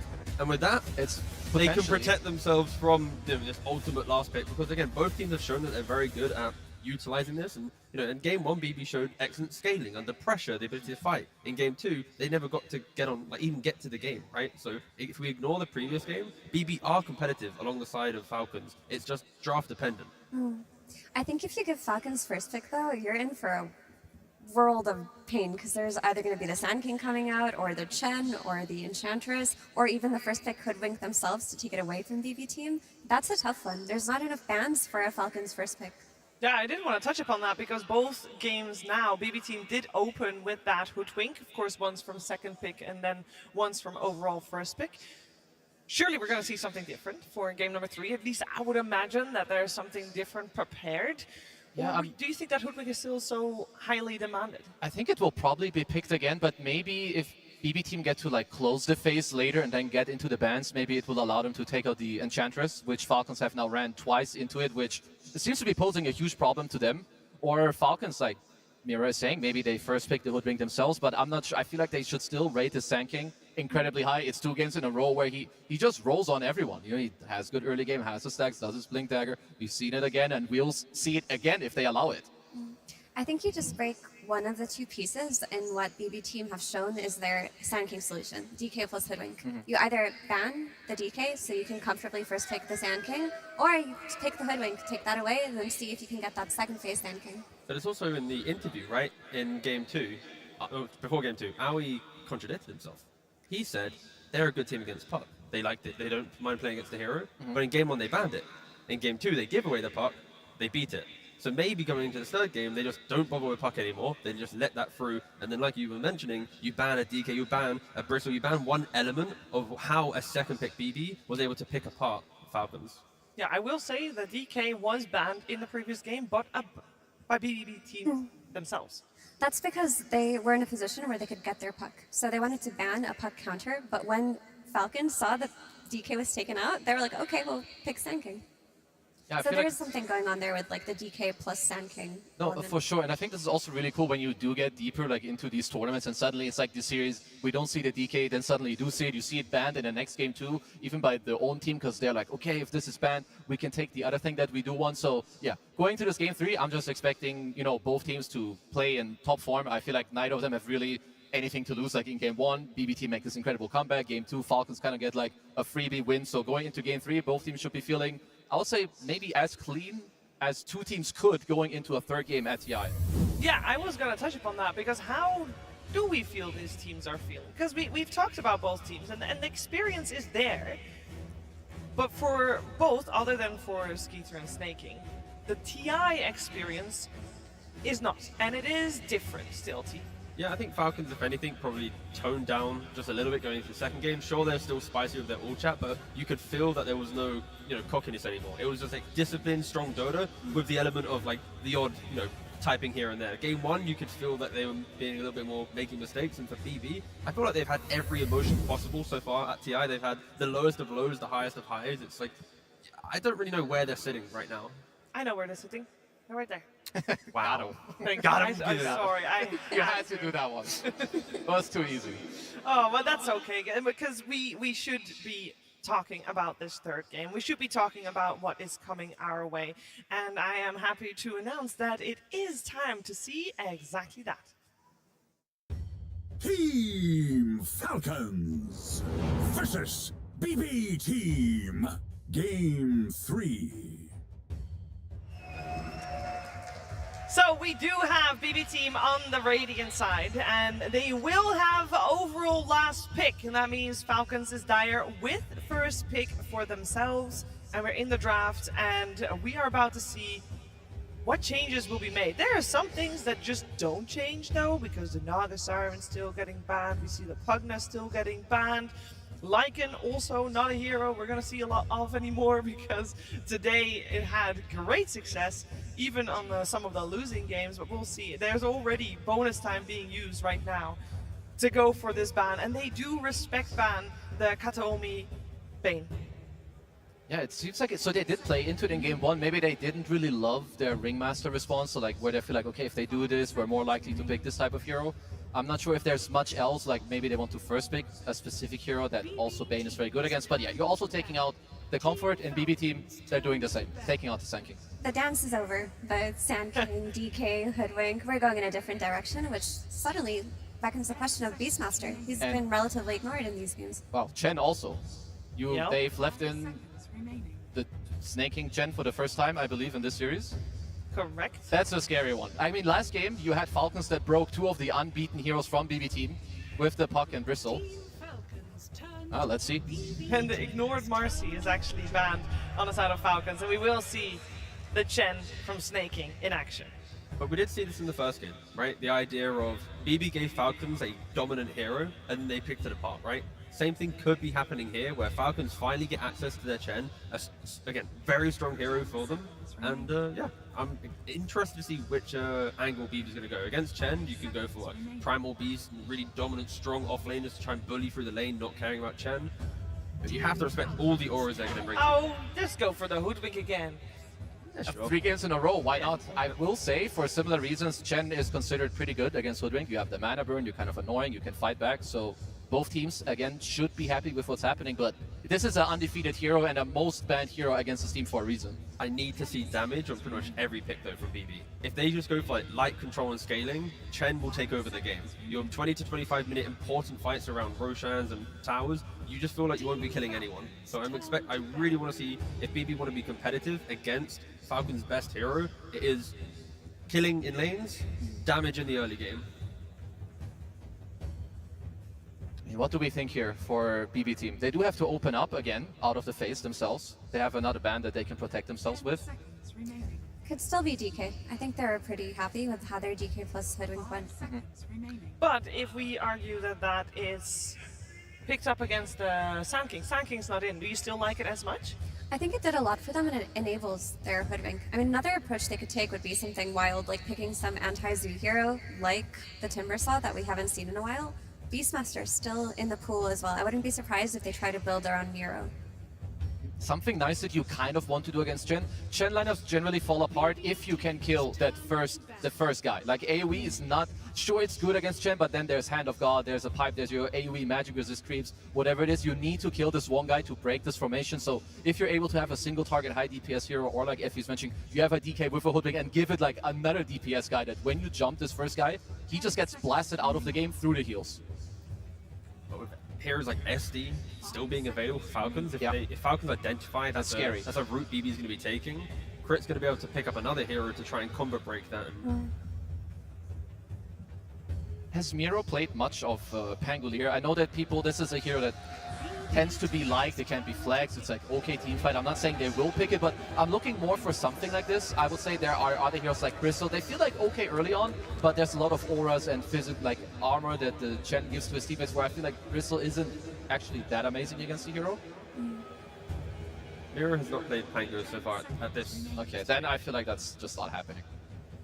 And are we really just forgetting about Beastmaster? Have they just deprioritized that hero in this series? Maybe they feel like they will just go for the DK. Why not? Maybe to go back to the Beastmaster, maybe they don't really want to play it into Chen, even though you can still play with, you know, the axes and the Aghanims. I don't really think it matters. Well, what if you play it with Chen, because it's still in the pool? Oh, you mean 4 Falcons? Sure. Oh, yeah. I mean, it would have been good for either. No, yeah, why not? I mean, we mentioned the DK, but yeah, it's just half of their duo that allows them to play make, lets them set up for quick kills around the map, always have some kind of potential to make it so that Falcons don't farm for free. Yeah. I mean, you have, in my opinion, one of the two approaches. I like what T mentioned, where you could look for a save with like the SD. Here's the hero that you want with the Beast. Yeah, I was saying you can either go for like, you go for the save against the DK, or you just give yourself enough damage that you kind of lacked earlier. Against the DK with like the long range, you don't have the hoodwink, so maybe there's like Grim, there's Snap. Yeah, this looks super chill. I prefer it with the fact that Malreen's been playing it mid more than offlane. I think in the way that Falcons are playing, I don't want to see Amar take it to offlane. I want to see it still go to the mid, still be the pick-off style of play, and kind of give life to a game. Because Beastmaster will always activate a Snap or a Chen. And then it opens up for both Skinner and Amar to be farming a lot. A main stage favorite. It's always fun to Magnus watch is like in action. iconic TI hero. You've got the scaling, you've got the displacement, you've got RPs, you can flex him, he lanes well. This is just an amazing hero. Doesn't have the win rate though, but that's okay. That's okay. And what if their idea is that because you see a Beastmaster plus Chen, you know there's going to be early tower pressure, you know there could be early attempts at high ground. Magnus is a hero that's good at punishing those attempts. Maybe they want to have them 5-man into like skewer isolations, maybe forcing them to go a little bit too far out into the map and punishing that with Magnus. Yep, not opposed to that at all. So like Magnus is a very good insurance policy to have. They just need to make sure they have layers of the fight with it, right? And for Falcons, when we talk about the killing that one guy, right? Because you're saying about bursting that hero, when you have the Snapfire with the Aghanims, you get a good enchantment with cast range, you get a Blink Dagger, you're going to be able to stop that DK hoodwink initiation on a hero. Sure, if you get hit by an RP, you're also going to be dragged back and killed, but there will be so many moments in this game for Crit to shine and to give more life to the fights. Just a nice combo too. Mortimer's into a roar, like you've always got some kind of play to make. It's also something that Falcons have in like every draft. It's like this 1+1 kill combo, sometimes even on multiple people, like 1+5 or 2 with 4 or the offlaner with the 4. We get a Warlock. It's not a hero we've seen too often, but it's a very good hero. He has good laning, can have an early ultimate, can also buff up people. Makes it easy for your carry also. It's most likely a last pick hero. You lane with Warlock. I mean, you should be chilling. Warlock's the support which gives life to any carry against any offlane combination. Because of the heal, the Fatal Bonds, in a difficult lane, you shove the wave. In a good lane, you find the kills, right? So Warlock's enabling Pure to utilize that last pick in the draft and go, no matter what you want, we will try and give it life. You're not going to be an anti-mage in the jungle, because this Warlock will fix every problem. Yeah. It also just lets them play versus the Zoo in the sense that you have the Fatal Bonds for the early group up that's going to happen on the side of Falcons. It seems like they have this idea that they can just punish the early group up with their big team fighting spells. I don't know if I personally believe in that idea. I think playing against Beastmaster plus Chen feels so overwhelming and so exhausting, even if you think you can out-team fight them. It does, and they're proposing some very strong lanes. Like, you still have most likely Amar's here that's going to be picked later, but Chen plus Troll is a very strong lane. Like, you've got the creep, Chen is hitting you. Troll is one of the most aggressive carries in lane. He will always help his support on the side. You're going to get 2v1'd over and over and over again, and it's a lot of buffs too. He's also not a carry that if you skewer back, that means that you've killed him successfully. Yep. Unless you chain it with the RP and you have enough burst to kill him during that, he's going to live through it, turn on his ult, get healed by the Chen, and then the team will turn the fight. it breaks the idea of wanting to skewer back a carry and kill them. It feels like every core that Falcons have at the moment is the same recipe, right? They're independent cores that if snaking is a second late with a heal, it's not that much of a problem, right? A mid Beastmaster, he goes for Aghanims, BKB, early refresher, like as long as he doesn't die in the RP, he's going to be able to turn it around. Like you mentioned with Troll, the same thing. So Falcons, no matter which core is offered up to the Magnus, there is a chance that the fight can kind of be extended, dragged to the new position, and they can still take it. It's not as if the one person who's dragged away is, I'm really sorry, it's not like we're seeing like a sniper or a drow, like these type of heroes that once they're caught, they are just deleted from the game. So Falcons... Dead heroes, by the way, at TI. Don't know why it's true.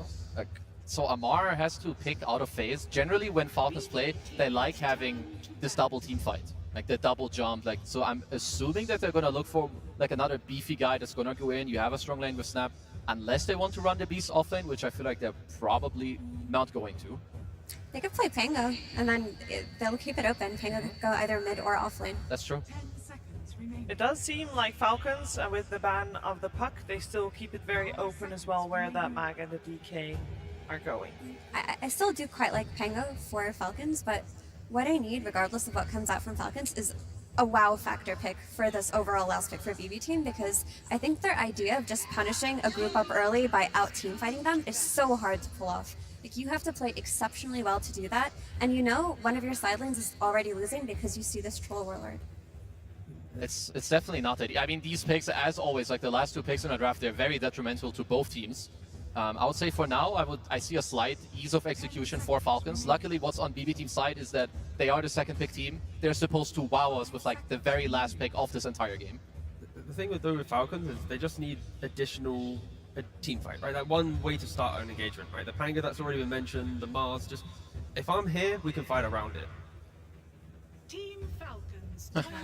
The respect. The Oscar ban coming out. Gotta appreciate I mean, I guess that. it kind of makes sense. Like, if you're a BB team, you most likely want a melee carry in this lane or DK, because you do have the Magnus offlane to play with the Empower. If they don't care about stuns in regards to Mars and Pango, then going back for like the Underlord from Mars could be an option. Just another hero that can quickly jump in. When Mag grabs a hero, you just pit right on top of them, TP in, throw down whatever auras or buffs or right clicks that you want to provide. Again, there's a lot of options for Amar. Again, we've listed 3. You might even just probably pick a 4th different one, but... Yeah, he's got plenty of good heroes or like signature ones available. You mentioned the Mars, they banned the Ursa, there's some other like even dead heroes. I mean, we don't need to like go down the list. He's got a lot of options that are all very good. Let's see which option Falcons go with for themselves. How often has the Melon Man been picked at TI? Not very frequently at all, I'll tell you That's that. a bit sad. That's Tide Hunter. Yeah. Well, let's see. Would be pretty cool. Outside of the break of Hoodwink, other than that, yeah. Strong, independent Tide Hunter. Well, let's see. The one other good thing for BB team, they have a lot of reserve time later.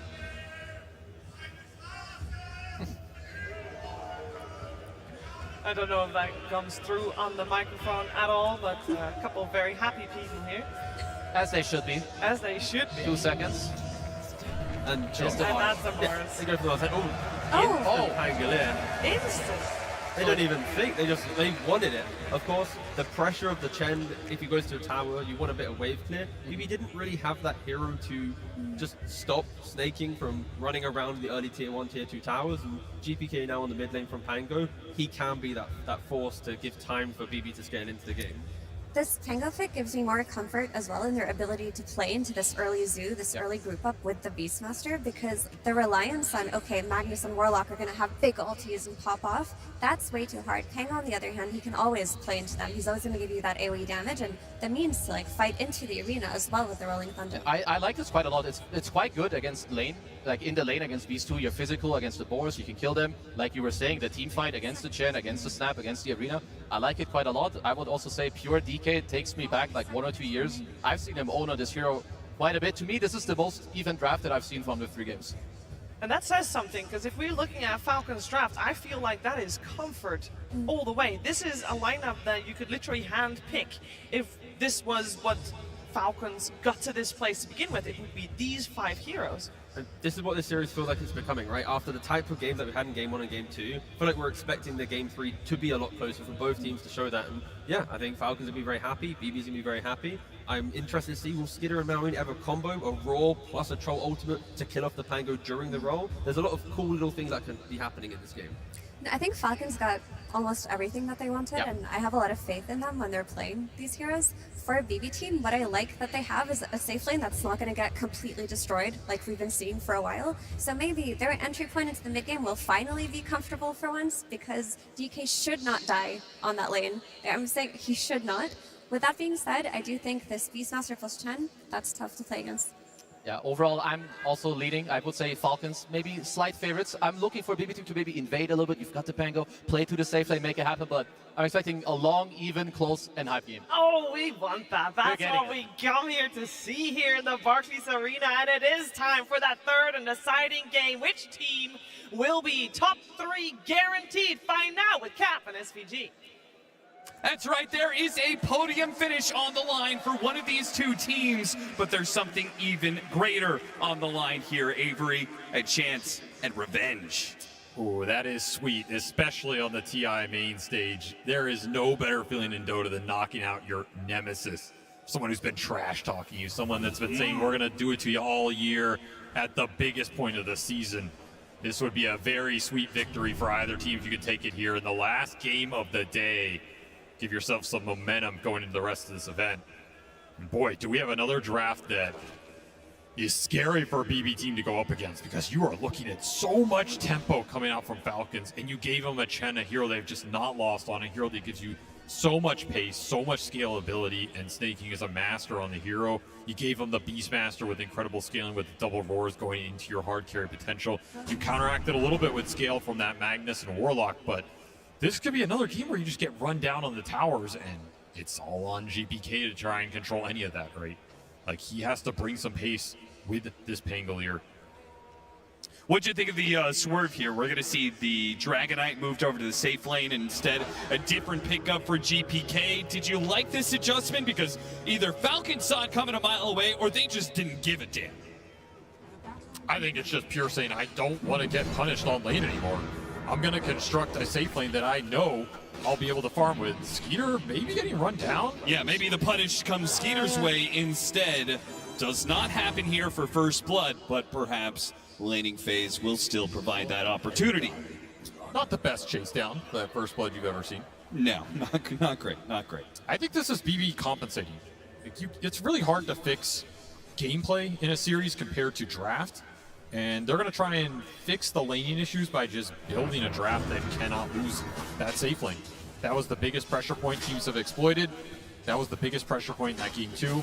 They got that last pick in the draft, so they were not counter cheese picked. That's a big component of it.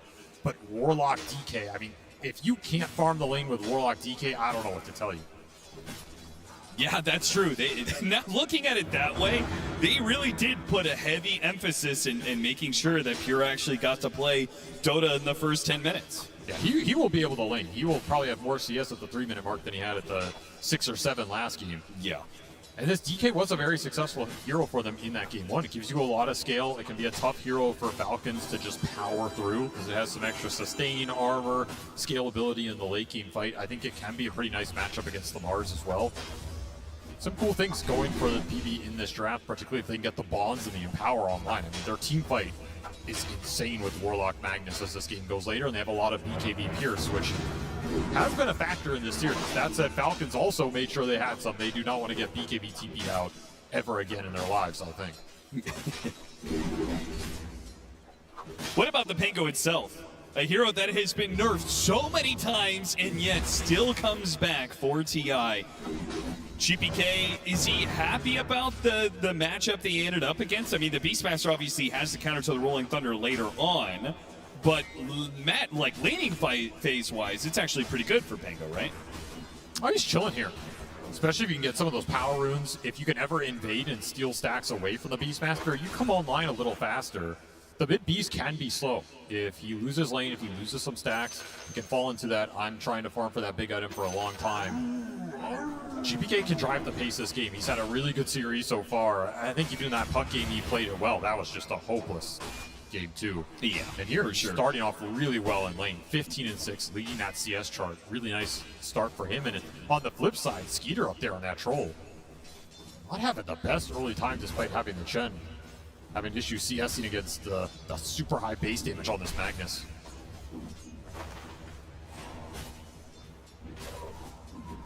Do you think that over time the Troll wins this because of the impact of the Chen? Like he's just going to start burning through all this mana? Like eventually you're just going to chip him down, right? They've already used a lot of the resources on the Troll, but he gets Lotus, so this is actually a big win. He got all CS under the tower into the Lotus. This will refill the mana pool for those axes, continue winning this lane.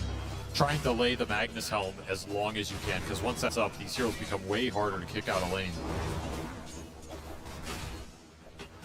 Nice bonds on this bottom lane for the Mars, as Save also taking some harassment. These lanes are heating up. I mean, there's going to be a kill here soon, because nobody wants to abandon these lanes as you try and race towards the Helms. Don't want to be giving up free CS, and at the same time, there's a lot of harassment coming through. First blood is still on the table. This mana burn is just insane. I don't know what you're supposed to do against it if you're Miro. Just get wand charges and spam for some range creeps, but this lane is getting really difficult. Strong start, impossible lane to win over the long run.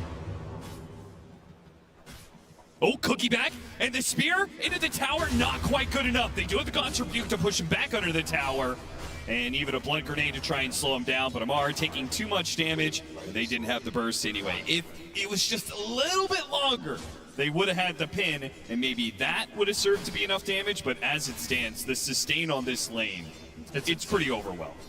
I mean, again, they built this lane to say, I don't care what you do, I'm not going to have a bad laning phase, and this DK will be guaranteed a good laning phase here. Bonds is super good against Mars. Just painful to fight through. So this will be an even laning phase for once in this series, by the looks of it. And if you're a BB fan, that's got to be a nice sight to see. What are the adjustments that you think Falcons made in turn? I mean, let's be real. This team doesn't really adjust, right? They just play their game. They're gonna pick their heroes. Yeah. They're gonna do what they've done for 2 or 3 years now. You know what's coming. It's just a matter of can you out execute them in the team fights, can you outscale them, and can you survive the laning phase. I mean, there's not a single hero in this draft that anybody is surprised to see Falcons play. Yeah, I actually think the only everybody is playing one of their quintessential heroes except for maybe Crit. I don't really think of him as Snapfire. Obviously, he's played it a fair amount, but he's super comfortable on any of these 4-position range playmakers. I mean, if you were planning on picking Mars, obviously this is one of the best combos you can get your hands on, right? Cookie into a spear back like they tried earlier, but then obviously when you get 6, that is also a death trap. Get the arena with the kisses going. It's a team fight victory early on, guaranteed. Nice bombardment threat against the Pangolier. If you go in and stun this Pangolier, suddenly these kisses start coming through. He might not have time to get the Rolling Thunder out. You might not have time to bail him out with your turnaround in the Golem or the RP. I think that's the big threat it provides this game. A lot of extra magic damage to bring the Pango or the DK down early before they get too beefy. Once again, Amar, he has to spear defensively. As many bracers as he builds up, he simply does not have the HP regen to deal with all this harassment. And first power rune goes GPK's way. Maybe not the rune he wanted, but he'll snag it up here, and he's still top of that CS chart by a couple denies here. Does feel like Falcons have given GPK a lot of runes in this series. Just not their biggest priority, right? They're more of a stack, farm-oriented team than a get early power runes and make aggressive plays with them team. It's a stylistic choice. It will give GPK a little more freedom, but then it's up to BB team to use that to build an advantage. Not always the easiest against this team that's very disciplined and doesn't provide a lot of openings. They maintain their resources well, they keep high HP pools, they TP and react very quickly. Something like going for a dive play under a tower to kill a troll with a power rune or something can easily go against you. Just want to get that diffusal up and start skirmishing. That's your game plan here. Well, while BB team are clearing out some stacks, it leaves the troll alone in lane, which the Chen is happy with. Snaking's just been able to play farming jungle. Build your own Dominator. That's true. We're seeing the Chen and Enchantress come back for a reason. This creep shove has been super important this TI. At least this is the honest form of it. That is true. Now, Crit's play here This seems a bit of a stretch. If he can get the cookie onto the troll and he slows down the hoodwink, then maybe, but... I mean, this tells you how strong that safe lane is for BB, that Crit doesn't feel like he can exert any pressure down there with a Snapfire Mars. That he feels the better play is to go up top with this catapult and the Chen timing. But GPK he has wanted to rotate up to this top lane already once, and now he finds some time to make that rotation come through. The cookie trying to push away from the Rolling Thunder. Skeeter tries to skirt the edges, gets the other side of the cliff. It gets him away from the Rolling Thunder, but still, Save and Mira will pursue. Blood Grenade to try and slow down Mira. Good swashbuckle hit, and they got it. First blood goes the way of BB team. Costs them a lot of resources, but they get it. They defend the push. Nice little defensive maneuver from them. You give up an amp damage to Malrine. That was kind of the downside of pushing GPK up there and forcing the reaction, but he's got to be happy about a troll kill this early on. That was an aggressive push from Falcons. Felt like they didn't think there was a lot of places to attack on the map. That was their best choice, but it still felt a little forced that early on. Especially if Malrine isn't matching the rotation of the Pango. Malrine invested in taking the power rune, which he does get it. It's an amp damage, but it came at a certain cost.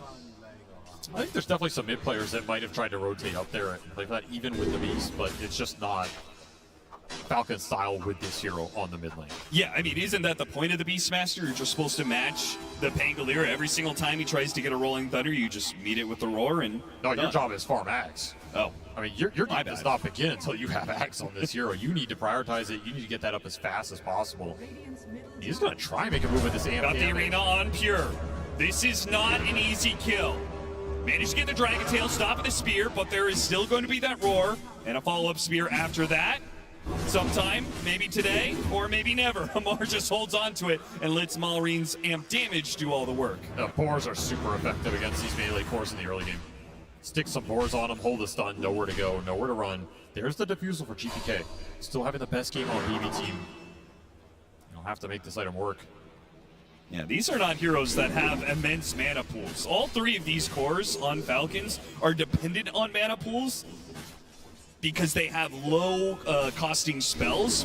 They do not like getting mana burned out whatsoever. Downside of these, pseudo triple strength core lineups. Your mana pools are pretty lackluster. Your spells can be equally as important. This Diffusal can absolutely do some heavy lifting here in the early game. Rune denied from a boar. GPK will have to settle for some tower damage as Malrine pulls ahead off the stacks, man. This is classic mid-Beastmaster gameplay. You got that one nice gank with the power rune that he did get, and then straight in the jungle, clears through all the stacks before any contest comes through. He is giga farmed right now. You fought and died. Crit bites out of smoke. Let's see what they do with that, because Malrine has headed back to base, and he's going to heal up right as his TP comes up, and he has another 12 seconds to roar. So I imagine you clear out this mid lane, and then you and the Snapfire go from there. You have really good single target focus from a decent range. You don't want to go into BB. Oh, nice cookie play. Crit. He'll get the solo on save and an extra bit of damage on GPK. Very nice. Big plays coming out on this mid lane. That's going to finish his arcane boots. Nice little pickup in XP as well. Level 7 3/4 on this snap. Yeah, massive level difference between the two. I don't even know where he found all these levels, because he made the one move top, it didn't really work. He abandoned bottom early. I think he probably shared some of the experience from the stacks, yeah. I mean, it's a huge level difference. And these are the two playmakers for the squad. Almost level 8, and this Hoodwink is still level 4 for save. Incredibly sacrificial game from him. It is also part of the MO of Falcons because they have these strong laning cores that are rather tanky. They've been able to just leave them alone in lane. Oh, yeah. And, say the Beastmaster, for example, doing those clears, the stacks, Snapfire sitting in mid, soaking up experience. Snake King will be run down here. Bushwhack tries to give him some extra armor, but it's not good enough. It does give the heads up to his carry, who is able to get away from all that nonsense. Nice little connection for the Pangolier. I mean, you got to remember this is an Empower lineup, and they have good Empower targets, not the pseudo-Empower ones. They do, yeah. This Pango Magnus duo is just nasty. It's a combination OG love to run. Channel your inner tops in here on the main stage and just make top 3. Malrine, a regen rune, and 1,000 gold left to that point booster. Meanwhile, Pure, he's having a great time. Oh, this is the best early game he's had. Seriously. It's amazing for him. He's just going to pick up the farm pace from here. And the flip side of that is, I say this very rarely, but it is ATF coming out of lanes the poorest. Yeah. Not something he likes to see, not his usual play style, so he'll have to make it up with some cheap utility here. He's looking at like E.O.E's Blink. He can play the fights for his other two cores and catch up that way, but it's going to be slow from him. Smart's really got punished on that lane from the Warlock pick. That was its job. It did that. And now you get to hold on to its ult for the right fights. If they really want that Pango. This is where that smoke was going to come into play. The arena into a GPK. Can he get ahead of it?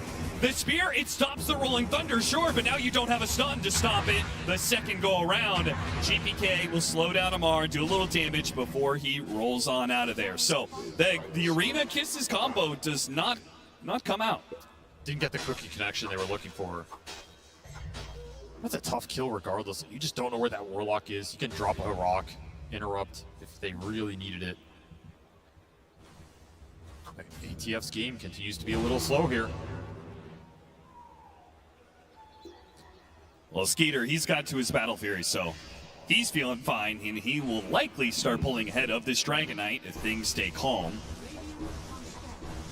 I mean, it is always scary to go even or lose early game slightly to the Magnus lineup. You think that's scarier than going even against a Troll lineup? Yeah, I think so. I mean, Magnus at TI, man, this hero can do work. People play a little more scared. They get caught off a little more easily. How many games have we seen Magnus pull ahead, right? I don't even have to name the players that have won that Aegis on this hero for everybody to know who I'm talking about. I guess the way I see it, though, they are such a stun-oriented lineup. If this game goes late, I think the Troll is kind of unstoppable. Like, he's going to have that Battle Trance strong Dispel, right? It's a strong Troll game. You are right. There's not a lot that prevents the Troll doing what he wants to do in the fight. It's just a matter of can you survive it and push through it with the scaling on your cores. I will say Skewer in that high ground defense. Like, what is there to stop the Skewer play? It's pretty much the Roar interrupt. You have to be really on point.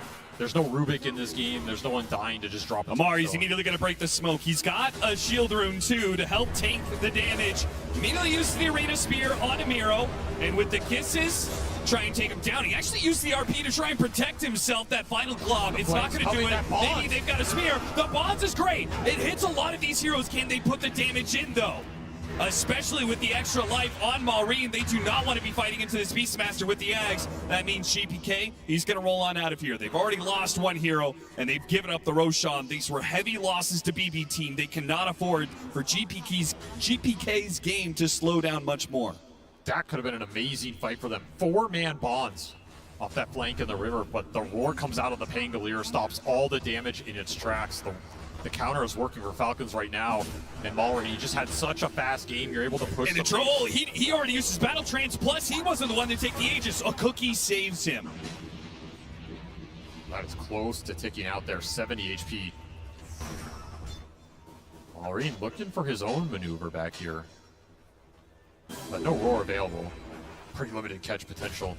Get the D-ward around the pit as well. Very successful objective-based move for Falcons. They're not completely snowballing this game like we saw previously, but they are controlling the pace right now. You still got to get this tier 1 bottom. I can't believe this tower's still up, actually. I mean, that shows how poor of a laning phase ATF had. This tower is normally just gone by default. You have to use this Aegis to clear out the junk down here.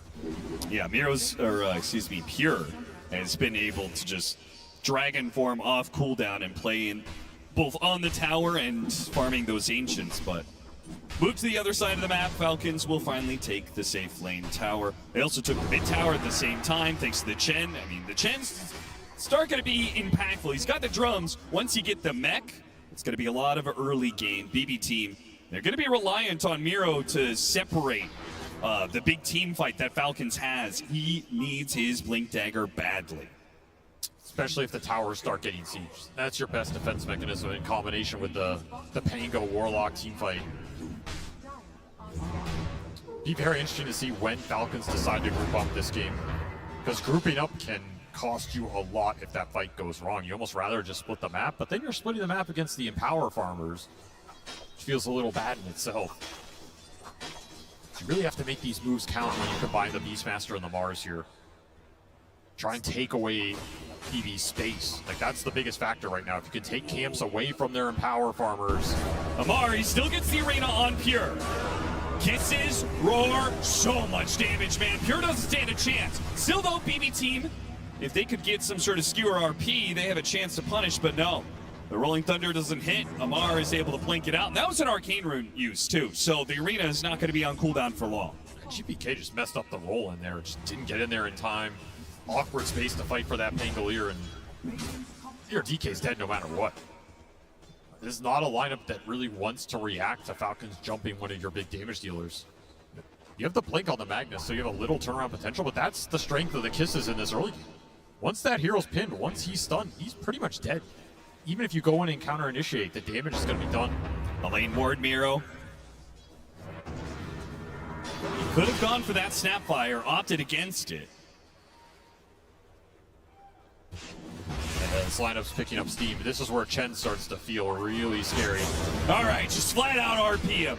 They do finally pull the trigger on that one. I'm sure Crit realizes, yeah, there's some sort of lane ward. He's already pinging it out.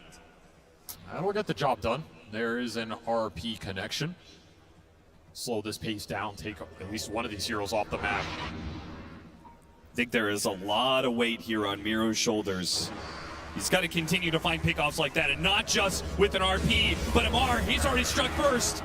Got the pin right next to Skeeter. You could not ask for a better setup if you're the carry troll. I intercepted that move perfectly. I think they were heading towards Pure, but they'll take the Magnus for sure. ATF, he's not done. Amar's crazy, man. He's just blinking into 1v2. There was no upside to that. He just wanted to taunt Pure. I mean, the upside is you send a message. Maybe they start thinking they have vision there. The real vision is in the triangle. They do know about it. Dragon Tail stops Amari, doesn't actually hit the spear into the trees. But they do have good control of the area. The towers fall.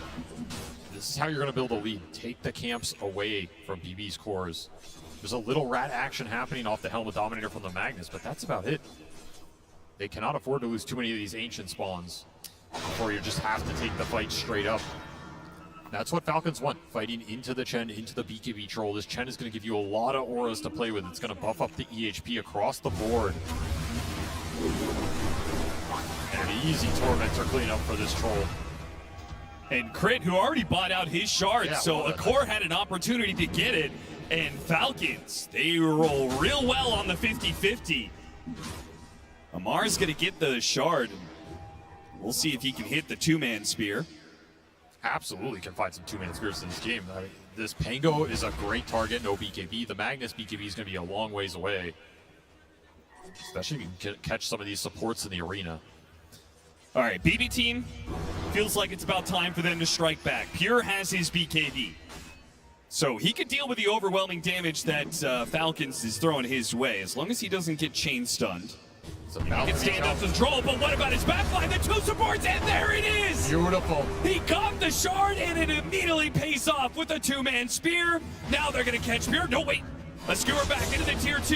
RP to lock him down underneath this tower. Amar in trouble. They can try and get what heals they can. Not good enough. Skeeter, he pops his ultimate, but that's a Dragonite. It's a pretty tanky hero. The help of Maureen, though, the BKB does not allow him to stand tall.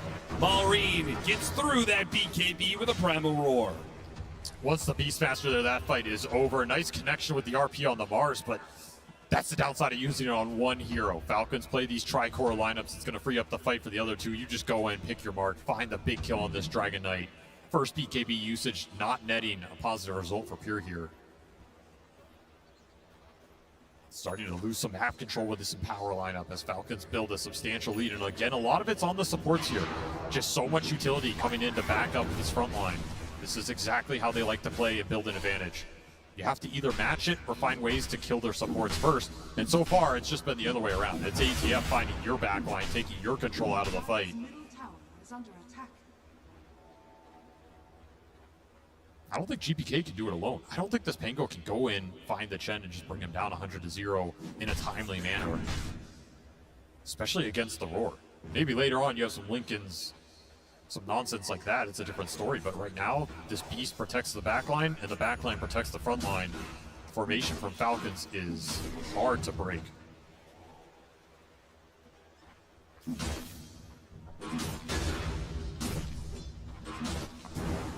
Well, it looks like BB Team is going to just have to play defense for the foreseeable future, which is fine. I mean, they've shown multiple times on both the road to TI and here on the main stage itself that they are more than capable of making comebacks. There's only so much defense you can play, though. I mean, this series has felt like 3 games of defense. It's true.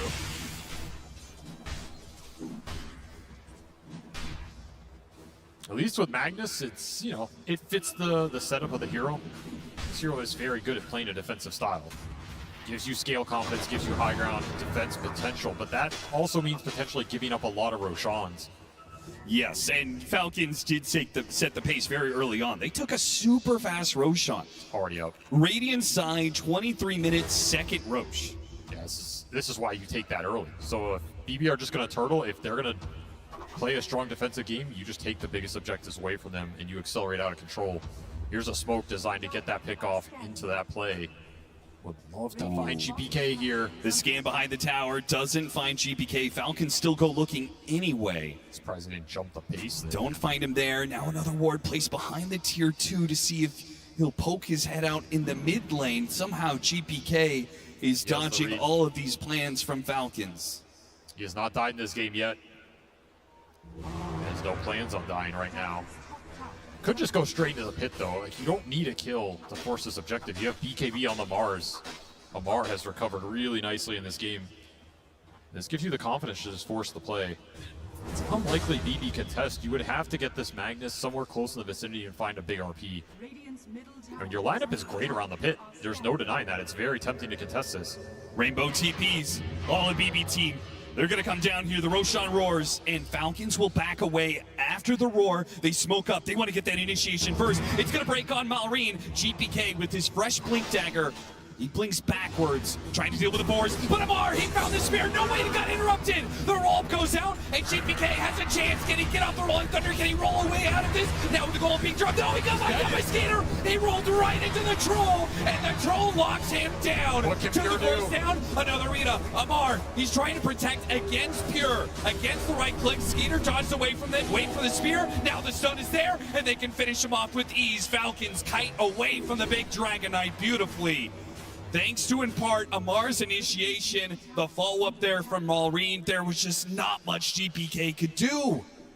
Rolled right into the hands of Skeeter. That's a death sentence. This troll during BKB is so good against your lineup right now. And he has the sustain to back him up. You're just never going to burst him down. You have to be able to win that long fight. And that means landing an RP on multiple heroes. That spear just forced so much chaos out of this BB team lineup. Miro feels like he has to throw it out based on the troll running in, but it's just not the best target you want because he's always going to get spells off here. Yeah, GPK, I mean, what beautiful reaction to get the roll up there in the first place, but it's just, he's stuck in a situation, he's countered by too many heroes. There's 2 different BKB piercing disables that are going to go through that Rolling Thunder. Just no way to take that fight when Amar gets the jump. Like, that's what these fights are coming down to. You have to either land a massive RP or get the jump of your own, and Falcons are always one step ahead of you. They're playing really well right now, really fast. A second Aegis, and this time a banner. Potentially for a high ground push, but as you said, BB team, you're going to be pushing into a Magnus. You have a look at the ores and the utility they're getting up right now. Mech, Vlad's, Drum, Cobalt Cup, done on the Chen. Okay. Solar Crest, plus, well, Blink Dagger flying in for crit. Got a little ice armor in there, plus all the creep auras. If you could get the pick off the Magnus, if you could just get a free high ground push, what a world it would be for Falcons. Malrine finds that opening. Will Falcons push it? This is escalating too fast for the pace that BB want right now. And the push is coming. Falcons are not going to wait. They are not going to extend this game. They're going to make you find an opening. 23 seconds left. Just harassing Pure. Yep. Seeing if he can get a BKB out of Pure, seeing if he could slow him down. But with the banner, And another 12 seconds. I mean, the troll is just demolishing buildings. They try and slow him down as best they can. So many buffs behind him right now. And no chance without the Magnus. Miro backup still doesn't have BKB though. So all you can do is give up a rack. Davis scan on Pure. Pure, a BKB does not guarantee safety. He's gonna be roared up. Now he's gonna be pinned. It's too many chain stuns. He's gone. What a scan, man. Absolutely on point, Falcons. They can taste victory right now in this game 3. Falcons knew exactly the kind of player Pure is. He's going to try and push his limits, especially when he's behind in the game. He likes to play on the enemy side of the map. He likes to cut waves. And Falcons knew after he took that mid tower, he was not going to back up. He was going to keep sticking around, trying to play greedy, trying to play for more farm. And that will be his undoing, at least on that life. Still, BB team, they have a chance. That we haven't seen them in a 5-man high ground defense, but we may never see that happen if they continue to get picked off. Losing Wisdom trying to the Chen right now. Rough stuff. Do finish up the BKB on the Magnus. That's your hope for this next fight. All eyes on Miro. He can try and land a big ultimate. They're gonna need it. This was a brutal Aegis period for BB team. Such a net worth swing off of this one objective. Falcons just splitting the map, continuing to scale up, and this is why this is why I would never want to play against Beastmaster in this meta. The hero does a lot in the early game, he does a lot in the mid game, he does a lot around the objectives, and then his scale is just insane. You go in, you get to this late game, you can potentially get double roar up with a refresher. You just put both into the enemy carry. You're just going to be sitting there for almost 10 seconds. Yeah, I feel like this hero has evolved to something different. He used to be picked up because, oh, it was an Aura and a Zoo hero, right? And then, oh, maybe this BKB piercing disable is going to be good. But now it's just flat out a damage dealer. It's just carries through team fights by itself. And as you go late, it's still helping out this troll. This attack speed buff is allowing the troll to get to those max fervor stacks nice and quick. We're going to see that happen again. And see Assault to tier 3 with 70 seconds left on the Aegis. That's the crazy part. You still have a minute here. This Aegis period has felt like forever. Miro, he's got to do something wonderful here. And it may have to be more than just getting a skewer back on the troll. He's going to start with the troll, skewer back there, immediately going to be roared up though. He's in trouble. They can't afford him to die right this, but it's just going to be a chain stun. An easy follow-up from Amar and a second life now for Skeeter. GPK rolls through him. But when the Rolling Thunder is down and you don't have the Magnus, what is going to stop this troll? And guess what? Refresher already done for Omar. He has a second arena if he really wants to throw it out here. The Dragon form isn't going to last for much longer. And frankly, it's not much of a threat as is. A Dragon Tail goes out and a double spear. That is sick. Puts him right into the melee barracks. They drop the golem in response, and Falcons say, okay, we got something else out of you. That was a big pause that landed on a lot of heroes. They are respecting what that spell can do right now. Another one goes out, this time catching Save, as his ultimate will push him back, perhaps out of danger from Skeeter. But the buildings, there is no retreat for them. Magnus is back, still has BKB and RP available. Smoked up, but they can't get there in time. Falcons have already taken the objectives and backed away. Just so clean. Didn't even end up using that Mars refresher. Still have Troll BKB. So much in the tank.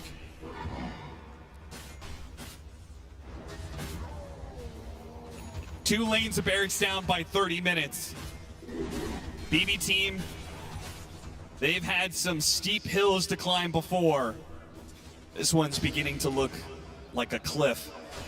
Playing up on the high ground, playing up in the triangle, hoping that Falcons will gift them an opportunity at a pickoff or maybe even an easy team fight, but Falcons, they'll just play to their side of the map, play for that overwhelming advantage that they have played to so many times in the past. This has been Falcons' MO from this year to the last, where when they get an advantage, they are willing to slow down the game and just build that advantage more and more and more.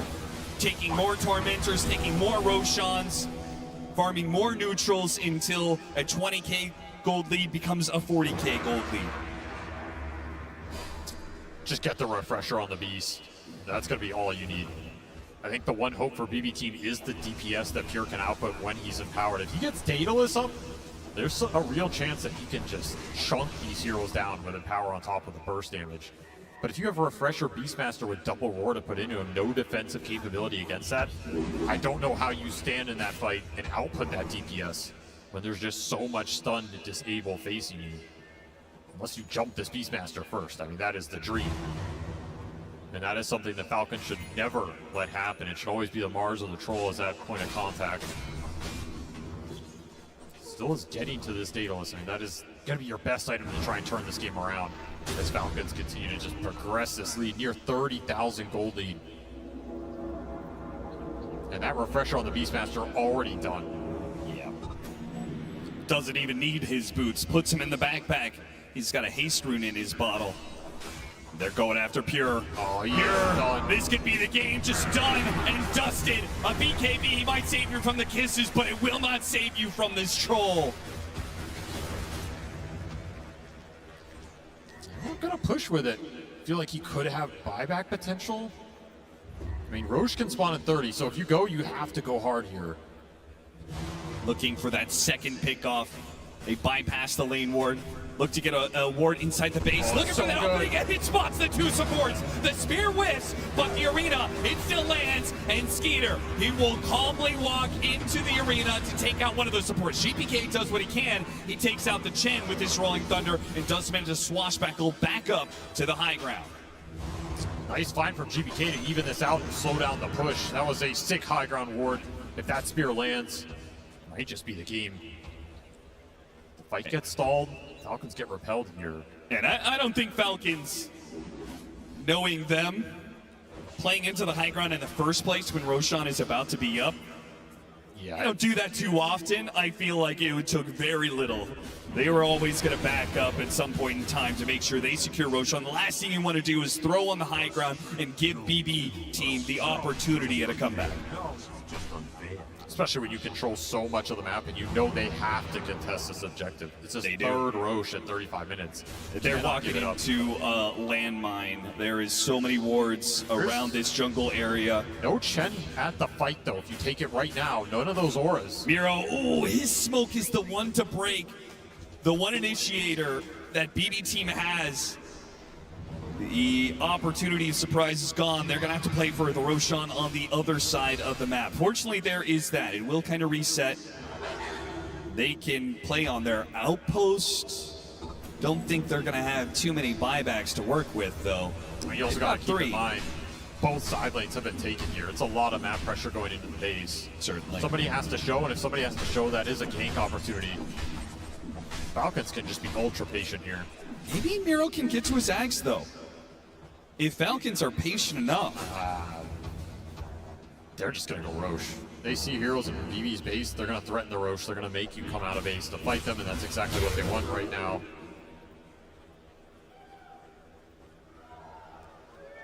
And Pure, as always, off to some adventure on the enemy side of the map. He just wants his Daedalus. You get that, you have a chance. It's not a good one, but you at least have some damage to play with. Katomi playing the drums for the crowd. Malrine has drums of his own. Four-man smoke up from Falcons. Surprising that Amar is not the one in that smoke. Another arcane rune. Yeah, this is like a defensive smoke. You're just waiting if they come into you with this Roche sitting up right now. BB are not contesting it. They don't contest it, just go in the pit. Yeah. No reason to make this game complicated right now. That's going to be a Refresher Shard Roche. Downside for Falcons is they're so farmed, they already have the Refresher, so all of this will likely just go to Skeeter here.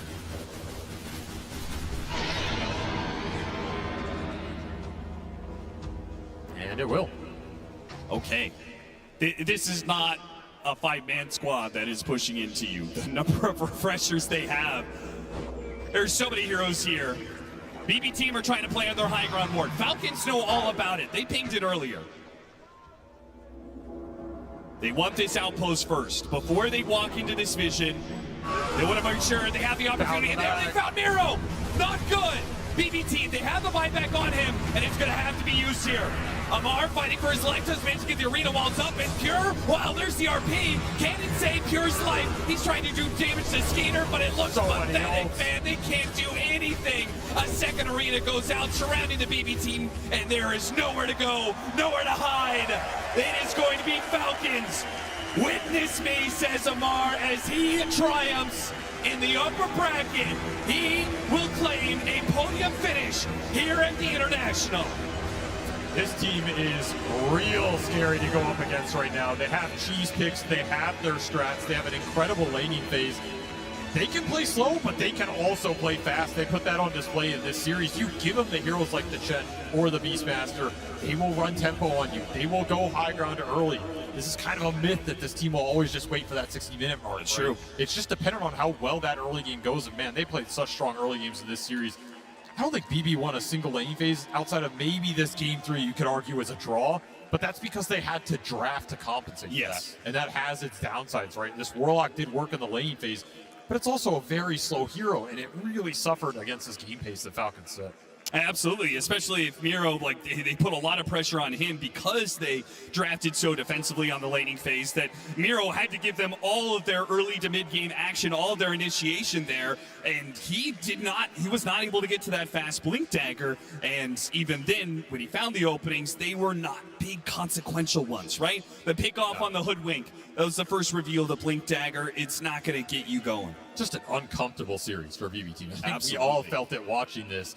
There was probably some more potential in there, but they just could not find their footing outside of maybe that one fight with the Lifestealer that they turned that game around. That was the only moment in the series where it felt like they were in control. It was Falcons all the way. It was indeed, and led by their carry, Skater, who is on the stage, ready for an interview. Thank you, Capman SBG. Top 3. Skater, tell me the story of this series versus BB. I mean, we had gameplay problems in game 1, fell behind a little bit, made some crucial mistakes, but I'm just very happy we pulled through and we took it to game 3 because all the other series were 2-0, so I'm very happy for that. Yeah, and then the crowd's happy for that one as well. Finally a 3-game series here. That is what they wanted. What was the conversation like after that game 1? A bit of a surprising comeback maybe. How did you recover? Our wonderful coach, E.O.E 2000, had a speech ready. He kind of fixed what we lacked in the game 1, and it was easy afterwards. All right, can you give us a bit of insight as to what exactly he said? What exactly did he say in that inspirational moment? Stop being bad. Very inspirational, Skater. Thank you very much. There was a lot of old chat in that game as well. Can you share, is that a friendly rivalry you have with BB? Is there a little bit of spice there? Where do you sit with those guys? I think it's friendly, but you gotta ask Maureen. I was not really involved at all. Okay, you're going to stay a side guy, right? Yeah, I'm too mature for that. Too mature? Well, talking about mature, actually, I believe it is your birthday today, so happy birthday. I believe you're, you want me to say it? What's the best birthday present you've been given today? I mean, top 3 is up there for sure, so I'm very happy. I can imagine. So, well, you already know who you're playing against in those upper bracket finals. What do you think Pvision are going to be bringing against you tomorrow? Just a bunch of dominators, I guess. And do you have a plan for that? Nope. All right, sweet, excellent. Sounds like you're going in with a great mentality. Well, Skater, congratulations on making it to top 3 here at the International Ground. Let's hear it for Falcons!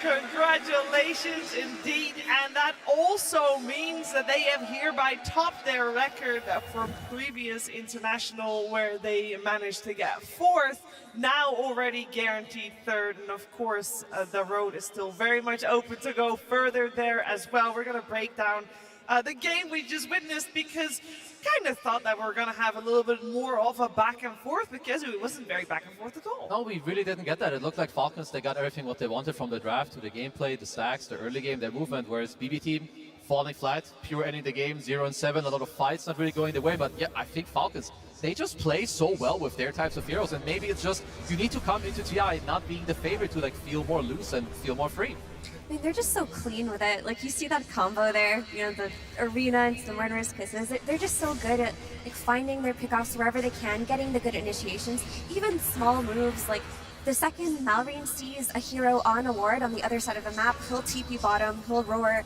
the DK, get a kill, go do stacks. Like, everything is so textbook that they do, and they've finally hit their stride this year at TI, which is the best time to do it. It feels like Falcons, when they're able to say, can we make a move? And every player can say yes, that's when they're the most dominant. And when you look at this lineup, if Cho wants to make a move, they'll snap the Chen, they'll follow him, they'll back him up. If Amar wants to make a move, Snap's there, or the Beast is there. Like, every single combination of these 5 heroes, no matter which way you put them, has a purpose on the map. Yeah, it's honestly, it's like such a big thing that they play for in like all of their strats. Like this 1+1 kill threat here. One guy, you have a good lane, you can go through the gate to the other person. And you can see, right? You were saying they beat their last year's record already of TI placement. Like top 3 already secured. Yeah, that is some good stuff. I mean, that's very impressive, right? From obviously, you know, to bring the players together, right? As a, you know, world-star roster, 4th in the first year, 2nd year they're 3rd. Already kind of, it feels like they're destined to get to the grand finals. Of course, Pvision will be an incredibly difficult challenge tomorrow. But yeah, if there ever was a time for Falcons to be able to do it, it would be after a result like this and after a showing that they had. Yeah, we should also mention that if we're looking at Falcons, there's one man that was a little bit of a step ahead of the rest. We have to, of course, talk about Amar, who's our standout player here. This is, I mean, obviously it was a great Mars game, and he did pick the hero for himself almost at the very end there. But I also want to highlight he's the one pressing the button, so that comes with extra pressure, and sometimes players, they don't deliver the same kind of performance with that extra pressure, but he seems to be doing that. Yeah, he really did. And I mean, it's Amar Mars. Like, this is his hero. This is the one you don't go away. It was banned in that game too. In this game 3, he just took the opportunity to have it for himself, and he delivered. Like, he was just doing the blind blinks into the spear backs. He was arenaing to protect the Roshan even before the Roshan was dead. He just does everything so well. And I think it's also the crit factor. Like, crit is always playing a hero that combos with whatever hero that Amar wants to play. And because of that, they're always going to look good. Like, this is one of the best heroes to enable Crit's hero pool as well. Yeah, and if we're looking at Crit's hero pool, we gotta also talk about Snaking. When we're talking about both of these players and both of their heroes, they had quite the game team. Yeah, I just wanted to look at both of the supports together at the same time. Because when you look at the 23-minute mark, you got Snapfire with a shard with the Solar Crest, right? So you can cookie heal, cookie displace, you've got the Solar Crest for physical barrier. Then on Snaking, you then have his third spell, can't remember the name, who cares? My favorite. There we go, boom, boom. Mechanism for additional heal, drum as well, Cobalt Cup. Like, there's so many buffs, and I'm talking so quickly that production's having to follow me with highlighting them, that at the 23-minute mark, if these 2 heroes are in the same place, killing a core is close to impossible. And it makes it so easy too for you like to go in, right? There's even like Lotuses on it. So if you're the Mars, you have your Snapfire backing up. Your troll with these things that he is showing, how do you even want to try to kill Skeeter? Like, sure, you go in with your DK. He's not gonna get bursted. He presses his ult. All right, see you later. Yeah, and how often did we see Troll get skewered back? It happened a couple of times that game, but that was a disaster. They couldn't burst Troll on the skewer back or the RP. He was getting buffed up healed. He would just pop his ulti, and there was even one of the fights where the Pengo was roared right next to him after he got RP'd. He was like, oh, don't mind if I do. Just kills him there. Yeah, and to me also, I think Malrine maybe doesn't get like enough praise. I think he ended the game like deathless, and in every game he has stacks. He's gonna make this early game rotation into the offlane, get the kill, help his team. So yeah, I mean, we could sing praises for all 5 players because they played absolutely phenomenal. Yeah, they really did, and to showcase that, there's one more fight from that previous game that we would like to highlight for you, because like there's so many cool things happening. So in this team fight that we see, I want you guys to, first of all, we just appreciate the spellcasting, but later I want everyone to put their eyes on Amar and what he will do. When you use Arena, you cut all the trees. Now let's pay attention later. Skeeter is currently BKB'd, ulting and whacking away at opponents. Amar here BKBs, there's a bushwhack, he immediately arenas, not just to like help everyone and try to keep Pure locked in, but he immediately breaks Skeeter free, just to make sure that anyone is like fine and chilling. Like these guys, they know their heroes truly in and out, and they're such like masters of their craft and their hero, their timing, their item builds, that this is one of the big reasons why they can win with, well, most drafts where they have heroes where they're high level with. And I do want to praise Skeeter for the way that he played this game. Like, he was putting himself in positions to be the hero that's getting RP'd, to be the hero that's getting skewered back. Like, he had full faith in his team, and he was always playing the outskirts of the fight, too. Like, whenever he felt like he was getting low, he would drop out, wait a little bit, reset, go back in. He only died 2 times this entire series, not just that game. Only 2 deaths, and it was a full 3-game series. Like, he played really impressively today. It is incredibly impressive, and if we even look at that draft alone, you'd think like, wow, did Falcons get so many of their signature heroes? They just have so many. Guys, you cannot ban against this team. This team has way too many signature heroes, so they're always going to play something that they're comfortable on, and that means that the team that they're up against, they really got to bring their A game, and Falcons brought their A game today, and that means they are guaranteed top 3. Let's see where all the pieces fall now that this day is done. Because we started the day, Tiga, with 8 teams, but if we're looking at that lower bracket, we dropped down to 6. Yeah, and also, we lost Taiwan, lost Tundra, but I want to talk about Heroic instantly, right? The fact that Heroic beat Tundra, and as it progresses, I was expecting a series to be like, you know what, I'm not expecting Heroic to be able to win it. I feel like their journey is going to end soon, but when I see how BB's playing, I can see Heroic winning. And then the next round after, I see how Extreme played today, how Nigma played. I'm like, you know what? I also can see Heroic doing it. Like, coming into lower bracket, maybe not so faithful, but here it is. I'm like, I'm becoming a believer. It's also like lower bracket of TI, magical things can happen. SA region, yeah, I definitely got my eyes on them. Like, come on.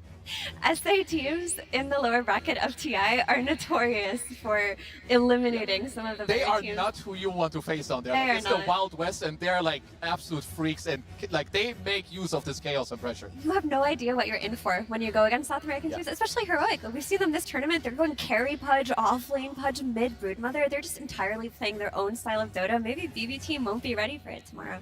Yeah, they definitely have some chaos that they'll bring to the table in tomorrow's series. They will not be playing up first, though, because this is our schedule for tomorrow. We are kicking things off with Extreme Gaming taking on Nigma Galaxy. Now, that is going to be an exciting one. We'll see if Extreme Gaming can recover from today, or if Nigma Galaxy can continue on their momentum. We're going to have another lower bracket match with BB Team versus Heroic. A spicy one, and of course, our top 3, 2 of our top 3 teams, Pvision and Falcons. One of these 2 teams will be punching their ticket to the grand finals on our final Sunday. And at the very end of the day, the winners of the first 2 series will go up against each other to decide who will be third. If there ever was a day for the 4 best-of-3s to all have 3 games, it probably should be tomorrow, right? When XG or Nigma has to play the first and last, will truly test their might and ability to stay awake after like 13 hours of Dota. So. Yeah, today was not as long of a day as I think a lot of people were expecting, but it was a very entertaining day regardless. Kezu, what stood out to you most from today? Maybe XG like faltering a little bit, because I thought they would do better like coming into today. And then the other thing, yeah, Heroic kind of blasting Tundra out of the tournament, like looking really good. Those would be my takeaways. I'm just most curious about XG versus Nigma, because I really don't know how it'll go. Nigma have been powering up. There's also a meme in the Chinese Dota community about Ghost, how good he is when he plays versus Western teams, and then when he plays versus Chinese teams, he's not so good. So I'm wondering if that's going to change tomorrow. I just feel like at this TI so far, every team has their own identity. We're not in a TI where everyone's trying to copy one thing. Like, you look at Pvision, what they're playing, what BB's playing, what Heroic's playing. I feel like you could make a case for a clear concept being different in every team, and that's relatively rare at tournaments. So I think that just Dota in general, and this patch is in a healthy spot, that it is cool to see. It is cool to see, and I do know that tomorrow we do not know what the day will bring, but I do know what we're going to do.